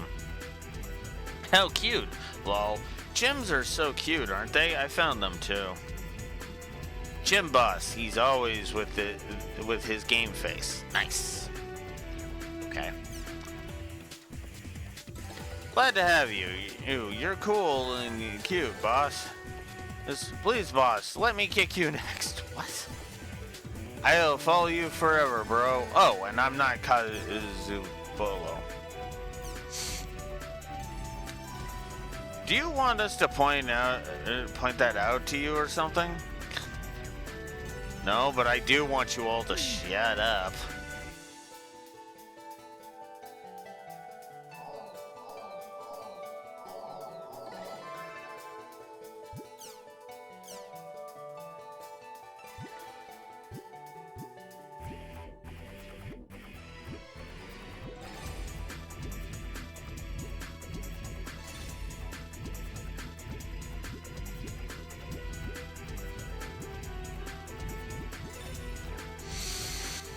Okay.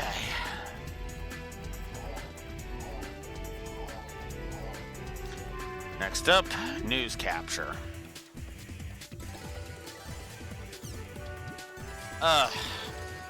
Salvatore Ayahara's email exposed. The email address and cell phone number of popular talent Salvador Ayahara was spread across the internet after he gave them to a female player in the online game The World.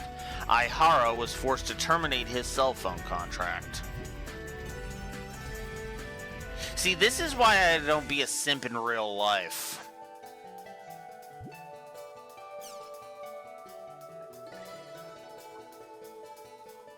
I'll check in. I'll check in a moment.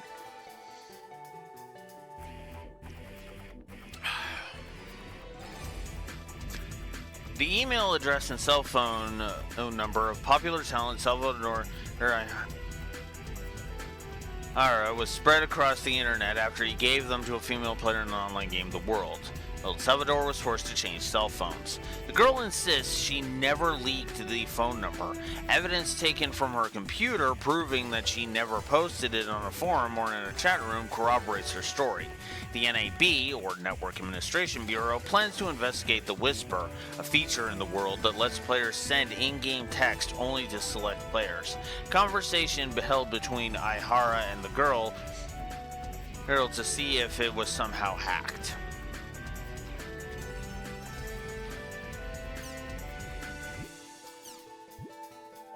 And no new online jack shit. So we're spared from that stupidity for a little bit longer.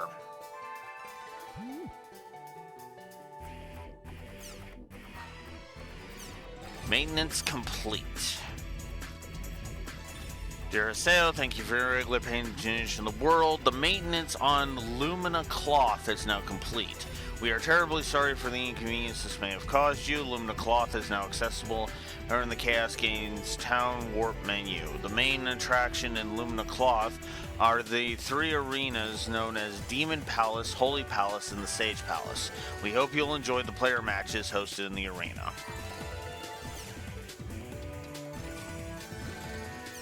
And greeting cards.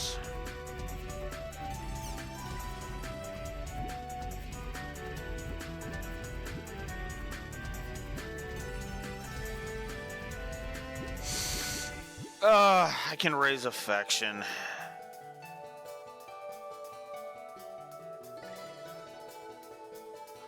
Yeah, actually, you know what? That's perfect. That's a perfect way to do so.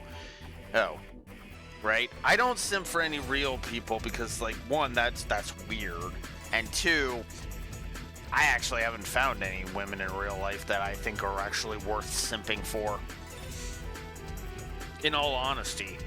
There's like maybe one, and even then it's like, no, I'm too aware of parasocial relationships and how dangerous they can be in order to fucking participate in that crap.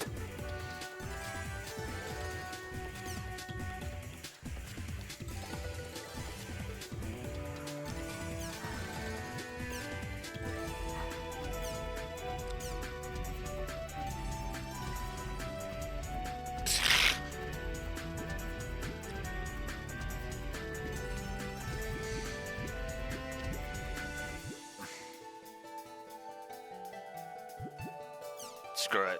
I'll send both to Talif. Fuck it.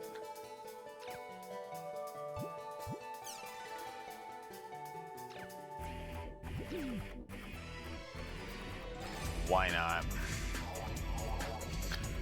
Alright. Well, that's all that is. I could stop here, but... well, official site has new. Oh my god, of course it does! Info. Maintenance on Lumina Cloth is now complete. We sincerely apologize to all the customers who were inconvenienced by the interruption. We hope you have a great time in battling other players in the arena. Okay.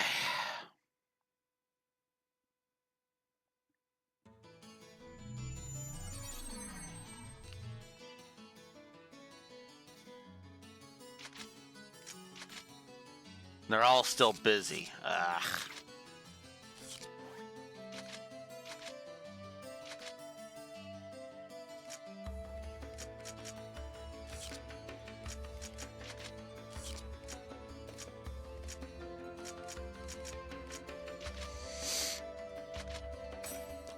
let's go to Lumina Cloth.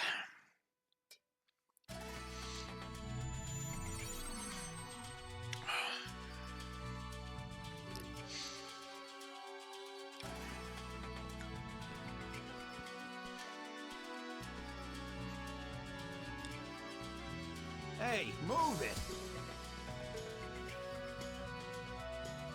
Huh? Hey!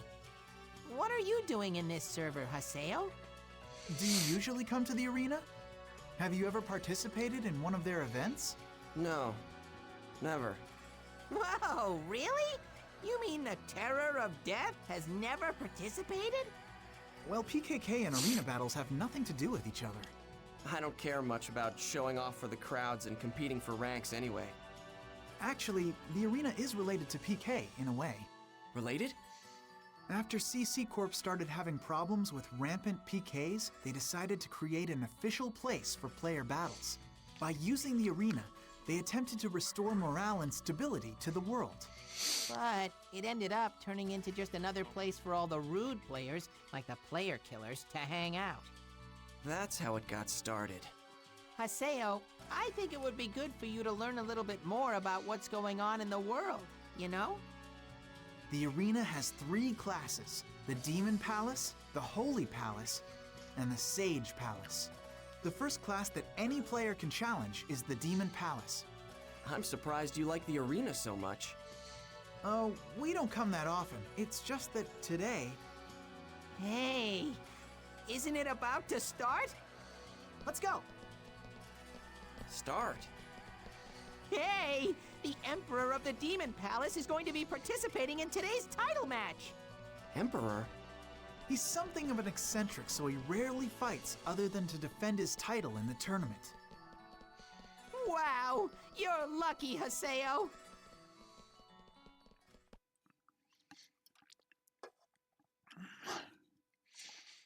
All you bloodthirsty men drawn to this place by the thrill of the fight. Can you hear the crowd? Can you feel their violent excitement? This is the story of the men who have come here lusting for the Emperor's throne. Let the Demon Palace title match begin! Well, it's time for the title match to begin. They have taken out opponents after opponents, and now they reach their arms up to challenge the sky itself. They look as if they're proclaiming dominance over the focus of the public. The only thing occupying They're their the mind challengers, is a huh? lust for All they've got absolute going on is victory. their size. That's what you think. Those guys have actually improved quite a bit. That team's popularity is shooting through the roof. He's here!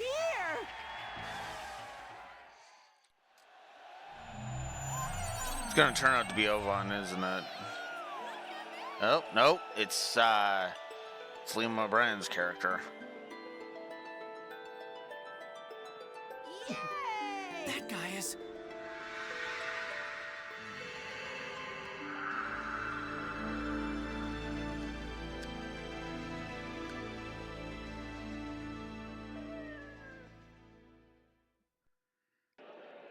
He's the Emperor?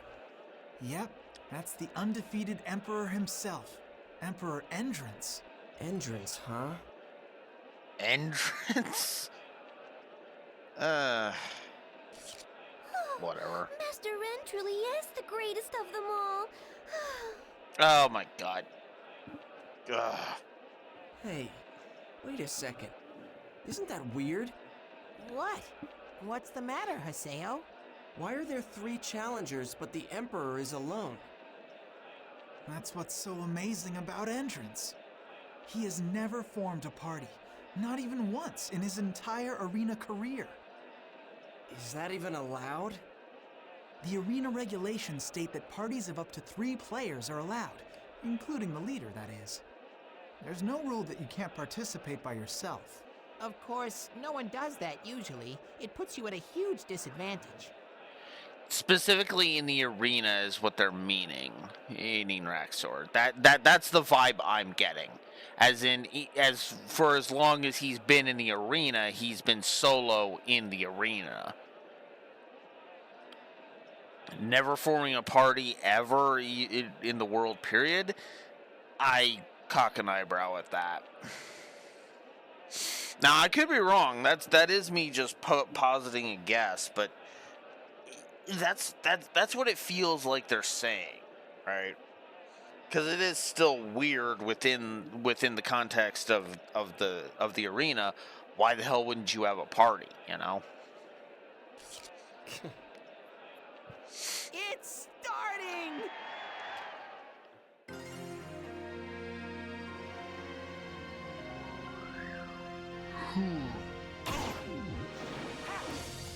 So now we get to watch the computer play. He's got some frickin' stupid dodging ability. Oh, come on. He's just running away. He's not running. That's how Endrance always fights. First, he lets his opponents attack, apparently to find out if he can see through their attacks or something.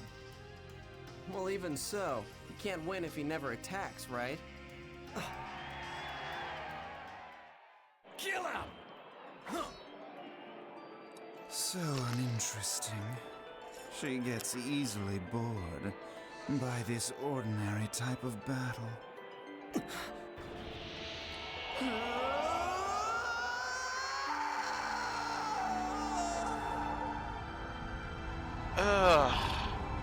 Did they have to make Liam O'Brien sound like that?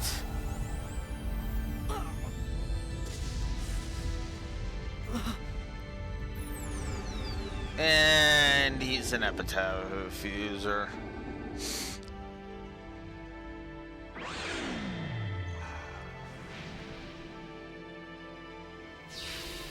Is that... What's the matter? Can't you see that? Can't you? Avatar. That's right. Avatars can only be seen by epitaph users. Yeah. Haseo? No, it's nothing.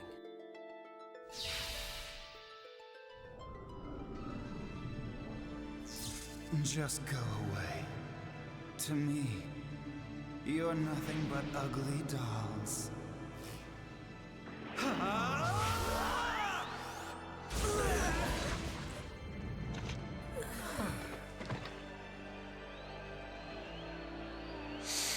Yep. And why he's alone, because he doesn't need other party members, because he's got the epitaph. Or the avatar, rather. Huh? What? What did the Emperor just do? Instant kill? You mean there's a skill that can do that?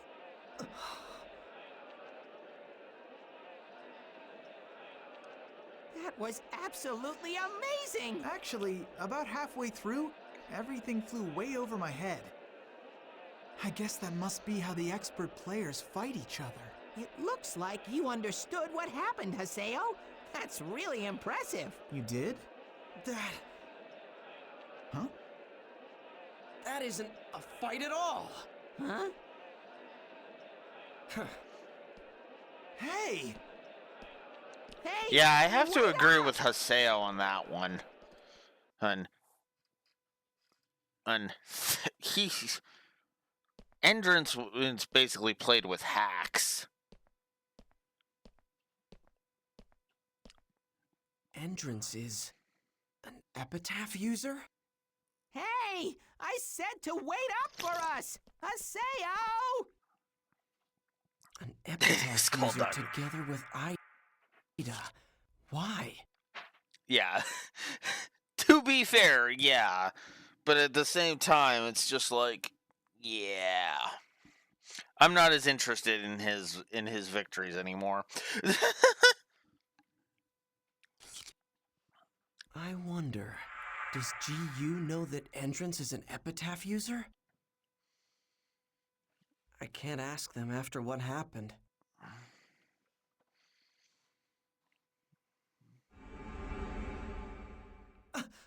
Ovan!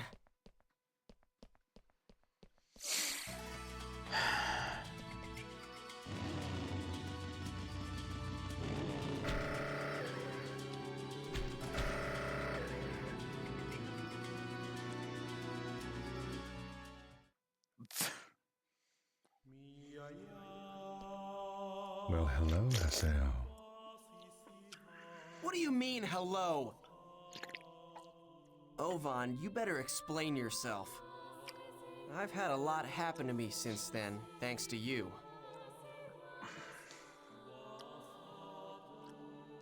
So you couldn't defeat Triedge. It would seem that one cannot defeat him without stronger powers.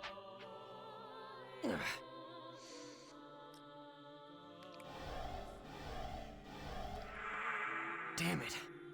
At this rate. Did you happen to see Endrance's fight? Yeah. Just who is that guy anyway? He's chasing an insatiable dream. Dream? In a sense, Endrans is just the same as you are, except, in his case, he has something you lack. What does that mean? I believe that you know the answer to that better than anyone. I will always be waiting for you to... Huh? No. What? I'll see you again, Haseo. Hey, wait! Ovan!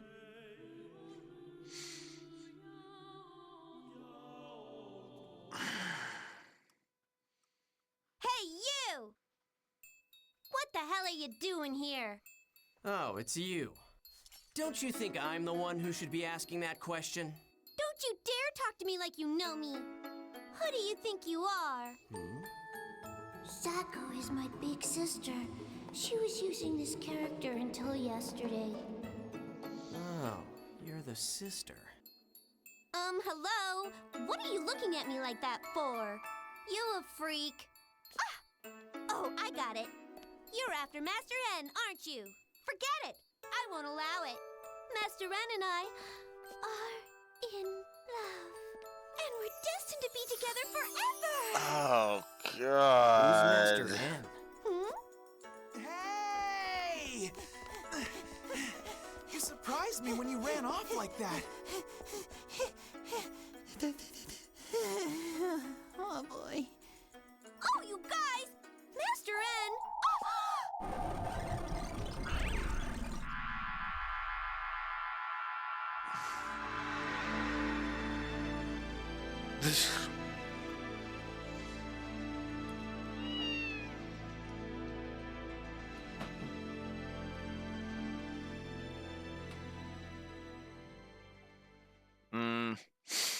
I actually don't mind Bo, but Saku, Jesus. Welcome! Welcome back!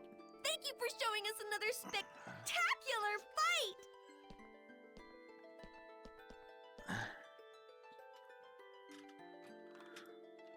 Hey, what do you think you're doing? Master Ren is too good to speak to the likes of you. Now get out of here! Tell me, who and what the hell are you? Why were you hanging around with Ida at the Lost Ground?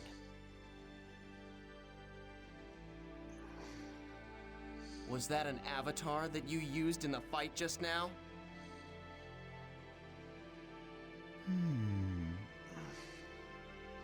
So then you were able to see her, but nothing more than that. So you have no real power.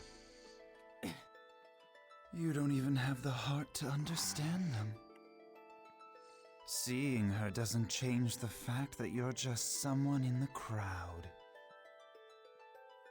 You will grow old without ever accomplishing anything, and then you will just die and rot away into nothing. How pitiful. How truly, truly pitiful you are. Shut up! I don't have any real power? I'm just another face in the crowd? Who the hell are you to tell me that?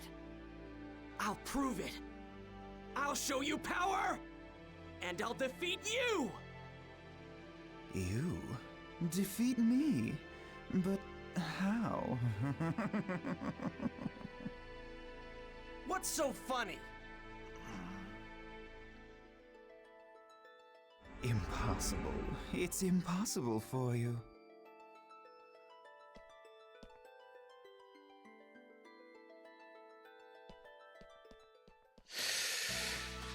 Oh, it's too risky. You'll just be carried away on a... Shut up! I hate people who look down on others. I will defeat Entrance. Wow, Haseo, you really are amazing. I'd never have the nerve. But how are you going to fight against the Emperor? I guess you'll have to fight your way through the tournament first, if you want to confront him. The tournament, huh? Well, you've got a very long way ahead of you, Haseo. What do you mean? Well, unlike the normal free battles in the arena, tournaments are official fights, recognized and organized by CC Corp. Those who qualify to enter must place among the top 16 registered ranker teams in each Colosseo. It'll be hard for you to get in now. Then I have to keep winning the free battles and become a top ranker, right? You make it all sound so easy, Haseo. It'll be hard if you're not at least over level 20. You'll need a party, too. You guys'll do. What? Us? Oh, no! No way! Impossible! Well, why not? Gaspard gets really bad stage fright. Just thinking about being seen by lots of people makes my hands shake, and then I can't do anything at all. As for me, if you insist, I'm willing to help you out. Okay, we need one more. You know, someone with healing spells would help balance out the party. So, do you happen to know any clerics? Yep, we do. Any clerics? What's wrong, Haseo? Nothing. You've got to have at least 3 people. You can participate with just 2, right? Besides, that Master N guy fought by himself.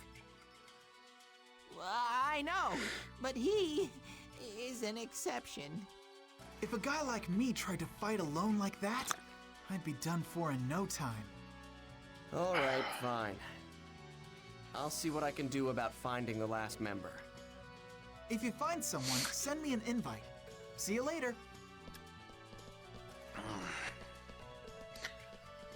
A cleric. Huh. She's the only choice. But still... Guess I'll log out and try to get some information on the arena. So you might as well just give up.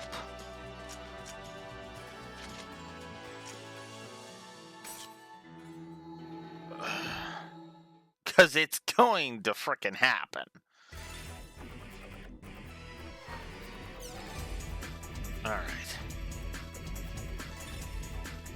Should read my important emails. Yeah.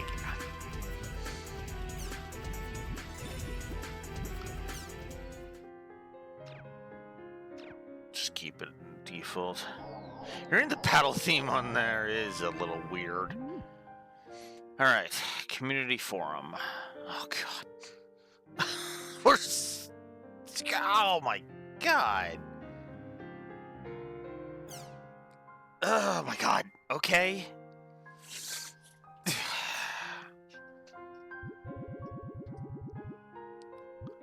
I'm kind of getting sick of that. It's true. Just go to Delta choosing superior offerings and dreams. There's a treasure there that won't open. Smells like an event to me. It's a bug for sure. Tell CC Corp and they'll give you a reward. No, I think it's an event. If you fulfill some condition, it'll open, I think. Why don't you try different things? Hold certain items or change the number of people in your party, stuff like that. Oh, it could be a level restriction issue. Okay, I understand. I'll do what you suggested, Hiranosuke. Pete, I'd be embarrassed if I alerted CC Corp and it wasn't a bug. Thanks for the suggestions. Oh, God. Oh, my God.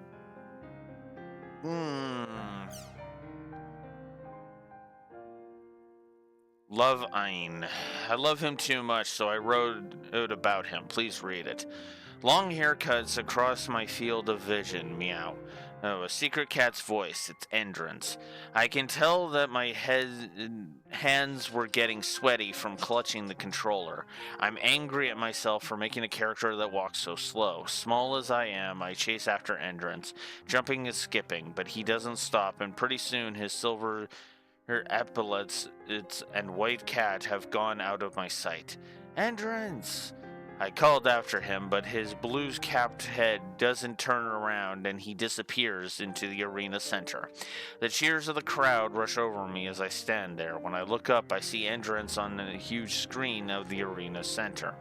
His garnet-colored eyes, he's coolly looked down on his surroundings. The eyes that glare down at the crowd are the eyes of a champion. Butterflies flutter in my stomach once again. His opponents are filled with excitement. Endrance glares at them coolly. Finally, after a time, a faint smile touches his lips. You have no chance, you know. I just stare, without breathing, up at Endrance on the monitor. The announcer's voice sounds strangely warped, signaling the start of the match. The screen is covered in effects. Hicks, go get him, Endrance! Even though I know he can't hear me, I shout as loud as I can, but it's lost in the darkness of Lumina Cloth. Wow, this is getting so long. I'm embarrassed just writing this. Thanks for reading up to this point. Jesus. Whoa, that was some pretty hot writing. Endrance is just way too cool. Thanks for sharing that with us. Thanks, Period S. Finally, after and then responding to part of that. I love that part. I can really feel your love for Endrance. I got kind of hot and sweaty myself. Ugh. Ugh. Ugh. Just ugh. God. Endrance has this skill he always uses at the end, right? How do you get that skill anyway? If anyone knows, please tell me. Thanks in advance. Well, I know it's not a reward from a quest. It's not from a treasure chest, and it's not an area result reward either. It's not even dropped by a monster. Maybe it's a special skill for the Emperor? Is that skill some kind of spell, or is it an art? Maybe it's a special in response to the special skill. He had that skill even before he became Emperor. It doesn't look like he uses a weapon. Isn't it a spell? Oh, and in response to the thing, that's true. Ooh, that's how he got to where he is. Yeah, maybe that skill was a hack. Look, I don't think so. Think about how openly he uses it. If it was a cheat, CC Corp would never let him get away with it. Well, I don't want to get into this too much, but there is a way around that, but let's not get into that. It's possible that they decided to overlook it. With CC Corp, you never know. Yeah? If that were true, it's not even funny. Nope. News.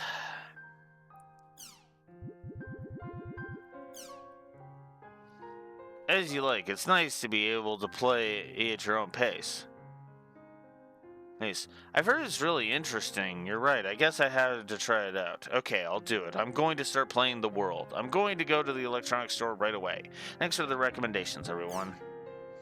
Oh, welcome to the world. Contact me once you're in the game, okay? I'll help you out. There you go. And... what? You gotta buy it, Hoseo. It'll give the old one to a friend or something. Nothing. If you feel it, and in response to the wanting it thing, if you feel that way, then buy it. Look, not everybody's got $500 to just drop on new tech. Heck, syllabus. Come on now. Oh, get with the program. God, another rumor. Oh, okay, it's response to this one.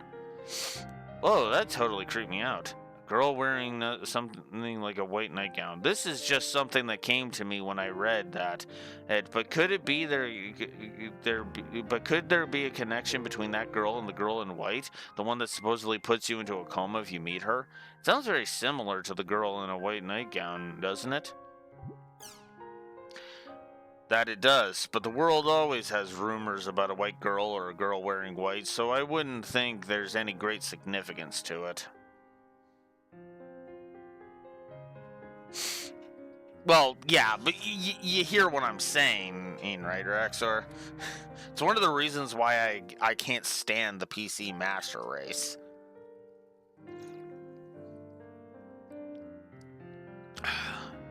PC gaming is superior, even though you have to spend thousands of fucking dollars every few years fucking upgrading your equipment. Ugh. Place where Triage appears. I just hope it doesn't really exist.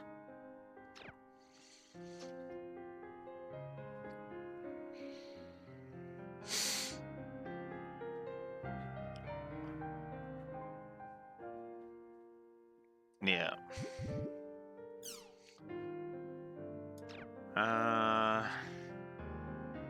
No, this is what Hiseo would want to know, so we'll do that. From the first games. Ah, yeah, that makes sense.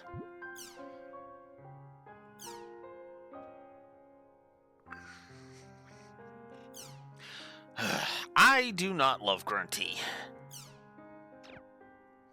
Hey there, I'm Urame, and I love Grunty. The other day I was walking around a field and came across a mecha Grunty. No matter how many times I see it, I always love the beautiful way it falls over. You just want to rush over and help him back up, lol. I also love his ineptitude. If I find another cute Grunty, I'll be sure to post it here. You know, sometimes whenever I come across this guy, he's always mumbling things like, "Gimme chim spheres," or Are you sure he's harmless? Granted, he always looks like he's going to blow up on the spot and inflict some huge damage on me, so I've never tried giving him any. Takatabi. Hey, I heard that if you give him some chim spheres, he'll sing for you, like, Mecha Mecha! Seriously? I had no idea there was a surprise like that there. Okay, next time I see one, I'll give him some chin spheres. Actually, I think I'm gonna go look for one right now. I'm sorry, I never did comment on your picture. I realized that after logging in halfway before turning around and coming back, lol. I think you did a great job capturing the way it falls over. You can even feel how sad he is. Oh, and thanks for the information, young soldier, too. Truly, one can feel his sadness. I'm very impressed by your ability to convey emotion through a rear view drawing. Looking forward to the next piece. Weren't you supposed to wind its spring the spring in its head? To Takatapi. Thank you for your kind words. I hope you managed to find one, lol. Incidentally, Mecha Grunty is designed to be a hero of justice, so I'm quite sure he won't do anything that would end up hurting people. Young Soldier 2. Don't you just love that song, lol? It makes you want to sing along. And to SR. Actually, it's not a wind in the wind of its spring. It's Chimsphere's fueling. It's Chimsphere's fueling. Lol, don't worry. I had the same mistaken impression at first. If you get a chance, try giving him some chim spheres, lol. Total Uber. Okay, that actually does look pretty cool. Long time no see. I just came back from a stroll around the arena. As always, the top three were amazingly strong. They were crazy inspirational. I hope I can be as strong as them someday.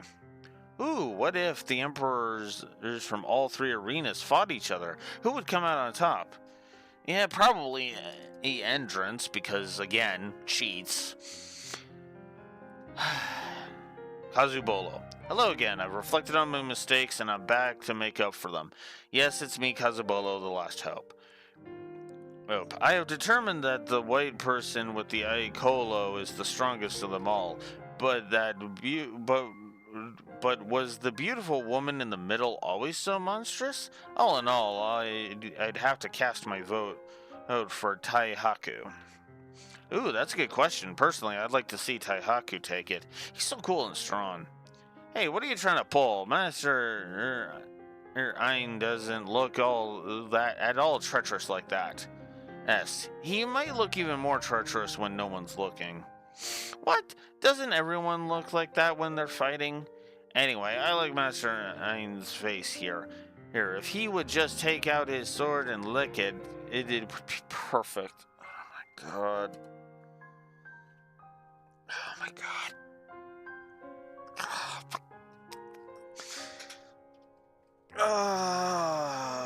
Bess. Fuck off. Just go watch Naruto, and tell him. And when Orochimaru licks his fucking kunai like a creeper, you tell me if licking a blade it is attractive or not.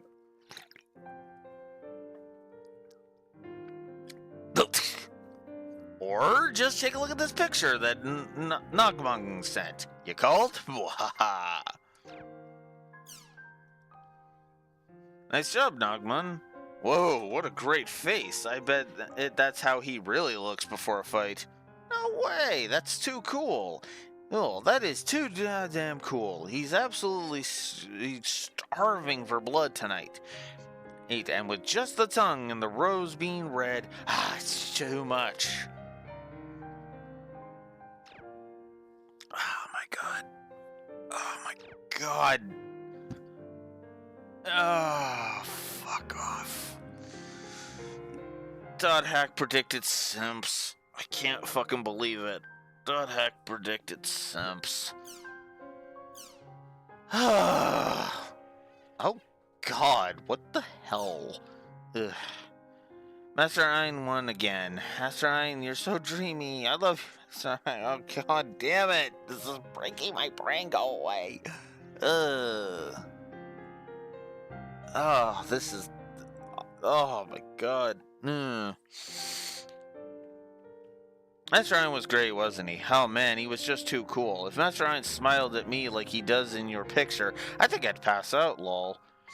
So your S is the S from Sakubo, eh? You really do love Master Ein, don't you, S? But what if Master Ein's hidden left eye was really his... Hey, what are you doing? Stop that. Okay. This isn't what Master Ein is supposed to be like. Endrance's mom is so fat. Whoa! What the fuck? Now we're pulling your mama? Shit, come on, man. What the fuck passing by? I'd love to fight against Endrant sometime. I bet he's wicked strong. That actually violates the rules. This violates the following rules. In the future, please be more colorful. Do not mock or insult others. Maintain a minimum of etiquette. I didn't even think of that. But that is a good point, because that is against the rules when you think about it.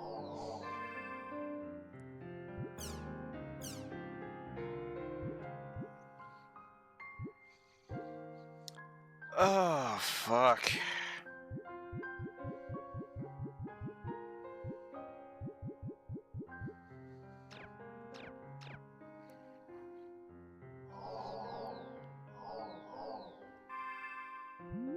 I knew there was at least one more thing.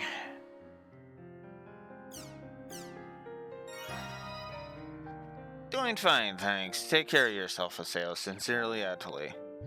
And response to the greeting card. Thank you for the greeting card. I feel like today is going to be a great day. You've made me so happy. You're always acting like a real rough and tough character, but you're actually very polite and well-mannered, aren't you? I hope I get to see the kind Haseo when I'm around. Let's form a party and go adventuring sometime soon. Sincerely, Atali. And Gaspard on Triage. Oh, god damn it.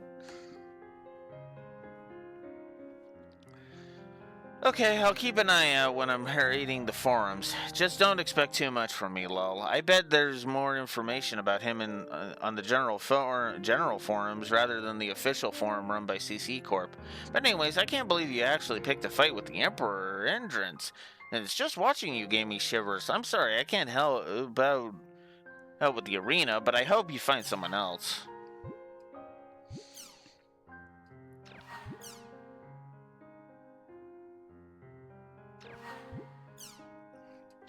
Do you know anything about entrance?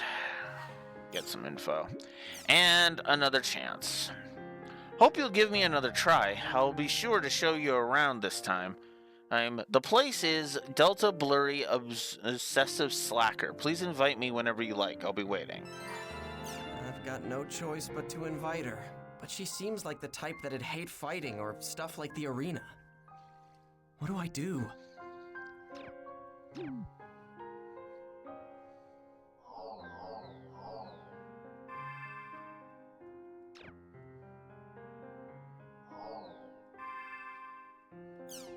Okay, now with all of that cleared out...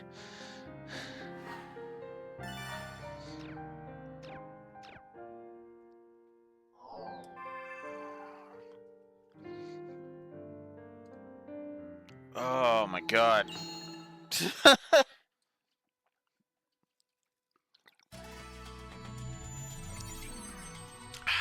Guess I'll check out Delta Blurry Obsessive Slacker. I have to invite Adelie into my party to ask about the arena.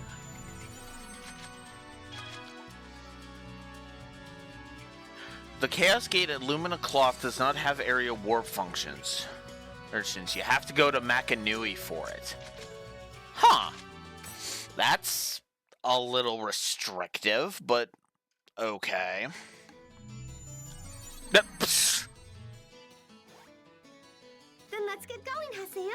Our destination today is Delta Blurry Obsessive Slacker. Invite me into your party. Alright. Let's go.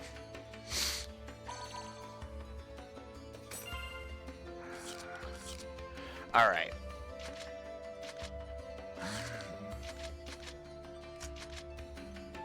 Area 11.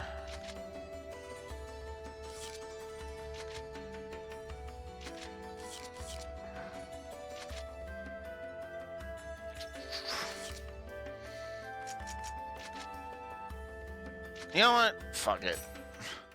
I'm just gonna get rid of all the new and just do some hunting around. Clock in some bike time.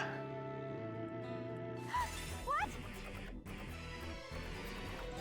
Okay, that's actually kind of cool. Well, that's that, I guess. Yeah, we're gonna get like no X from here. Because this is a weak sauce area.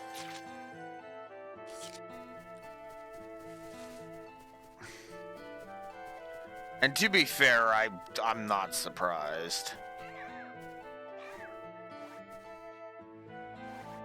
I'm sorry. Bye-bye.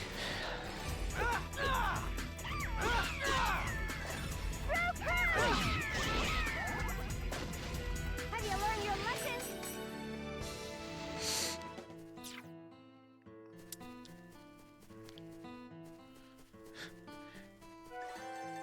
I'm sorry, Etsily, but it's hard to take you seriously when you try to sound tough. Oh, come on. It's my turn.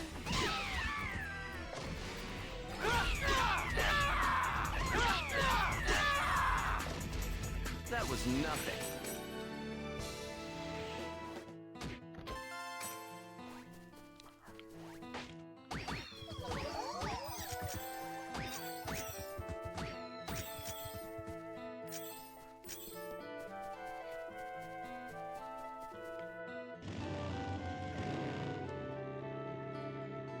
Ugh, I really don't like riding the bike. I'm thinking I might just give a negative to the bike. What? Oh, that's a grunt. That's a mecha grunty. It's that again. Source unknown. Passing. Release. Inject. Chips. Oink. Thank you for helping.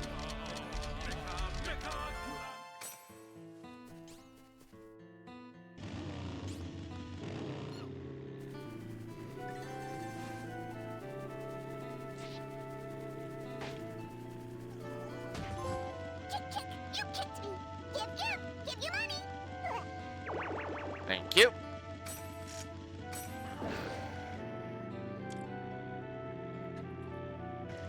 Okay, I'm just gonna get off.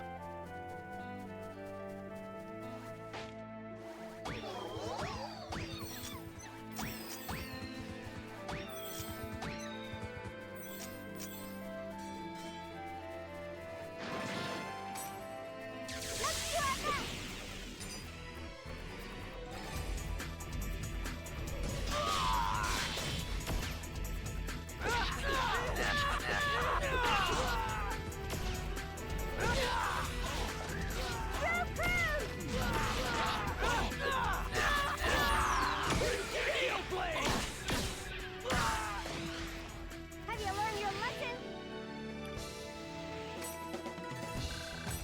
What's up, Beach?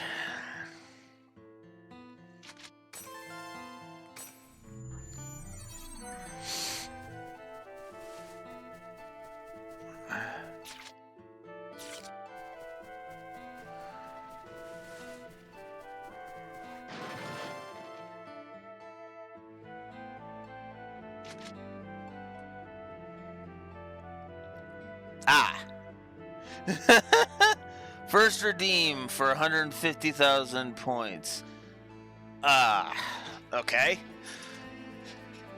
That one is I have to say something positive about Type 0, huh? I think. Forgetting my own things because it's been forever.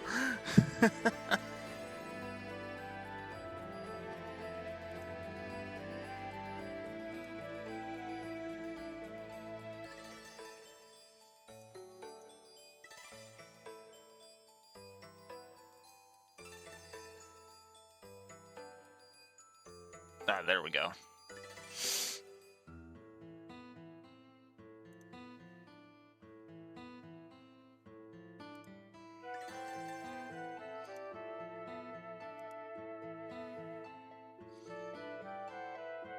Do I check those? Is again. Yeah, I forgot my redeems and I wanted to double check them.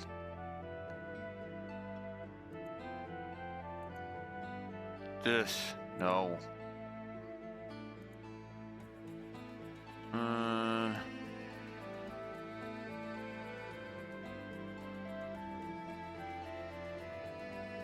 Not that.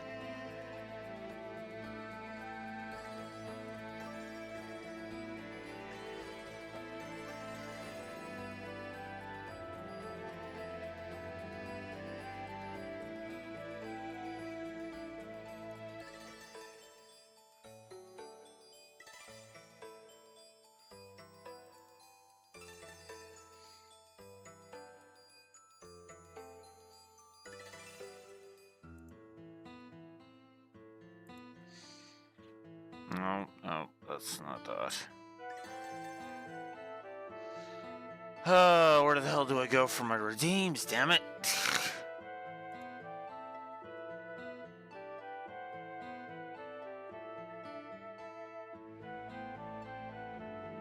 I guess I can just go here.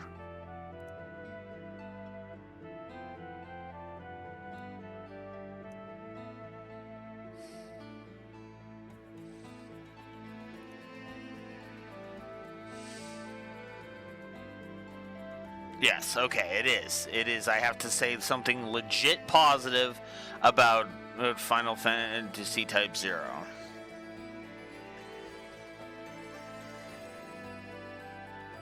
Hero. Alright. Hey. The one he redeemed is for Type 0, Raxor.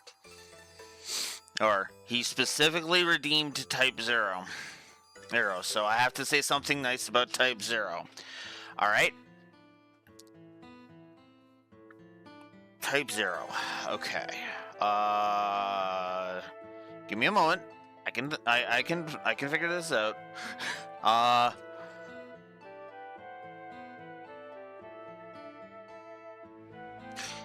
You know what? I'm just gonna pull up my review because I know there was something gameplay related that was legit great that I can praise.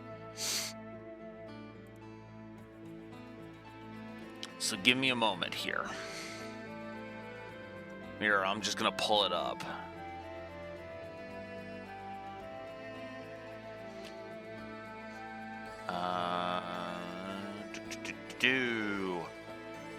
There you are. Okay, let's see. Scroll down to gameplay. All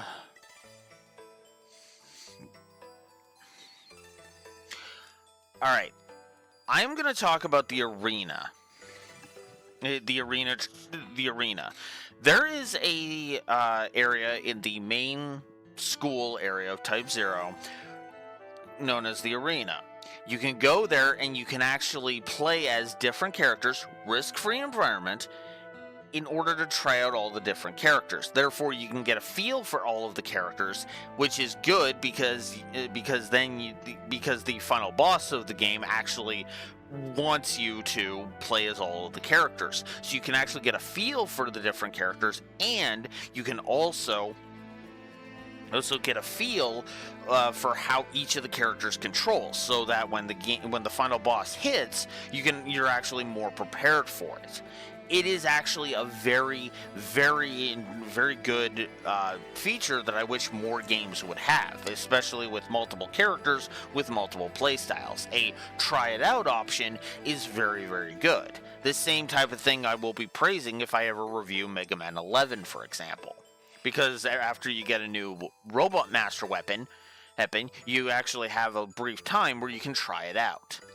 Very, very good stuff.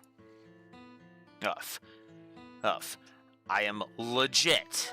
I legit find that to be a very intriguing and very well done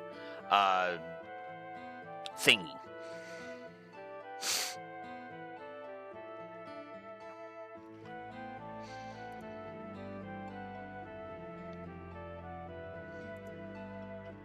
Oh, here we go. It's right here. Ah!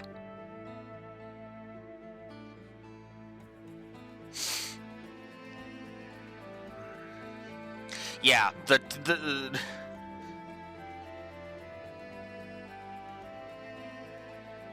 I'm actually more intrigued by the other ones I added. Like, such as keeping perspective.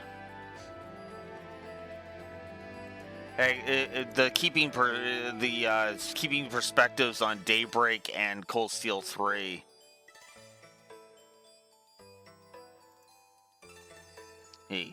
So yes, that is my answer to that question. Yeah, those are easier. Yeah. But yes, now I know where to go for that. It's in viewer rewards. Okay. But there we go. That is my answer. The arena in Final Fantasy Type 0 is legit awesome. Awesome, no question. Okay. Moving on.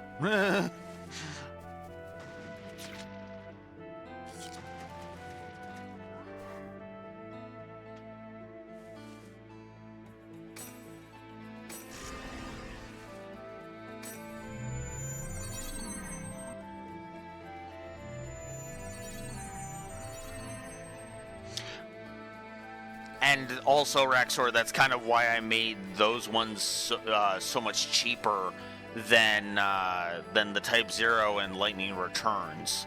Because I made Lightning Returns 75,000 and I made Type 0 150. Type 0 is a lot harder for me to come up with things, positive things to say about it. So that's why I literally... I literally put that as double the amount of required thing.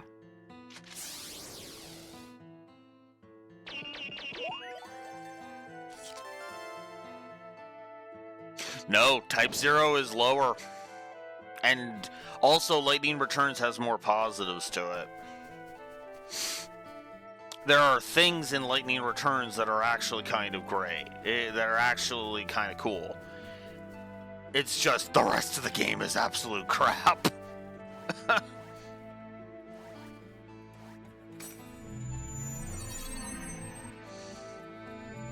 Type 0 is at the bottom, Lightning Returns is like barely lower. Or barely higher, I should say. Excuse me. I'm saying this wrong. Well, that's that, I guess.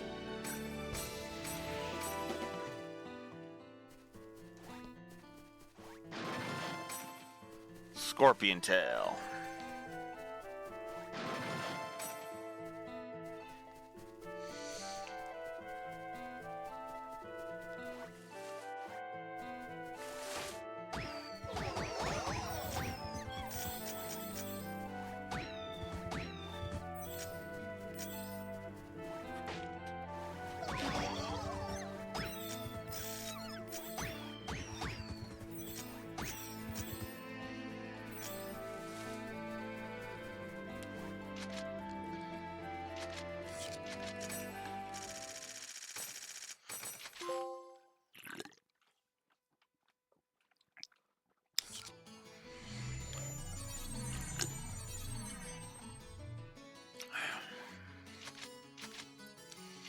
Why would that have been exciting? I don't get that.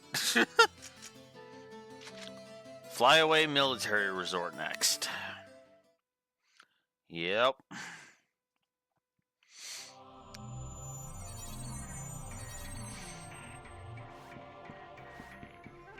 Yeah, I got my first S rank.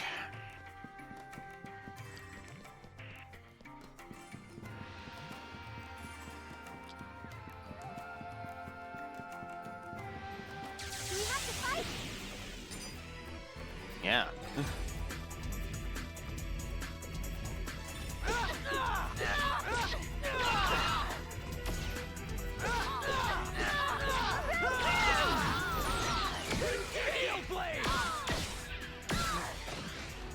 Well, that's that, I guess. Nice. I leveled off of that. Got Gung Yu Fu Yui. Thanks a lot. Here. Be careful, everyone! Damn goblins. That is a good question, Raxor. I'm not sure, honestly.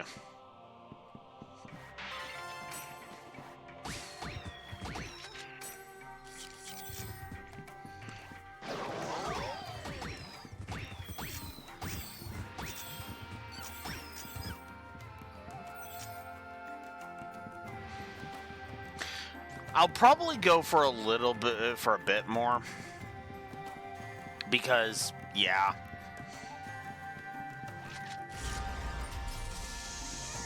I'm sorry.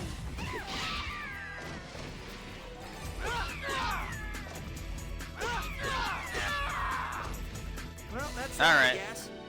I'm not gonna be doing much. I'm actually thinking of being done anyway, soon anyway.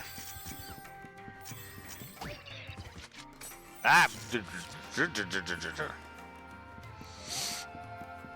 Wish I had a gift for you. Health drink.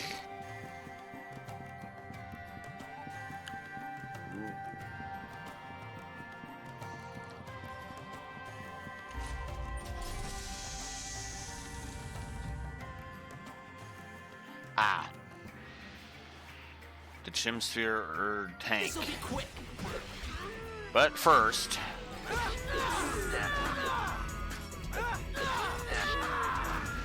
you learned your lesson? Wonder if Atali will level from here. There we go.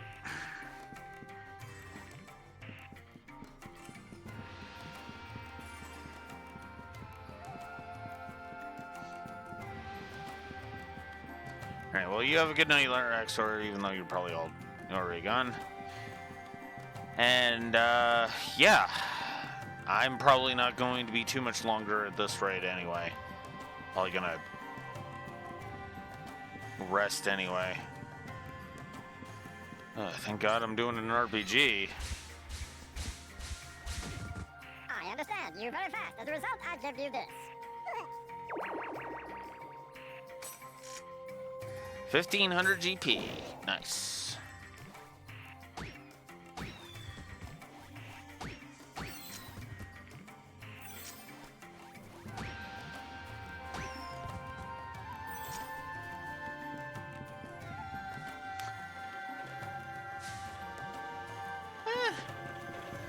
I haven't had an issue with the lucky animals, well, so far. Whoa!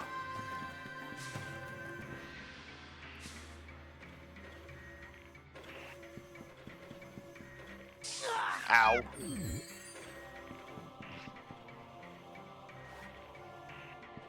God, what is even this area? What even was that room? Jeez.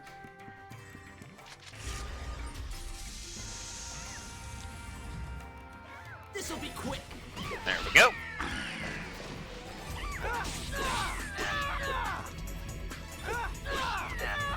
Have you learned your lesson?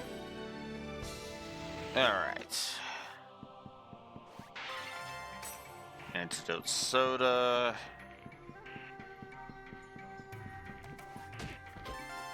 Simple necklace. The death. Health drink.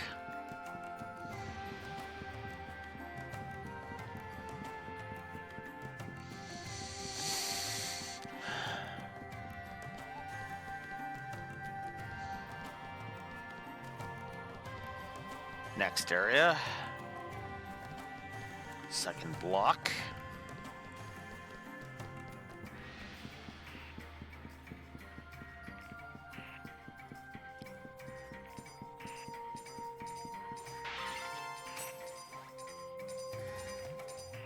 Those things. I'm sorry.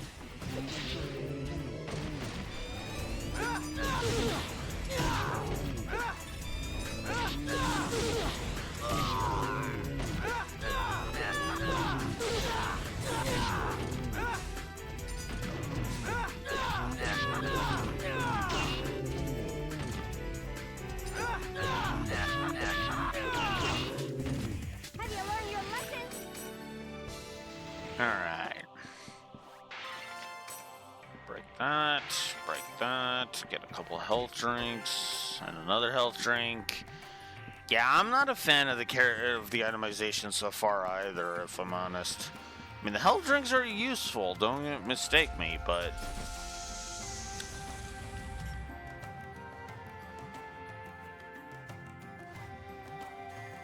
I'm sorry.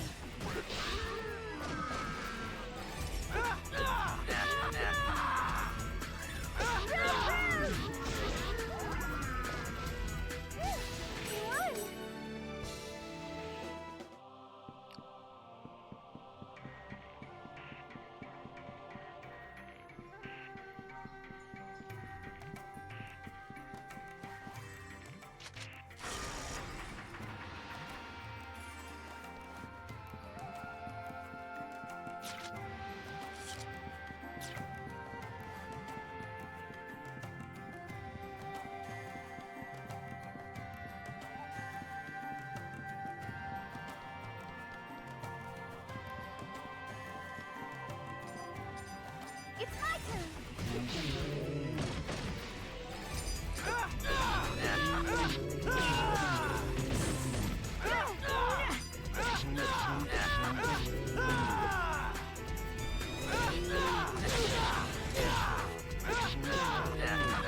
Well, that's that, I guess.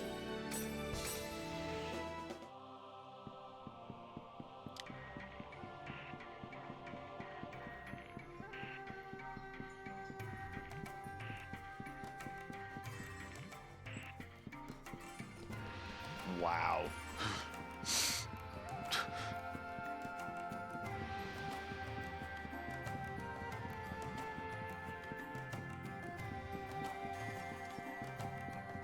Slow!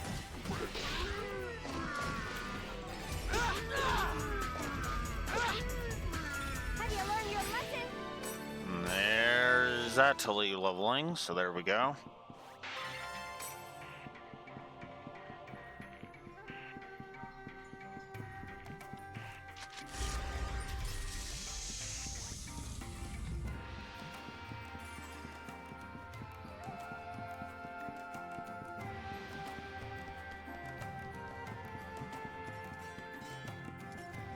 This'll be quick.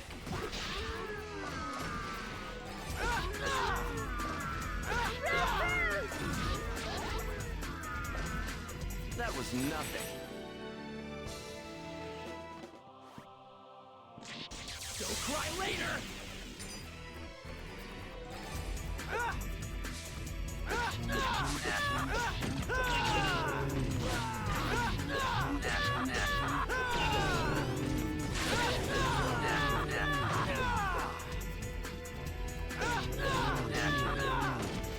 Have you learned your lesson?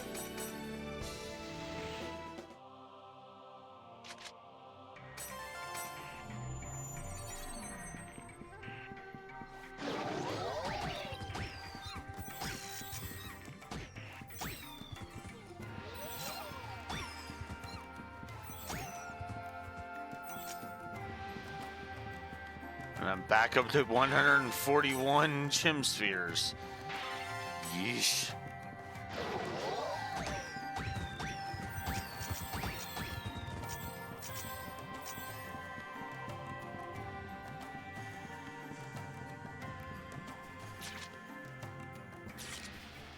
Actually, I don't know if that was the edge of that, so I should double check.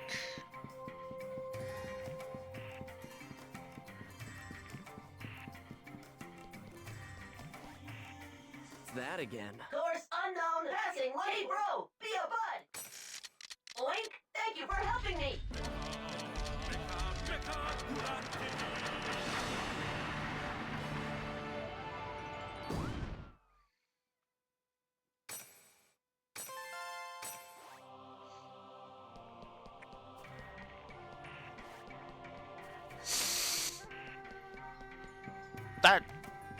That was horrible. And that's why I will be skipping those from here on out. I'm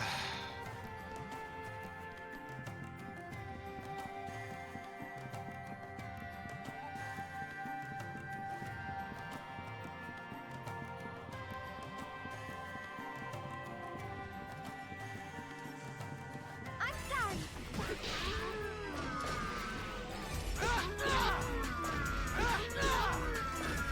Well, that's that, I guess.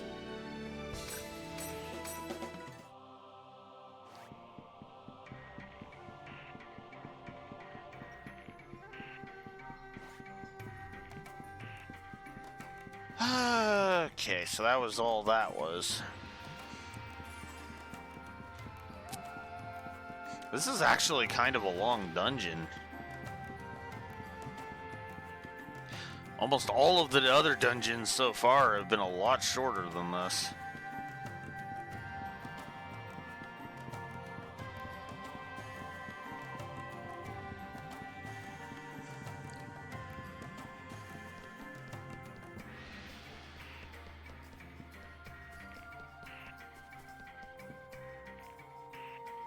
So now we're at the third block.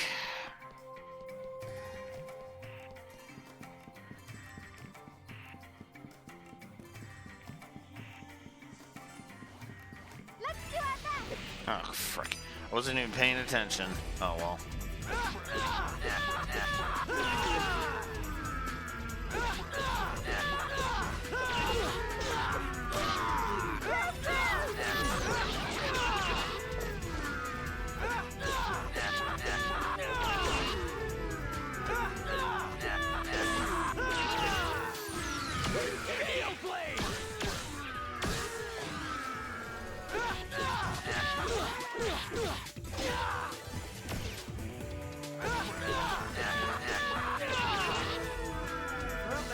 guess.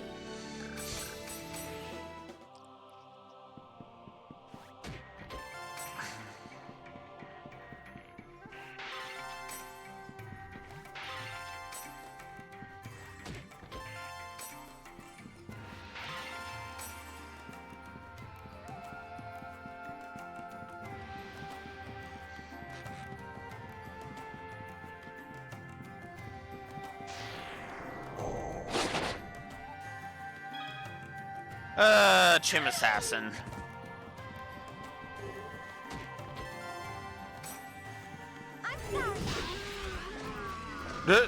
I still somehow got the drop on him.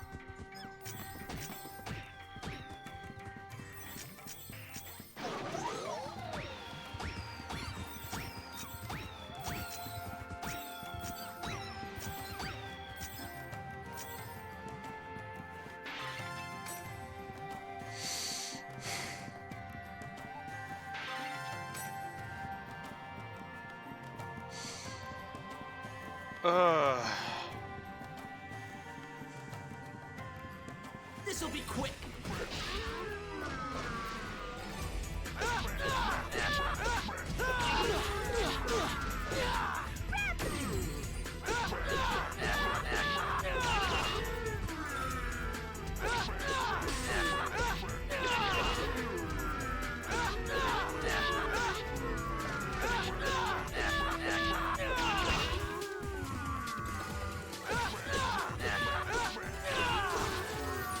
That was nothing.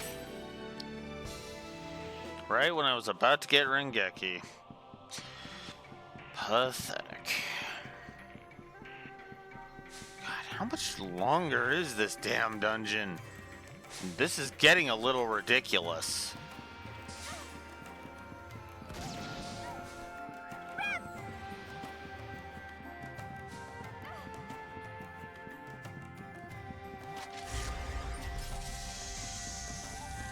Here we go.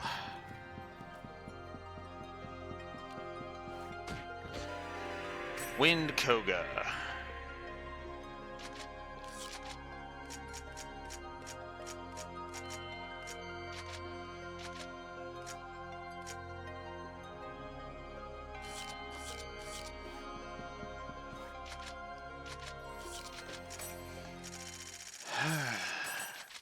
Got an A rank.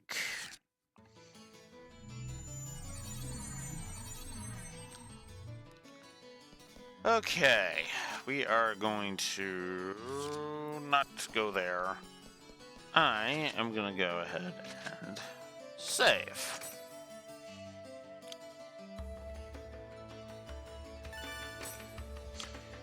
I think that's where I'm going to call it for now.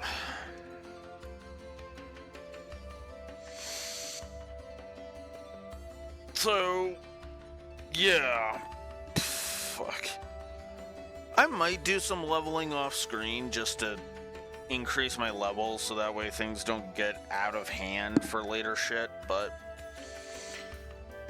tomorrow at 9 a.m. Central Standard Time, I'll be back and we'll go to the place that Tilly wants us to go to and maybe talk her into doing some arena fights.